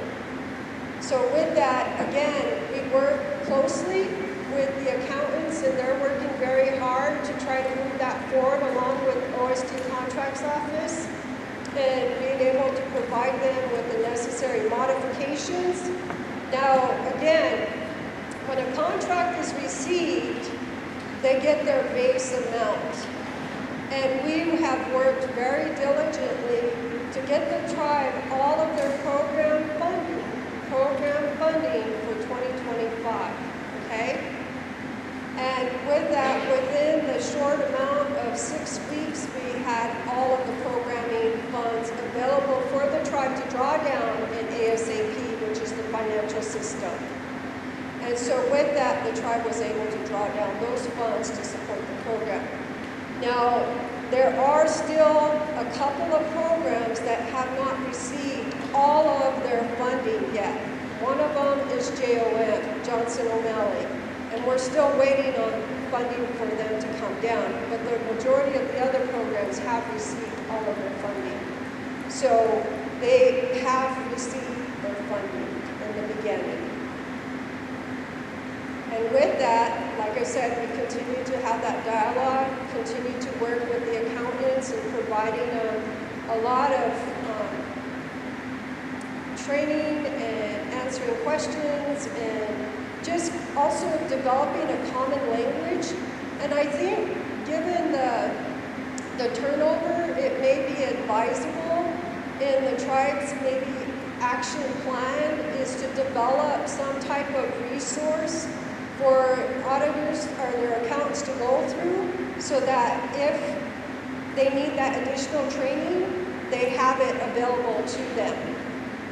So with that, those are some of the recommendations that we have, and like I said, we continue to move forward. And if you want me to address that resolution that is under Finance Committee, I can do it at that time, or if you want me to address it now, I will do so. But other than that, do you have any questions for me? No? Questions? I got one. Okay, we have also one here too, go ahead. Oh, Tatanka, thanks for confirming what I was letting the council know that we are working together constantly. Thank you. Yeah. Go ahead. So thank you, Tina, for that update. We wanted to hear, I guess, from the BIA, which I'm glad Councilman Weston asked for you to give us a little report. But the question I had, I guess, is the 425s.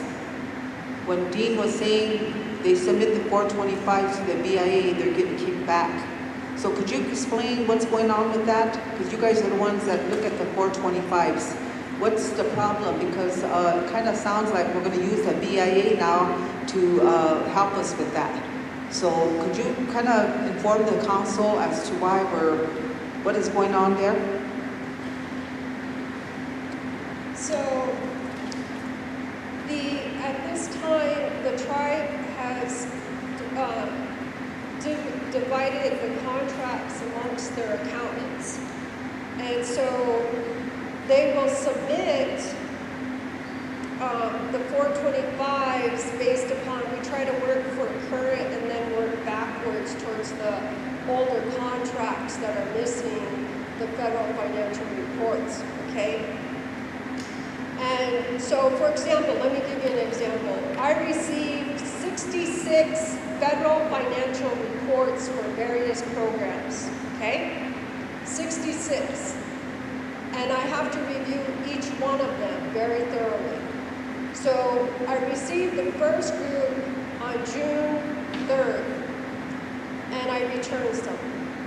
Then on June 27th, I got the corrected version from the initial June 3rd submittal. And then on July 21st, I received the third quarter reports along with some more additional corrected 425s. Now, why is the BIA returning the 425s? Is because the supporting documentation is not matching up with what is being inputted within the federal financial report. And so when these two are not matching up, you cannot accept that. You can acknowledge that you received it, but it's not matching up. And so also, sometimes they may not have all of the modifications for that contract, so their numbers, which it's an accrual process all the way through those 3 years, it'll accrue, right? And so they may be missing some modifications that haven't been inputted into the 425. So then again, their numbers are not matching up with what is within the federal financial system, okay? So with that, that's what we're working on to correct in showing them these processes, as well as kind of understanding their terminology, as well as Bureau of Indian Affairs terminology when it comes to drawdown date, and understanding that, for example, we don't have access to their drawdown date. We don't know that. We know when the money's been inputted into the system. So those are some of the reasons why they're being returned. Okay? Thank you for that. I think we just needed to hear why they were getting kicked back and why you need them to be corrected. And so I guess that's kind of what we wanted to hear. I guess I wanted to hear that. And just to make sure we all understood why. Not just that you were just kicking them back, you know. We needed somebody to at least give us a update on it. Thank you. Councilman Weston, were you done? Yes, thank you, Tina, for that report. Okay, Councilman Dillon? motion to approve Dean's report. You know, we go to meetings and we sit through this time and time again, and it's dirty laundry. The bad part is everybody's hearing about it. We have people out there who don't like this tribe and use this against us. So my motion is to approve the report.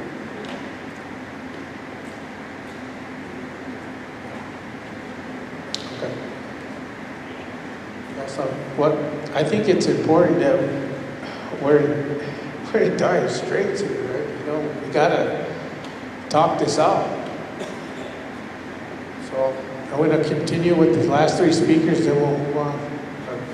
Councilwoman Howard. Thank you. Hey Dean. Good afternoon. I know in Finance Committee, this passed by 5 votes to bring to council, and I voted no to bring it forward to council. I wasn't in support of this cuts to the 32 hours for what's projected for the modifications.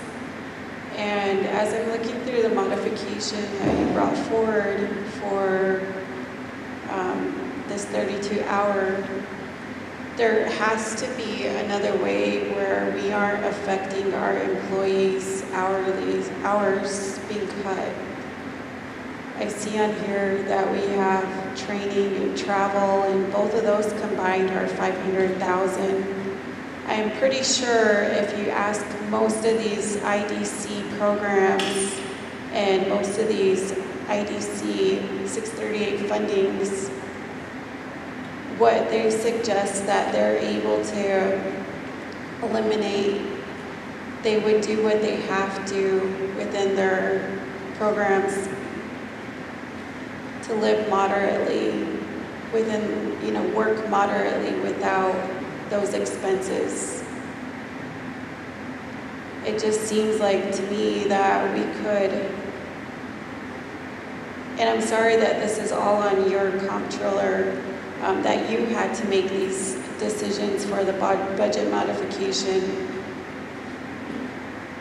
And I know it's came to finance 3 times, but I also think, you know, these employees working could have found different ways to cut costs as well. I think it needs more discussion before we drastically start reducing all of these employees' hours, and it's going to affect them a lot. And like they said, it's not their fault that these 425s and these audits and these other items are not being done, but I think if given the chance, they would help correct it. I just don't think that they've been given a chance or opportunity to go over their own budget mods. I've been looking at like the fringe benefits within these budgets, and it seems like they're over-calculating in a lot of these budgets where they could eliminate some costs too to help without having to eliminate these 32-hour weeks. You know, I have questions on this too, you know, maybe it needs to go back to Finance Committee for discussion. But, you know, with what BIA tells us that they send their fiscal year ends September 30th, which means we should have enough money to cover to the end of September with what they gave the Oglala Sioux tribe already. And then when we discuss that in committee, we're told that it's based upon the whole year. Now, I guess I entertain a motion to table this and take it back to committee for further discussion. Go ahead, Dean, you want to respond? You know, thank you for your comments. However, the BIA has not given us any indirect costs for this year yet. So, like I mentioned earlier, we're waiting for them, the audit's been submitted, and now we're waiting for the BIA to give us FY/CY25 indirect cost revenue sheet. Yeah, that's where we're at. That's what's really hurting us also. Plus, we're not going to accept it, get the whole thing. We're going to get what's earned and due to the tribe. So we haven't received anything for the 25 BIA indirect cost yet. So how are we as a tribe able to afford the indirect costs, the $7,500 per employee last year? And then now we're in a position where we have no funding. I guess you need to ask that amongst yourself, who approved that 7,500 or it was. I don't know, it was through tribal council. But we complied with tribal council action. But during that time, these programs said they had it within their budgets and their funding agencies to afford that. And it was if their programs were able to afford it. Yes, I can definitely answer that. Whenever these personnel action orders came through our grants committee for approval for the 7,500, we did deny a lot of them at the time because of funding issues, whatever. What happened? Politically got involved and we issued them. So that's what happened. I mean, and it was the holidays. So that's what happened. Council took action, 7,500, and they were issued. I guess another question that was brought up at Finance Committee that I haven't heard discussed today was this is only for IDC employees, not general fund employees. Indirect cost only. Because I know like a lot of the general fund employees were worried they were going to get cut down to 32 if this passed, and there's got to be some kind of distinction in that. And I know Sonia asked that question, I think a couple of council meetings ago maybe. Does it affect the program, travel programs? I mentioned no, it doesn't. It will only affect indirect costs, employees. Sonia said thank you, that's for the record. So yeah, I added that. So in your opinion, are you recommending that we pass this, or is there a possibility we could go back to finance and discuss it and have these programs and these positions find a different option to reduce their expenditures so that they're not over expenditures within there? Because right now, when this IDC budget came to council with the 16 million and the projected salaries are 13 million, that's over $3 million that we should have still had for other, operating costs and things like that. So I guess I just don't, is there a rush to get that done? Can you explain that a little? Yes, as I mentioned earlier, like I mentioned, the budget was approved at 16 or whatever. That was based on a 43.04%, which I prepared the budget on for 2025 projected. That collection rate has drastically reduced, so yes, there is no IDC revenue coming in at that rate to support employees at 100% through the end of the year. Looking at the revenue, that's why at the time I mentioned earlier, back in May or June, I seen this coming. I went to finance with it. We need to address this issue. I know we mentioned several times during council meetings, what can we do to help you, but it was stated he didn't need a loan. And we've tried to stop that rolling snowball, but it's here today. But I'm asking, can we have more discussion on cuts so it wouldn't affect those employees down to 32 hours? No, you asked for my opinion. My opinion is the further you wait, delay it, the further in the deficit is going to happen. The further negative bank balance, everything's going to happen. It's going to be more difficult to recover from this. As I said in my comptroller's report, when funds become available, if you have funds available identified somewhere, please come forward with them to offset these costs. Is that why you're recommending like drawdowns from BIA? That's what BIA, once we get the IDC, it will take care of us now, plus what we're in a deficit right now with expenditures over revenue for the year. This is going forward. I know at the Finance Committee last week or a week before I really went into detail on that. Yeah, I just, when this IDC budget came to us for 2025 year, we noticed that it was almost $2 million more than we approved the year before. So are these offices just spending more money? No. When I brought the budget for 2025, it was based on projected IDC revenue from these federal programs for 2025 at that 43.04%. As I mentioned, those rates really went down. We're not going to collect at that rate, therefore we got to reduce the budget to match that revenue. All right, thank you.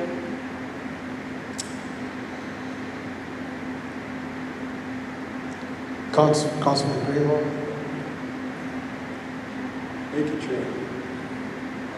Thank you, Valentina, for your report. That was very much appreciated. I understand what you've said and what you talked about. The question I have is, can you guys, will they allow you to come to finance like every 2 weeks and kind of work with our finance to give us updates so that we're all on the same page? They allow you to do that, like maybe the week before council meetings? So we definitely are. I think we've been invited by resolution to attend the Finance Committee meeting. But if there's a specific report that you're looking for, if you could provide that request to me in writing, then I can work on it to provide you a report that, whatever you're looking for.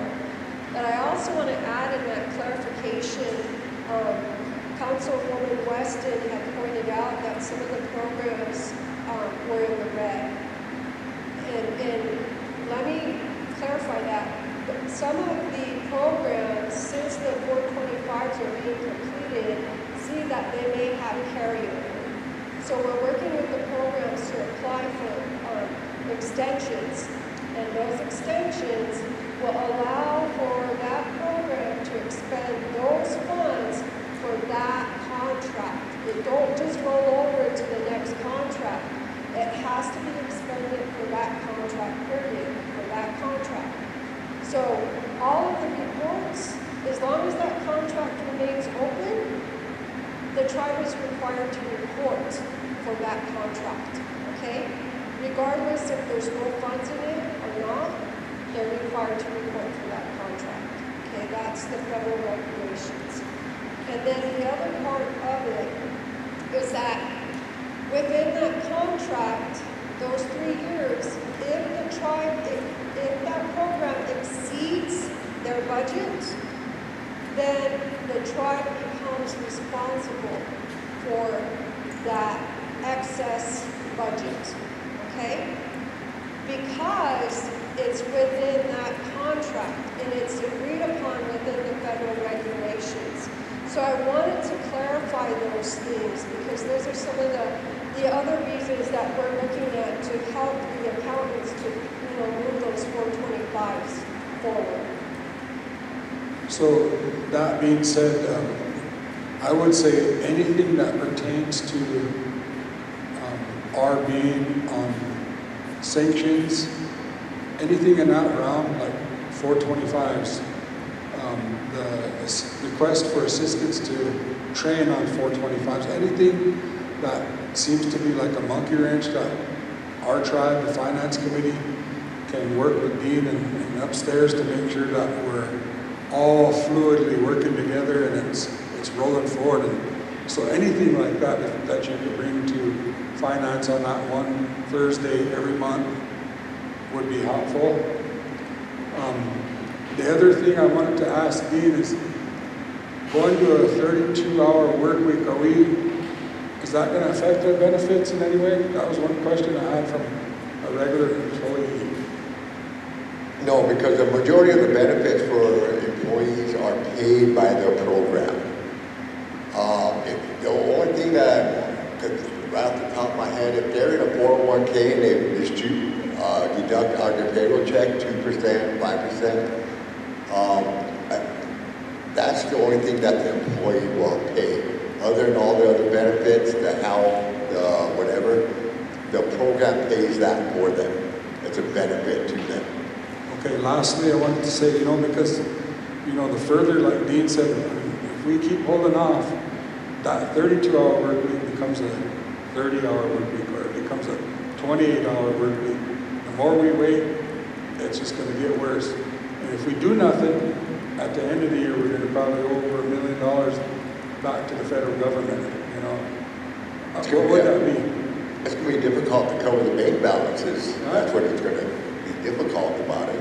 Right. The negative bank balances. And my last thing is, when we keep on harping the people that are degreed up and they make the bigger dollars upstairs.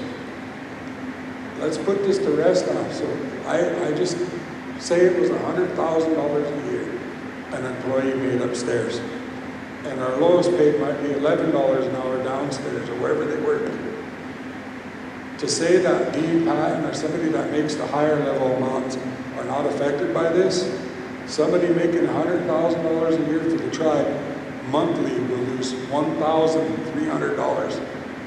You tell me any one of you that could take a $1,300 cut and say that's easy for you to say. When somebody that makes $11 an hour, they lose $300 a month. It's not, you can't compare apples and oranges here. If we talk about cutting the people at the higher level more, they'll leave and you'll have nobody doing the audits. They'll leave and you'll have nobody paying for doing payroll. So we need to throw that aside now, because it's not true when you say the people up top ain't going to be affected. I know I couldn't imagine $1,300 when that's a car payment and a half, that's your light bill, that's your propane bill all in 1 month. So it does affect everybody on top. I just wanted to share that with you. That's where we're at today, guys. We have to move on this. Thank you. Councilor Stanson. I just had a question for Valentina. What years did you sit on tribal council? Sir, I believe it was back in Weston Black administration, 2016, and then under Black and Bear Runner administration to 2020. 2020 you was on council. So Up to 2020. Okay. So that was prior to, and then up to 2019. Okay, so 19 audits were in jeopardy that year, correct? No, They weren't in all of jeopardy? the audits were current when we were on council. Okay, Yes. so how did your knowledge about audits get so high that you understand everything that is going on in the tribe and how you can benefit us? Did you learn it from mistakes made by the tribe in your prior history with the tribe? I'm just questioning you. I'm not pointing a finger at anything.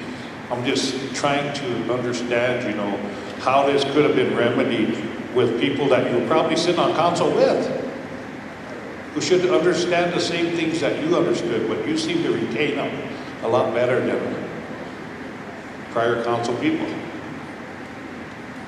Sir, to address your question, I went through a lot of training under self-determination, Public Law 93-638, over hundreds of hours of training regarding the federal regulations under 25 CFR Part 900 and learning what is required in my position. And so therefore, that's how I gained the background and the knowledge and the skills that I have to bring that integrity to the position, but more importantly, for my people. I applaud you. And so you are the person that can make that determination on what the tribe needs to complete their audits. Yet here we sit questioning your ability. of why our audits aren't done. Not yours, our audits. So I think we need to cut to the chase and leave people alone who are doing the audits so we can get these audits done. And we need to quit airing our laundry on live TV because South Dakota has enough evidence against us to shut us down. I mean, we're making them a powerful people out there because they know every step that we're taking. Thank you.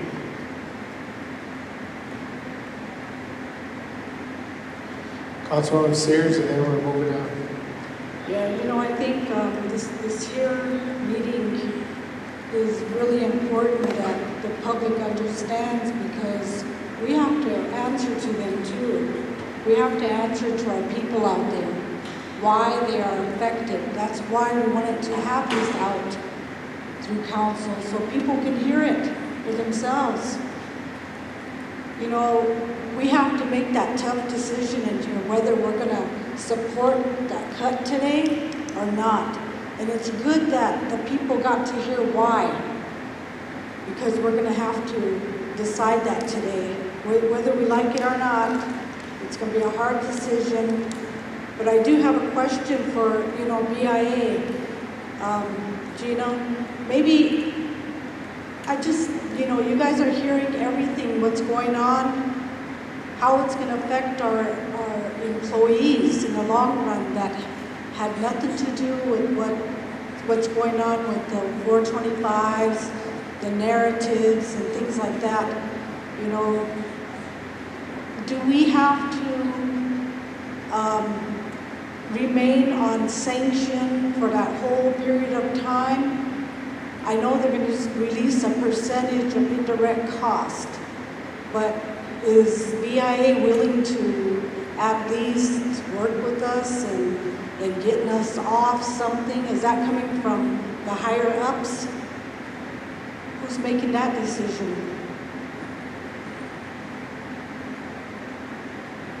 Yeah, all of that comes from the awarding official, and so you will continue to be on sanction. But what we thought of was to, at least to help assist with the audits, is to, and we have the resolution already, so we're going to find some monies to get a third-party auditor to work in conjunction with the current auditors.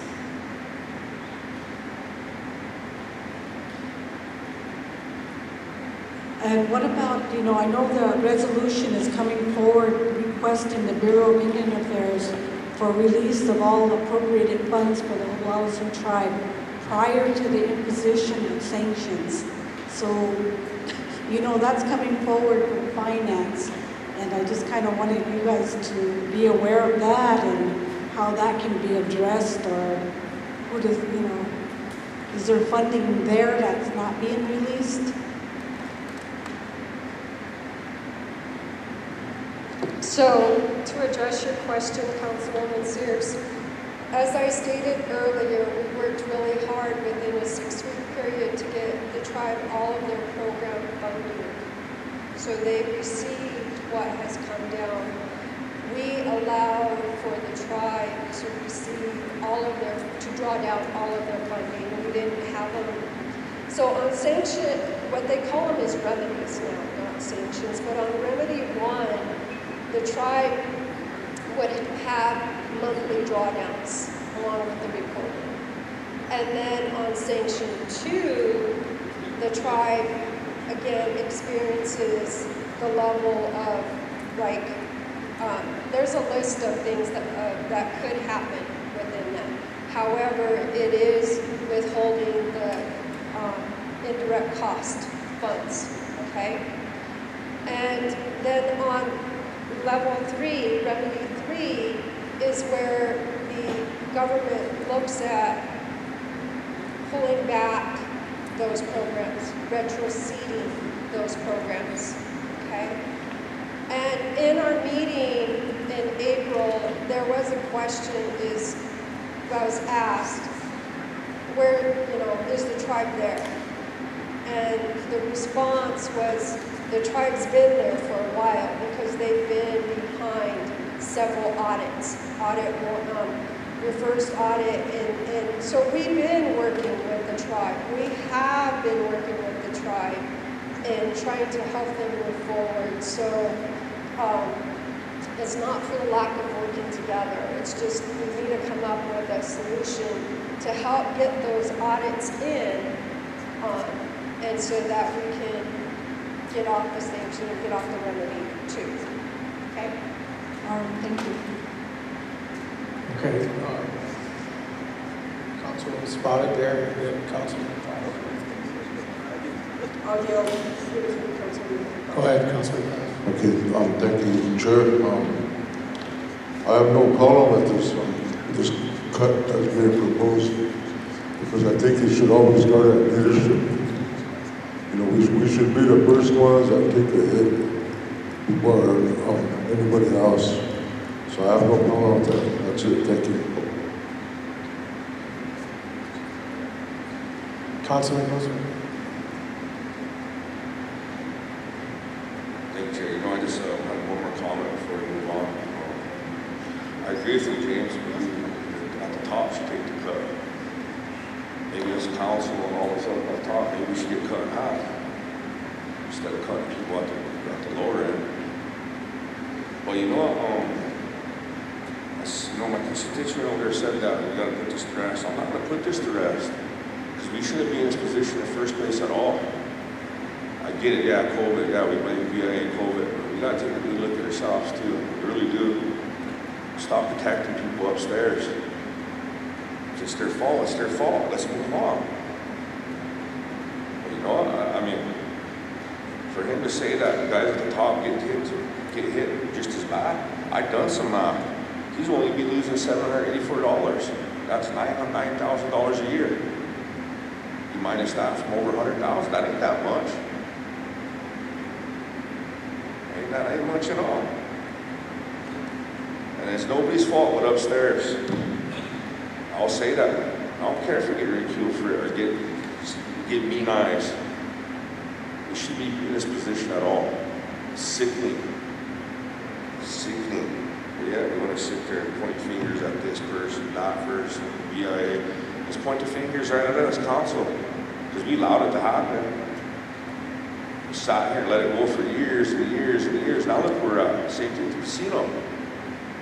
Us newer ones come in and we're trying to make a change. The old guard don't want it. I'm just saying that because it's the sickening now. We're in a position where we're cutting everything. Casinos failing. Can't even get a clear financial picture where we're at. So I'm not going to put this to rest. We shouldn't even be in this position. Thank you, Chair. Okay.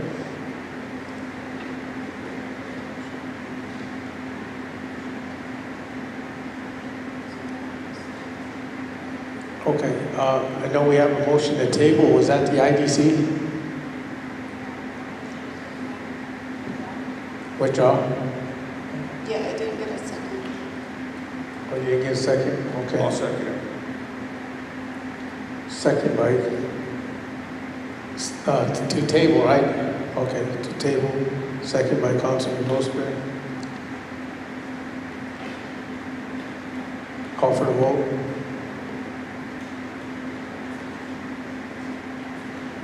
George Dreamer Jr., Yes. Leonard Gosper, Yes.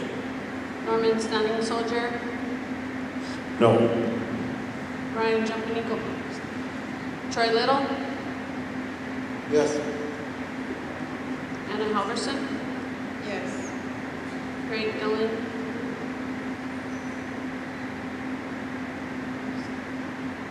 Craig Dillon, No.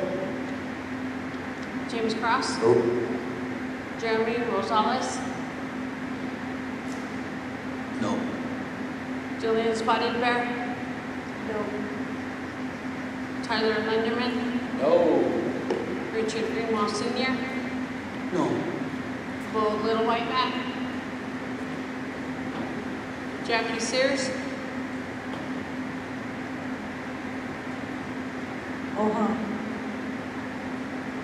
Blaine Little Thunder, Yeah. No. David Kelly, Yes. David Boyer, No. Lyle Weston, Yes. Sonia Little Hawk Weston,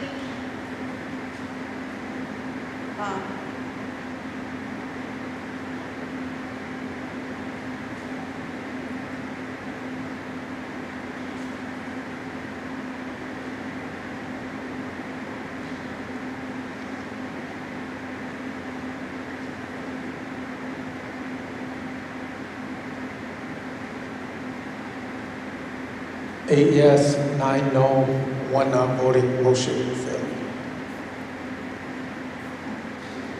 Councilwoman. Chair, you know, as a finance chair, I need to remind you all that when we have to make decisions like this, the day that this was brought to Finance Committee, in that same meeting, the committee made the motion to modify your travel budget to use it for assistance. And I tried to argue it down, and a few of us asked, slow down on how we spend our money because we don't have a clear picture of what our budget looks like. So when we're asking, well, can we look for the funding? There's not a lot of people that show up to our finance meeting. And those of you know who shows up, you know who you are. Be at those meetings, so when you ask all these questions and want to make tabling motions and don't understand, be at these meetings. I encourage you to be there, even if you're not in the committee meetings. I know Richard shows up a lot.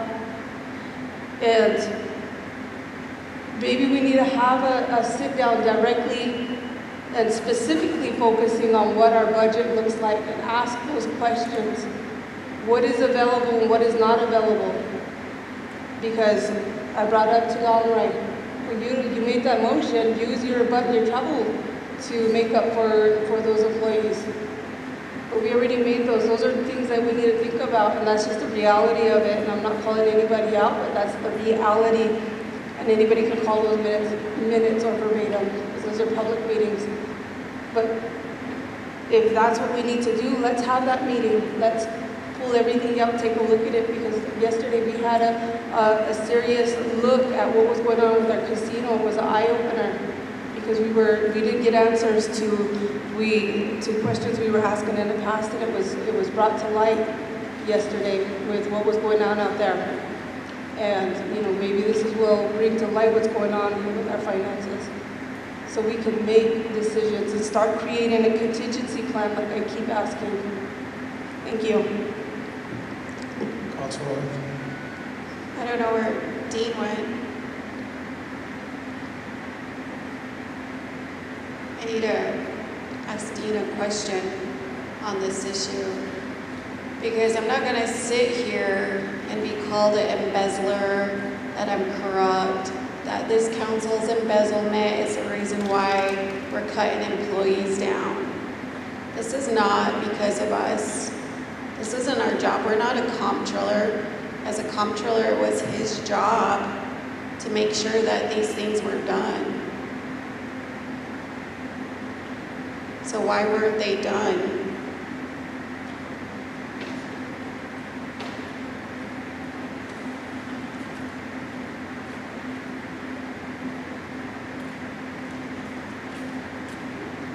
Dean, I have the floor. I just have a question for you. As comptroller of the tribe, you hold a big responsibility to make sure that all these 638 fundings coming into the tribe are, utilized and spent right and budgeted right and modified right and everything done according to how they're supposed to be being done.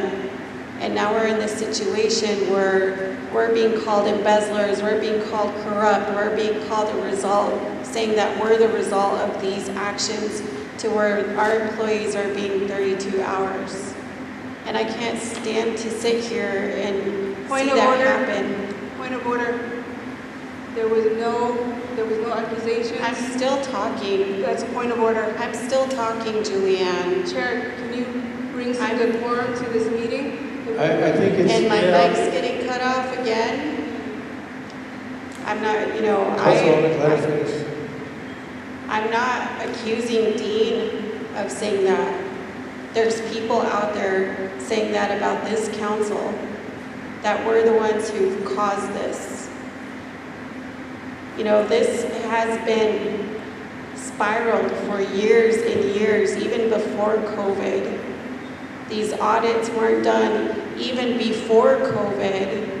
Why weren't those audits completed every single year? You know, it just gets very frustrating for me that people like to point fingers at everybody. I've never once pointed a finger at Dean or BIA or this tribe or this council. Instead, I've always tried to come up with different solutions, offer different remedies. You know, it's very frustrating that we have a comptroller who is supposed to be doing that type of job, or our programs are supposed to ensure that they were meeting those. You know, isn't that your job duty to ensure that those were all being completed? Or was it my job as a council rep to ensure that those were being done? Because as soon as I was in council and we addressed that these audits had needed to be done years ago, they still had it. It took this long to get 1 year's audit done, and I've been here for 3 years now. And when we had to bring that to council, like, why are we back in 2020 audit? And it's almost the year 2025. You know, there are things that I have no control over because I'm not responsible to making sure those audits were done, but as soon as that was needing to be addressed, we addressed it. Can we get to the point here? We gotta move on. So the BIA had a resolution. They said that they wanted to help the tribe to get another auditing firm to help the tribe to complete those audits. I'd like to motion or see their resolution so we can motion to approve that for those audits, for additional audit. That way we as a tribe can be current and we won't have to face this next year, hopefully. You want to respond? Yes, I want to respond to that. I know this came from the BIA in the past. They had a year-end funding for an auditor to run an audit concurrently with their current audits to speed it up. For the finance committee members that are here, I know there was a good amount of us there at the casino that day when I had the auditor do a presentation to the finance committee on this particular matter. And it was very clear from the auditor stating that this process will not speed up the audit. We still got to wait for the carryover money coming, the trial balances that are coming forward from the previous audit. We don't know what's going to be tested as a major program. We don't know if there's going to be any adjusted entries coming over from the previous program. The auditor also mentioned that this will not speed it up at all. This might, who knows, could delay it a little further, but Whitley actually highly recommended to the finance committee, who was there, that we don't move in that direction. So that was at the casino. Because I know I was stating that earlier, but at that time, I let the finance committee know I'm going to get a hold of the auditor and let the auditor do a presentation on this issue. So it's not going to help matters at all, bottom line. So. Councilman Weston. Yeah, this, another auditing firm, I believe it won't hurt either. You know, at least try. You know, everything we've heard from you was Mayor Tilly said no. No, it's not going to help. It was actually Whitley, our auditors. Or whoever you brought to present to us. We got to try. You know, everything Anna said, you know, I agree with, because we got to try. And another firm, I believe, will be able to help. You know, because as soon as you get done with this current one, Here comes the next year, and then it moves us back into 3 years delinquent again. We gotta try. So if Anna's making that motion, I'm gonna second it.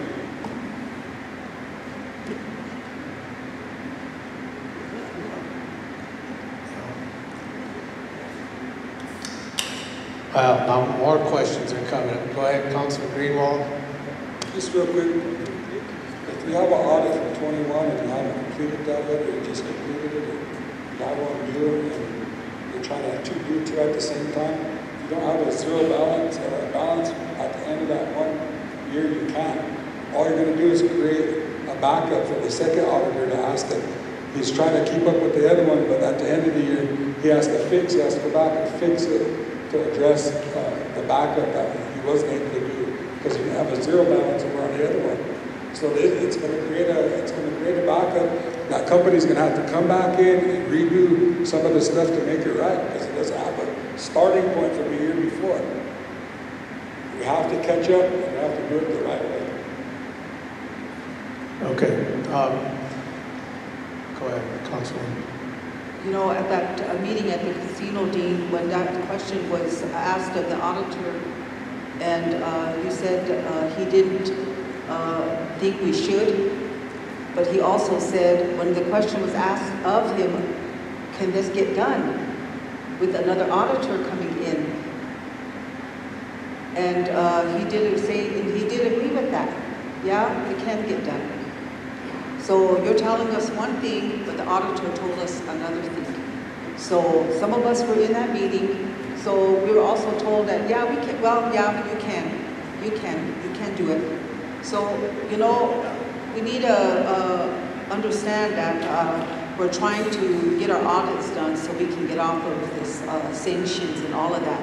So if there's a way, you know, Dean, you're a good person, good friend, just like some of the circle, they're all your friends. So of course we're gonna tell you, Dean, we want to take up for you. We want to tell you how good of a job you did. I'm not gonna sit here and beat around the bush.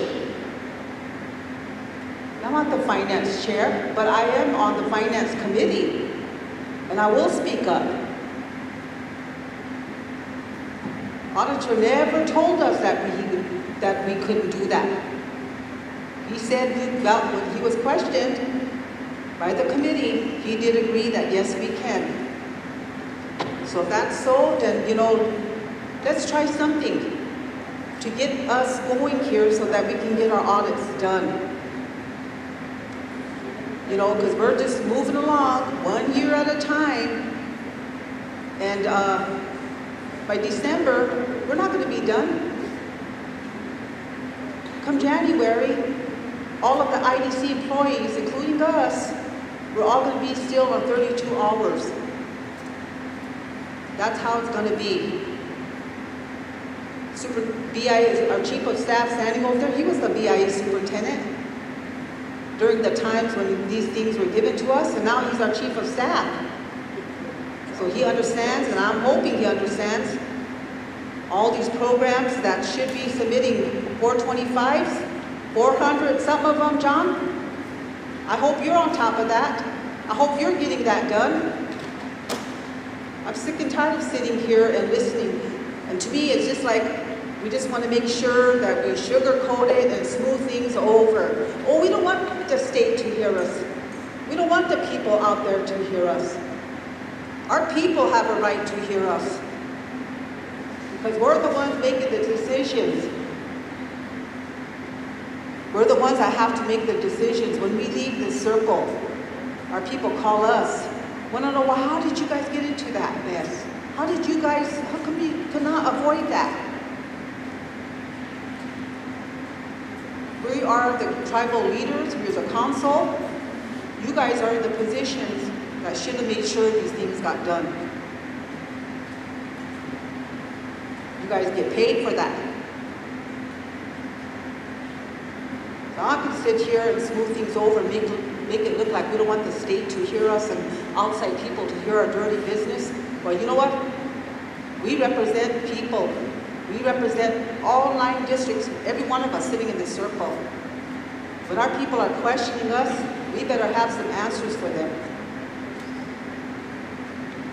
So auditors did not say you cannot do that. They told us you can. So I'm not going to sit here and smooth things over, Dean, because you're my friend, because I know you, because I golf with you. That's the other thing that comes back to us. That's why nothing is getting done. So run the motion. Just to answer real quick, it can't be done, it's not recommended. I heard that. Well, and I think we did mention that earlier, because I also looked into that too, and they said, well, no, that's not true. You can't get another auditor, because I remember you telling me no. Not to mention not recommended, I'm sure I heard that, but here we go. Here we go again. Go ahead, come. Well, you know, Dean, I just, I was just doing some research, and it says, yes, it is possible to run multiple audits concurrently, or to have auditors work on audits with different entities at the same time. So it is possible. Legally and regulatory compliance ensures that running multiple audits does not violate any applicable laws or regulations. Some regulations might exist for running multiple audits of the same or related entities. But basically, it says that you can, if you plan it carefully, so you can run them. And again, the governing body, whatever governing body direction you want to go in, that's where we're going to go. Well, there you go. You heard it. You can't have another audit for, I know I was recommending that. Go ahead, Councilwoman. And Dean, nobody should help you out. We all have to work together. Yeah, we always talk about working together. Thank you, Chair, for recognizing me while I wave my hand in the air. There's a lot of That was at the council at the meeting as well, and it was recommended that we can run 2 auditing firms. And Valentina, this question is for you. The only thing was that the balances would be off. That was the only concern, and it would come from the IDC funds. But if we're talking about cutting the budget now, where would the funding come from? How would that be funded? If we don't have funding, how would we fund a second auditing firm is my question. Because Jennifer also found out through Whipley, it was RFP for a year, and no one would respond to that. So where would this funding come from? Because it's $211,000 to fund a second auditing firm, which everybody was in support of. I was at the same meeting, we all agreed to it. And I believe that there was a motion made at that same meeting. And I always tell everybody, jokingly, we seem to have short-term memory, but everyone was in agreement to run 2 auditing firms. But where would the funding come from? So, Councilwoman Spotted Bear, in regards to your question number 1, we are addressing a request that came to the tribe through Resolution 25-137, which was passed on June 25th, 2025, and requesting that the Bureau of Indian Affairs assist the tribe with funding, one-time funding. And this is what we are trying to assist the tribe with, is finding some funds, one-time funding. It doesn't mean that we'll be able to find the whole amount, but we're trying to find some funds to assist the tribe in their request through this resolution. So again, this request came from Tribal Council on June 25th, 2025.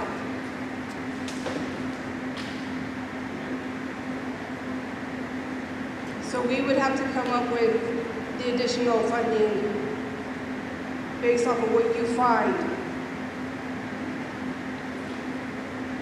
Yes, but we're also working with the regional director as well. This request also was sent up to the regional director, and so we're all working together to try to help the tribe in this situation to meet this request.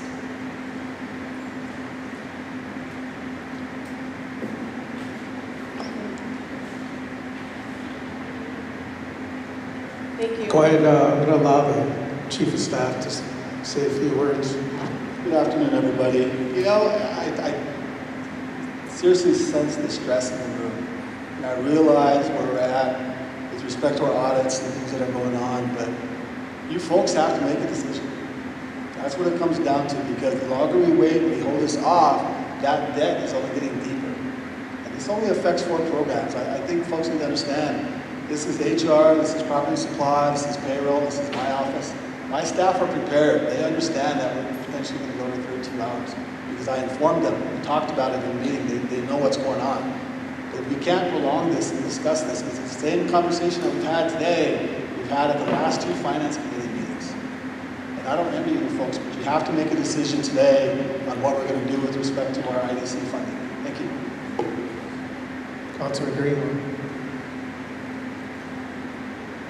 Thank you, Chair.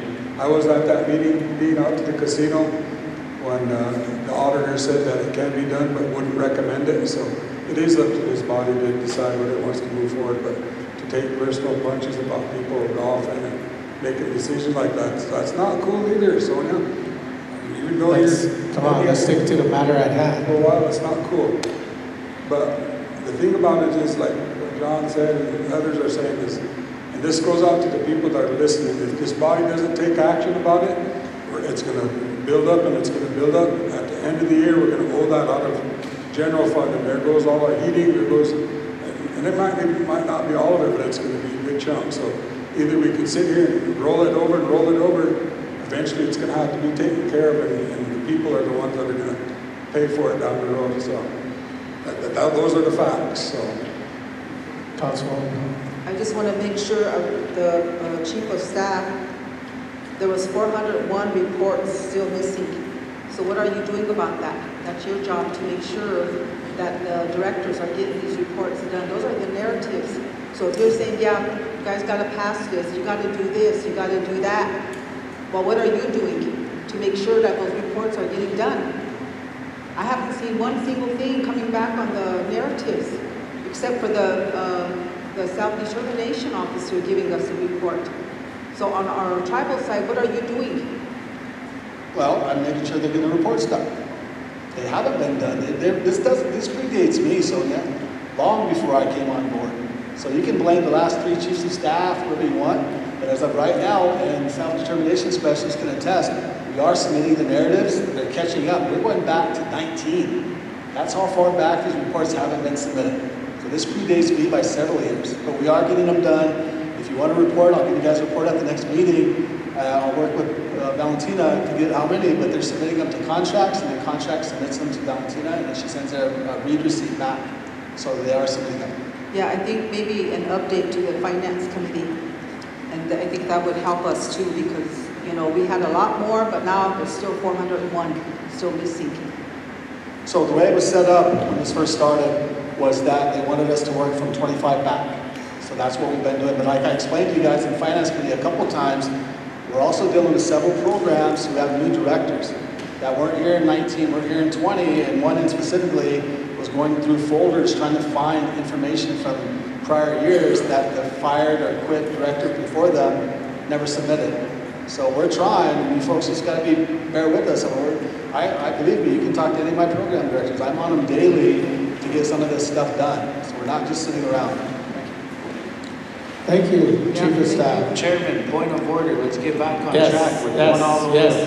That was my last speaker. Okay, so we went around and and we're going to run some motions here, because we've got a couple motions here, so we're going to run Councilman Dillon's motion.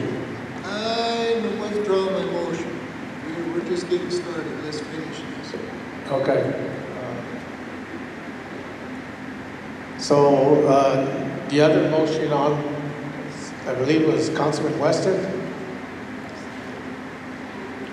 Mine was the second.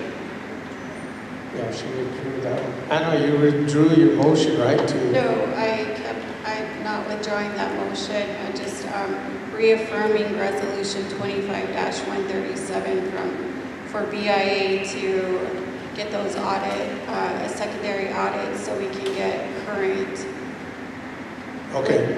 With with the sanctions. Was that Councilman Weston? That's, you second that one, okay.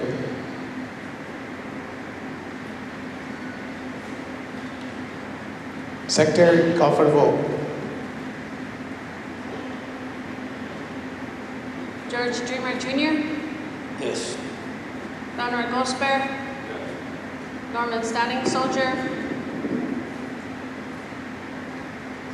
Yes. Troy Little, Yes. Anna Halverson, Yes. Craig Dillon, No. James Cross, No.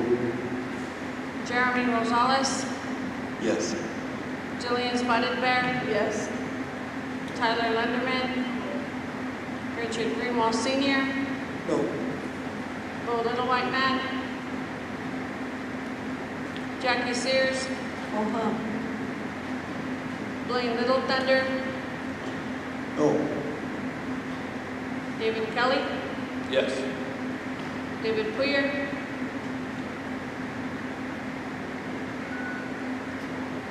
Lyle Weston, Yes. Sonia Little Hawk Weston.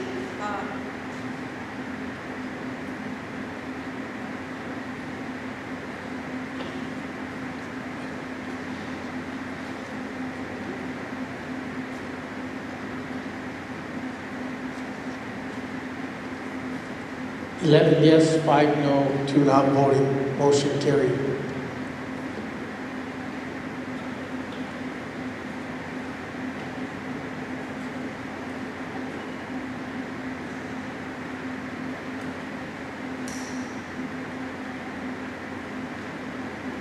Councilman Greenwald. Chair, motion. I'm on a motion to approve Dean's budget request for the 32 hours, because if we don't do nothing now, I promise we'll end up paying at the end of the year and the people are going to be really upset. So my motion is to approve his budget to reduce it to 32-hour work week. Okay, If motion nobody by does it, Councilman. then that's fine. Motion by Councilman Greenwald.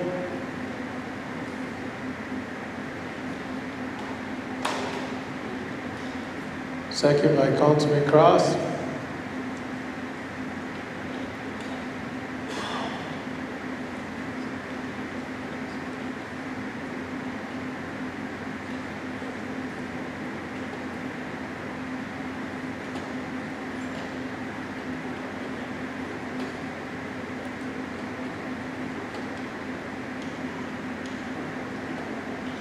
Okay, call for the vote.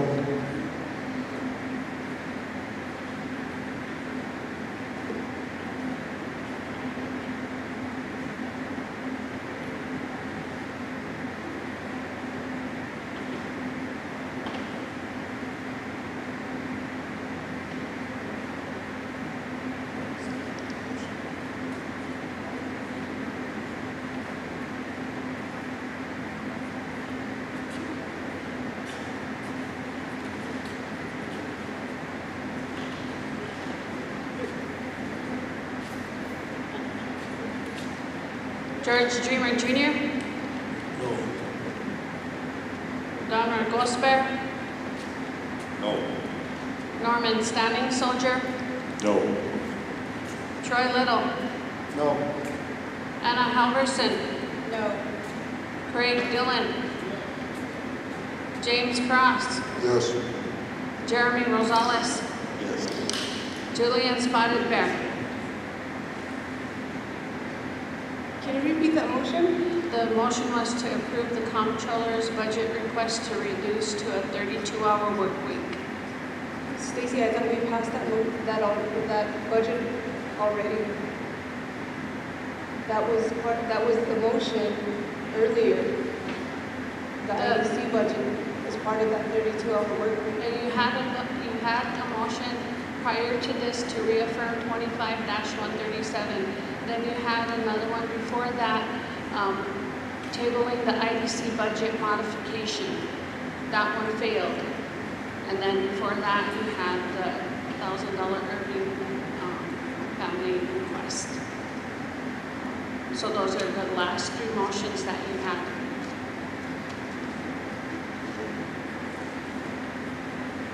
Yes. Tyler Lunderman. Yes. Richard Greenwald Sr. Yes. Bo Little White Man. Yes. Jackie Sears. Yeah. Blaine Little Thunder.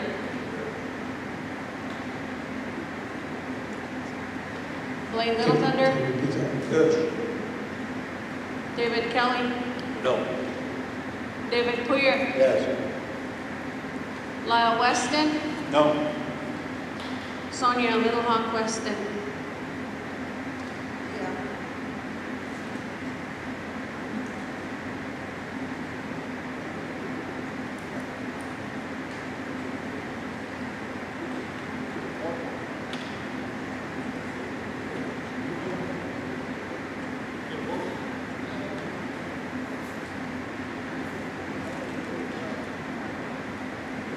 Okay, so we have a tie. And I'm not for losing anybody, so I am going to vote no.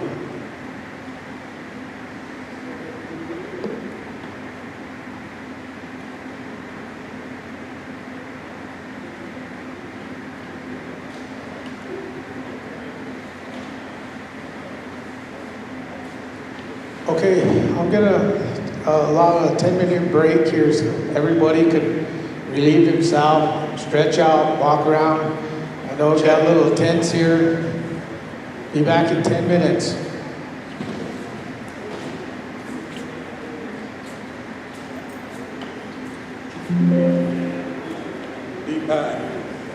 Dean.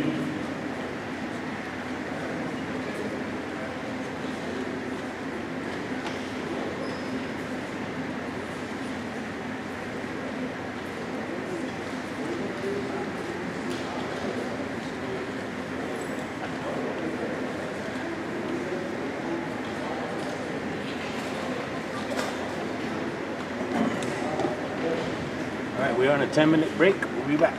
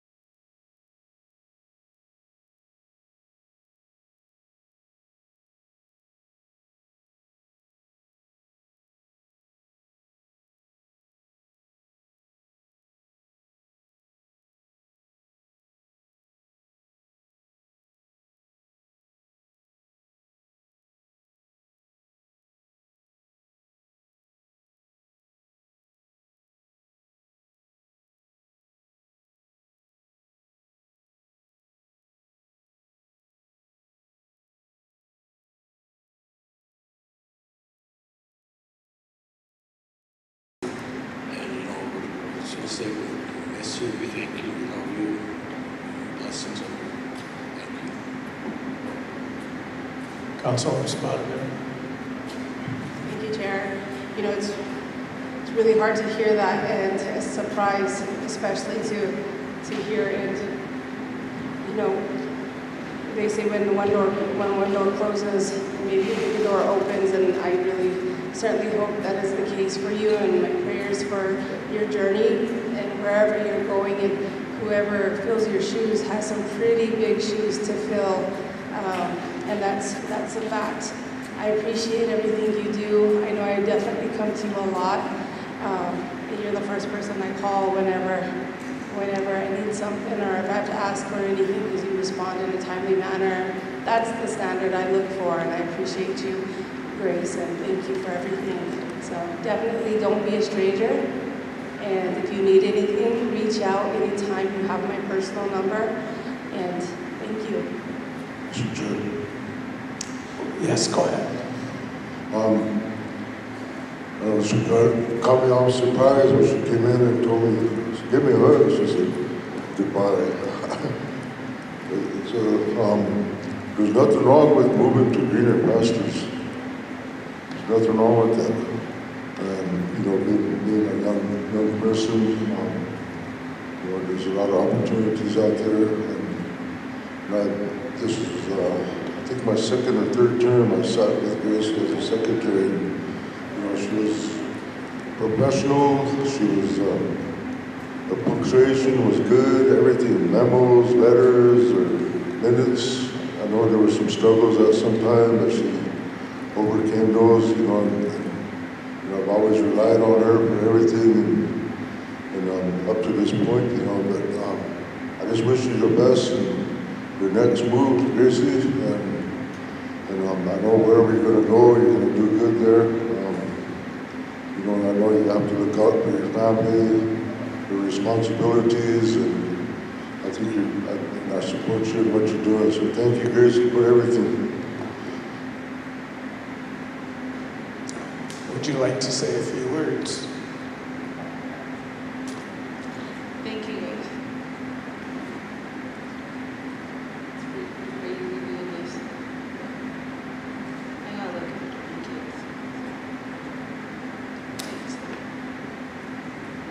Okay, well, good luck on your next endeavors.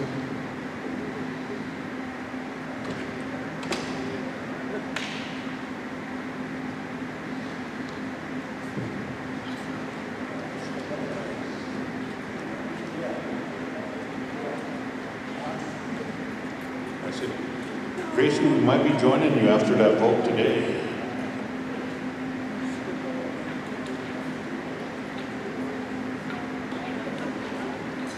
Go ahead. I'm going to entertain a motion that we give a flag, flowers, cake, and what I call it, monetary. Okay. Assistance to holiday. Okay, let's, ladies, let's get her attention. How much?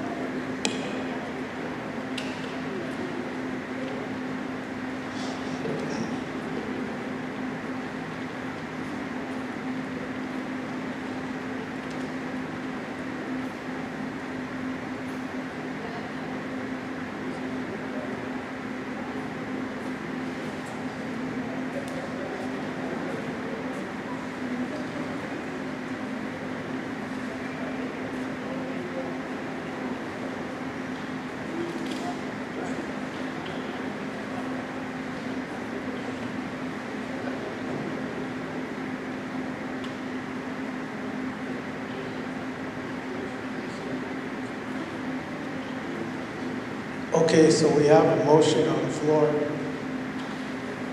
Secretary, can you repeat that again? The motion is made by George Dreamer Jr., seconded by Donna Gosberg, to for an honorarium of a flag, flower, and cake, and monetary award, or monetary donation of $500 to Pacific Grace Honor. Okay. As long as she shares the cake with us, okay. Secretary, call for the vote.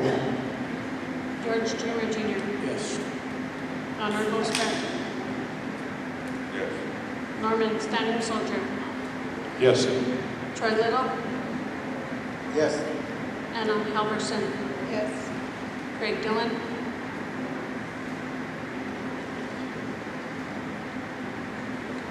James Cross. Yes.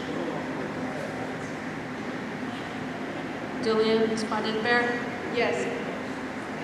Tyler Lunderman. Richard Greenwald Sr. Yes. Bo Little White Man. Yes. Jackie Sears. Blaine Little Thunder.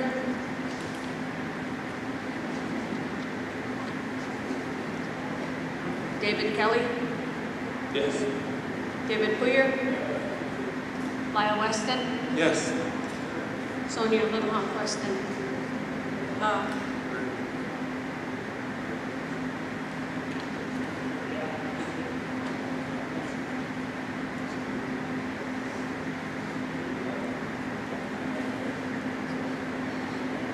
14 yes, 1 not voting, motion carried.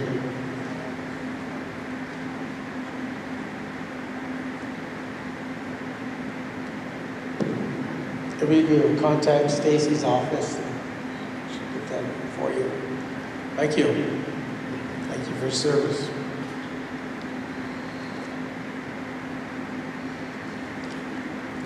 Chair, Yes. over here. You're on the left again. It's an echo. You know, I just wanted to say a couple of things here. You know, when I took out that petition to run for council, you know, I was trying to look after the best interests of the worker. You know, our employees. I spent over 20 years with these people.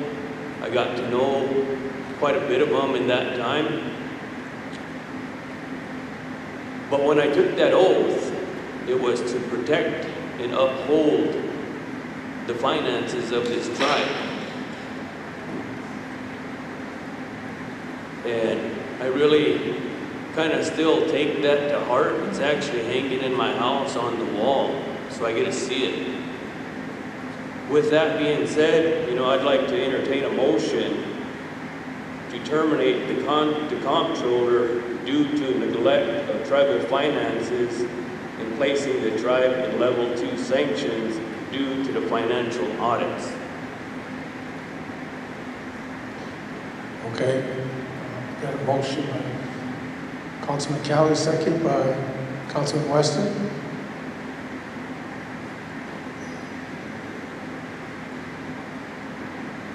Call for the vote.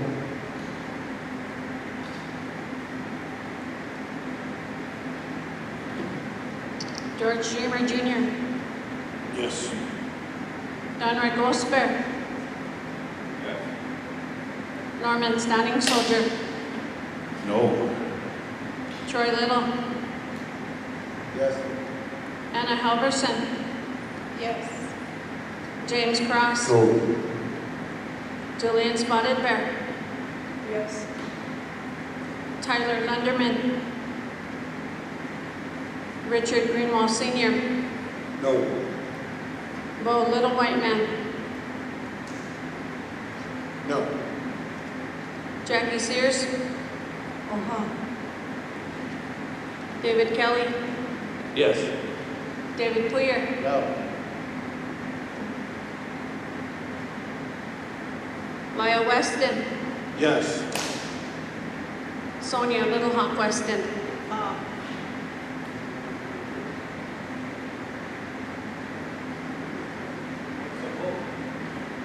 It's to terminate the comptroller due to the sanctions based on the tribe.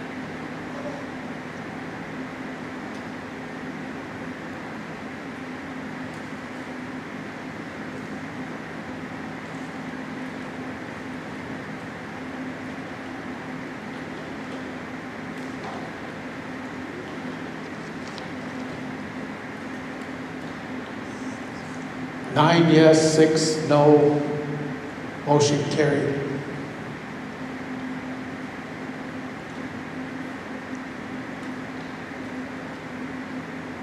Councilman Greenwald. I think that should have happened when it should have been on the agenda for one thing, but it should have happened when everybody's here. But I can see there's gamemanship that happens in the circle. When a certain amount of people left, then it was called to terminate our comptroller, but not all of us are here. I think that's just wrong, but that's my opinion. Councilman Boyer. Chair, you mean we could bring it to council to terminate somebody?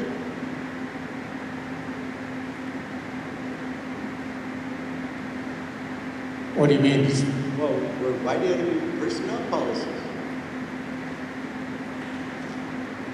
I don't believe so. We are his supervisor.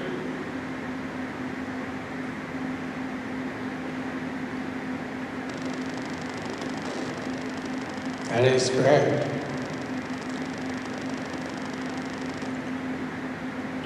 Okay, well, I guess food's gonna be here in 15 minutes. Stacy?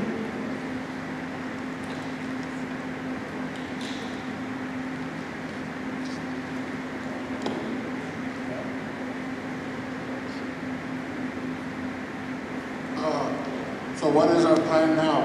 So I want to put this out there. This action I was taking right during the middle of audits. There's a bigger picture here we got to think about before decisions like that are made. Just like this last one that went through. It's not a decision that we didn't want to make, that we didn't want to do, but because of the situation that we're in, there had to be some tough decisions. And you know, now that the president broke the tie, and now down the road later on, that hole's going to be a lot deeper. Bigger problems. Mark my word. Go ahead, Councilman. You know, that every month we know that we have a constitutional meeting. And it's up to us as tribal leaders to stay here through the whole meeting, all the way to the end. But when we leave, it doesn't matter. We're going to take some kind of decision, make tough decisions in this circle. Then those are the decisions we have to make. So again, you know, tribal leaders, we need to be here all the way through our meeting. And we only meet once a month. And Ryan said earlier that we should start penalizing people that don't come. But that don't go nowhere. People leave, people don't come to the meetings. And so we don't do anything about it. But we have to understand constitutionally, we meet every once a month at the end of the month, Tuesday. So, you know, as tribal leaders, we need to think about that. When you say politics, you know, you gotta remember we're politicians. Whether you look at it your way or not, people look at us as politicians, even though we're in here politically. You know, so again, you know, I don't think this council did anything wrong. I think that we have an org chart, and I think the comptroller is under the tribal council. So I think that that's something that we have to look at. If you want to, you can look at it. Look at your org chart. You know, I think we had some very, very heated, frustrating meeting today, but you know, we owe it to our people. They don't deserve this at all. So we should come together and move forward and try to figure out how we're going to come out of this. You know, some of us are talking, we need to talk, maybe finance, or come to the meeting, committee meetings too. That's another thing, let's come to meetings so we can discuss some of these things. So with that, thank you.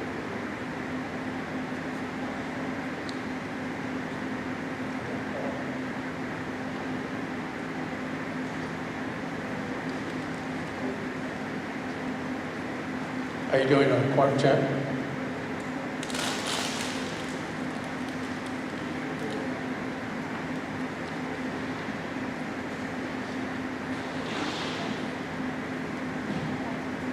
Okay, so we'll, I guess, let's mention a quorum check.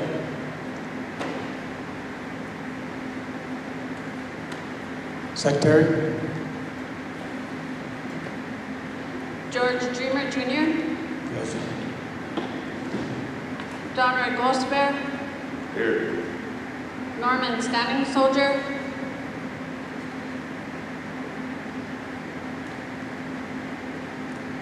Troy Little, Here. Anna Halverson, Present. James Cross, Present. Jillian Spotted Bear, Present. Tyler Lunderman, Richard Greenwald Sr., Here. Bo Little White Man,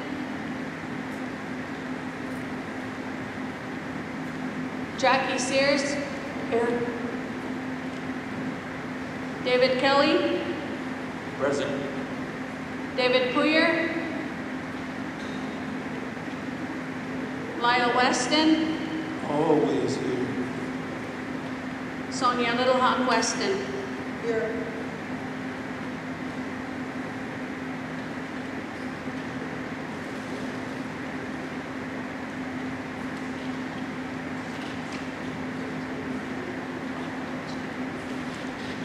Okay, we had 15, but now we're down to 12. 12 yes, 3 no. Present. 12 present. So we lost quorum. So we're going to recess till tomorrow. And again, I think we're going to be here. Secretary, if you can reach out to those councilmen that are not present at this time and let them know that we will resume here tomorrow. And I don't know about Chow.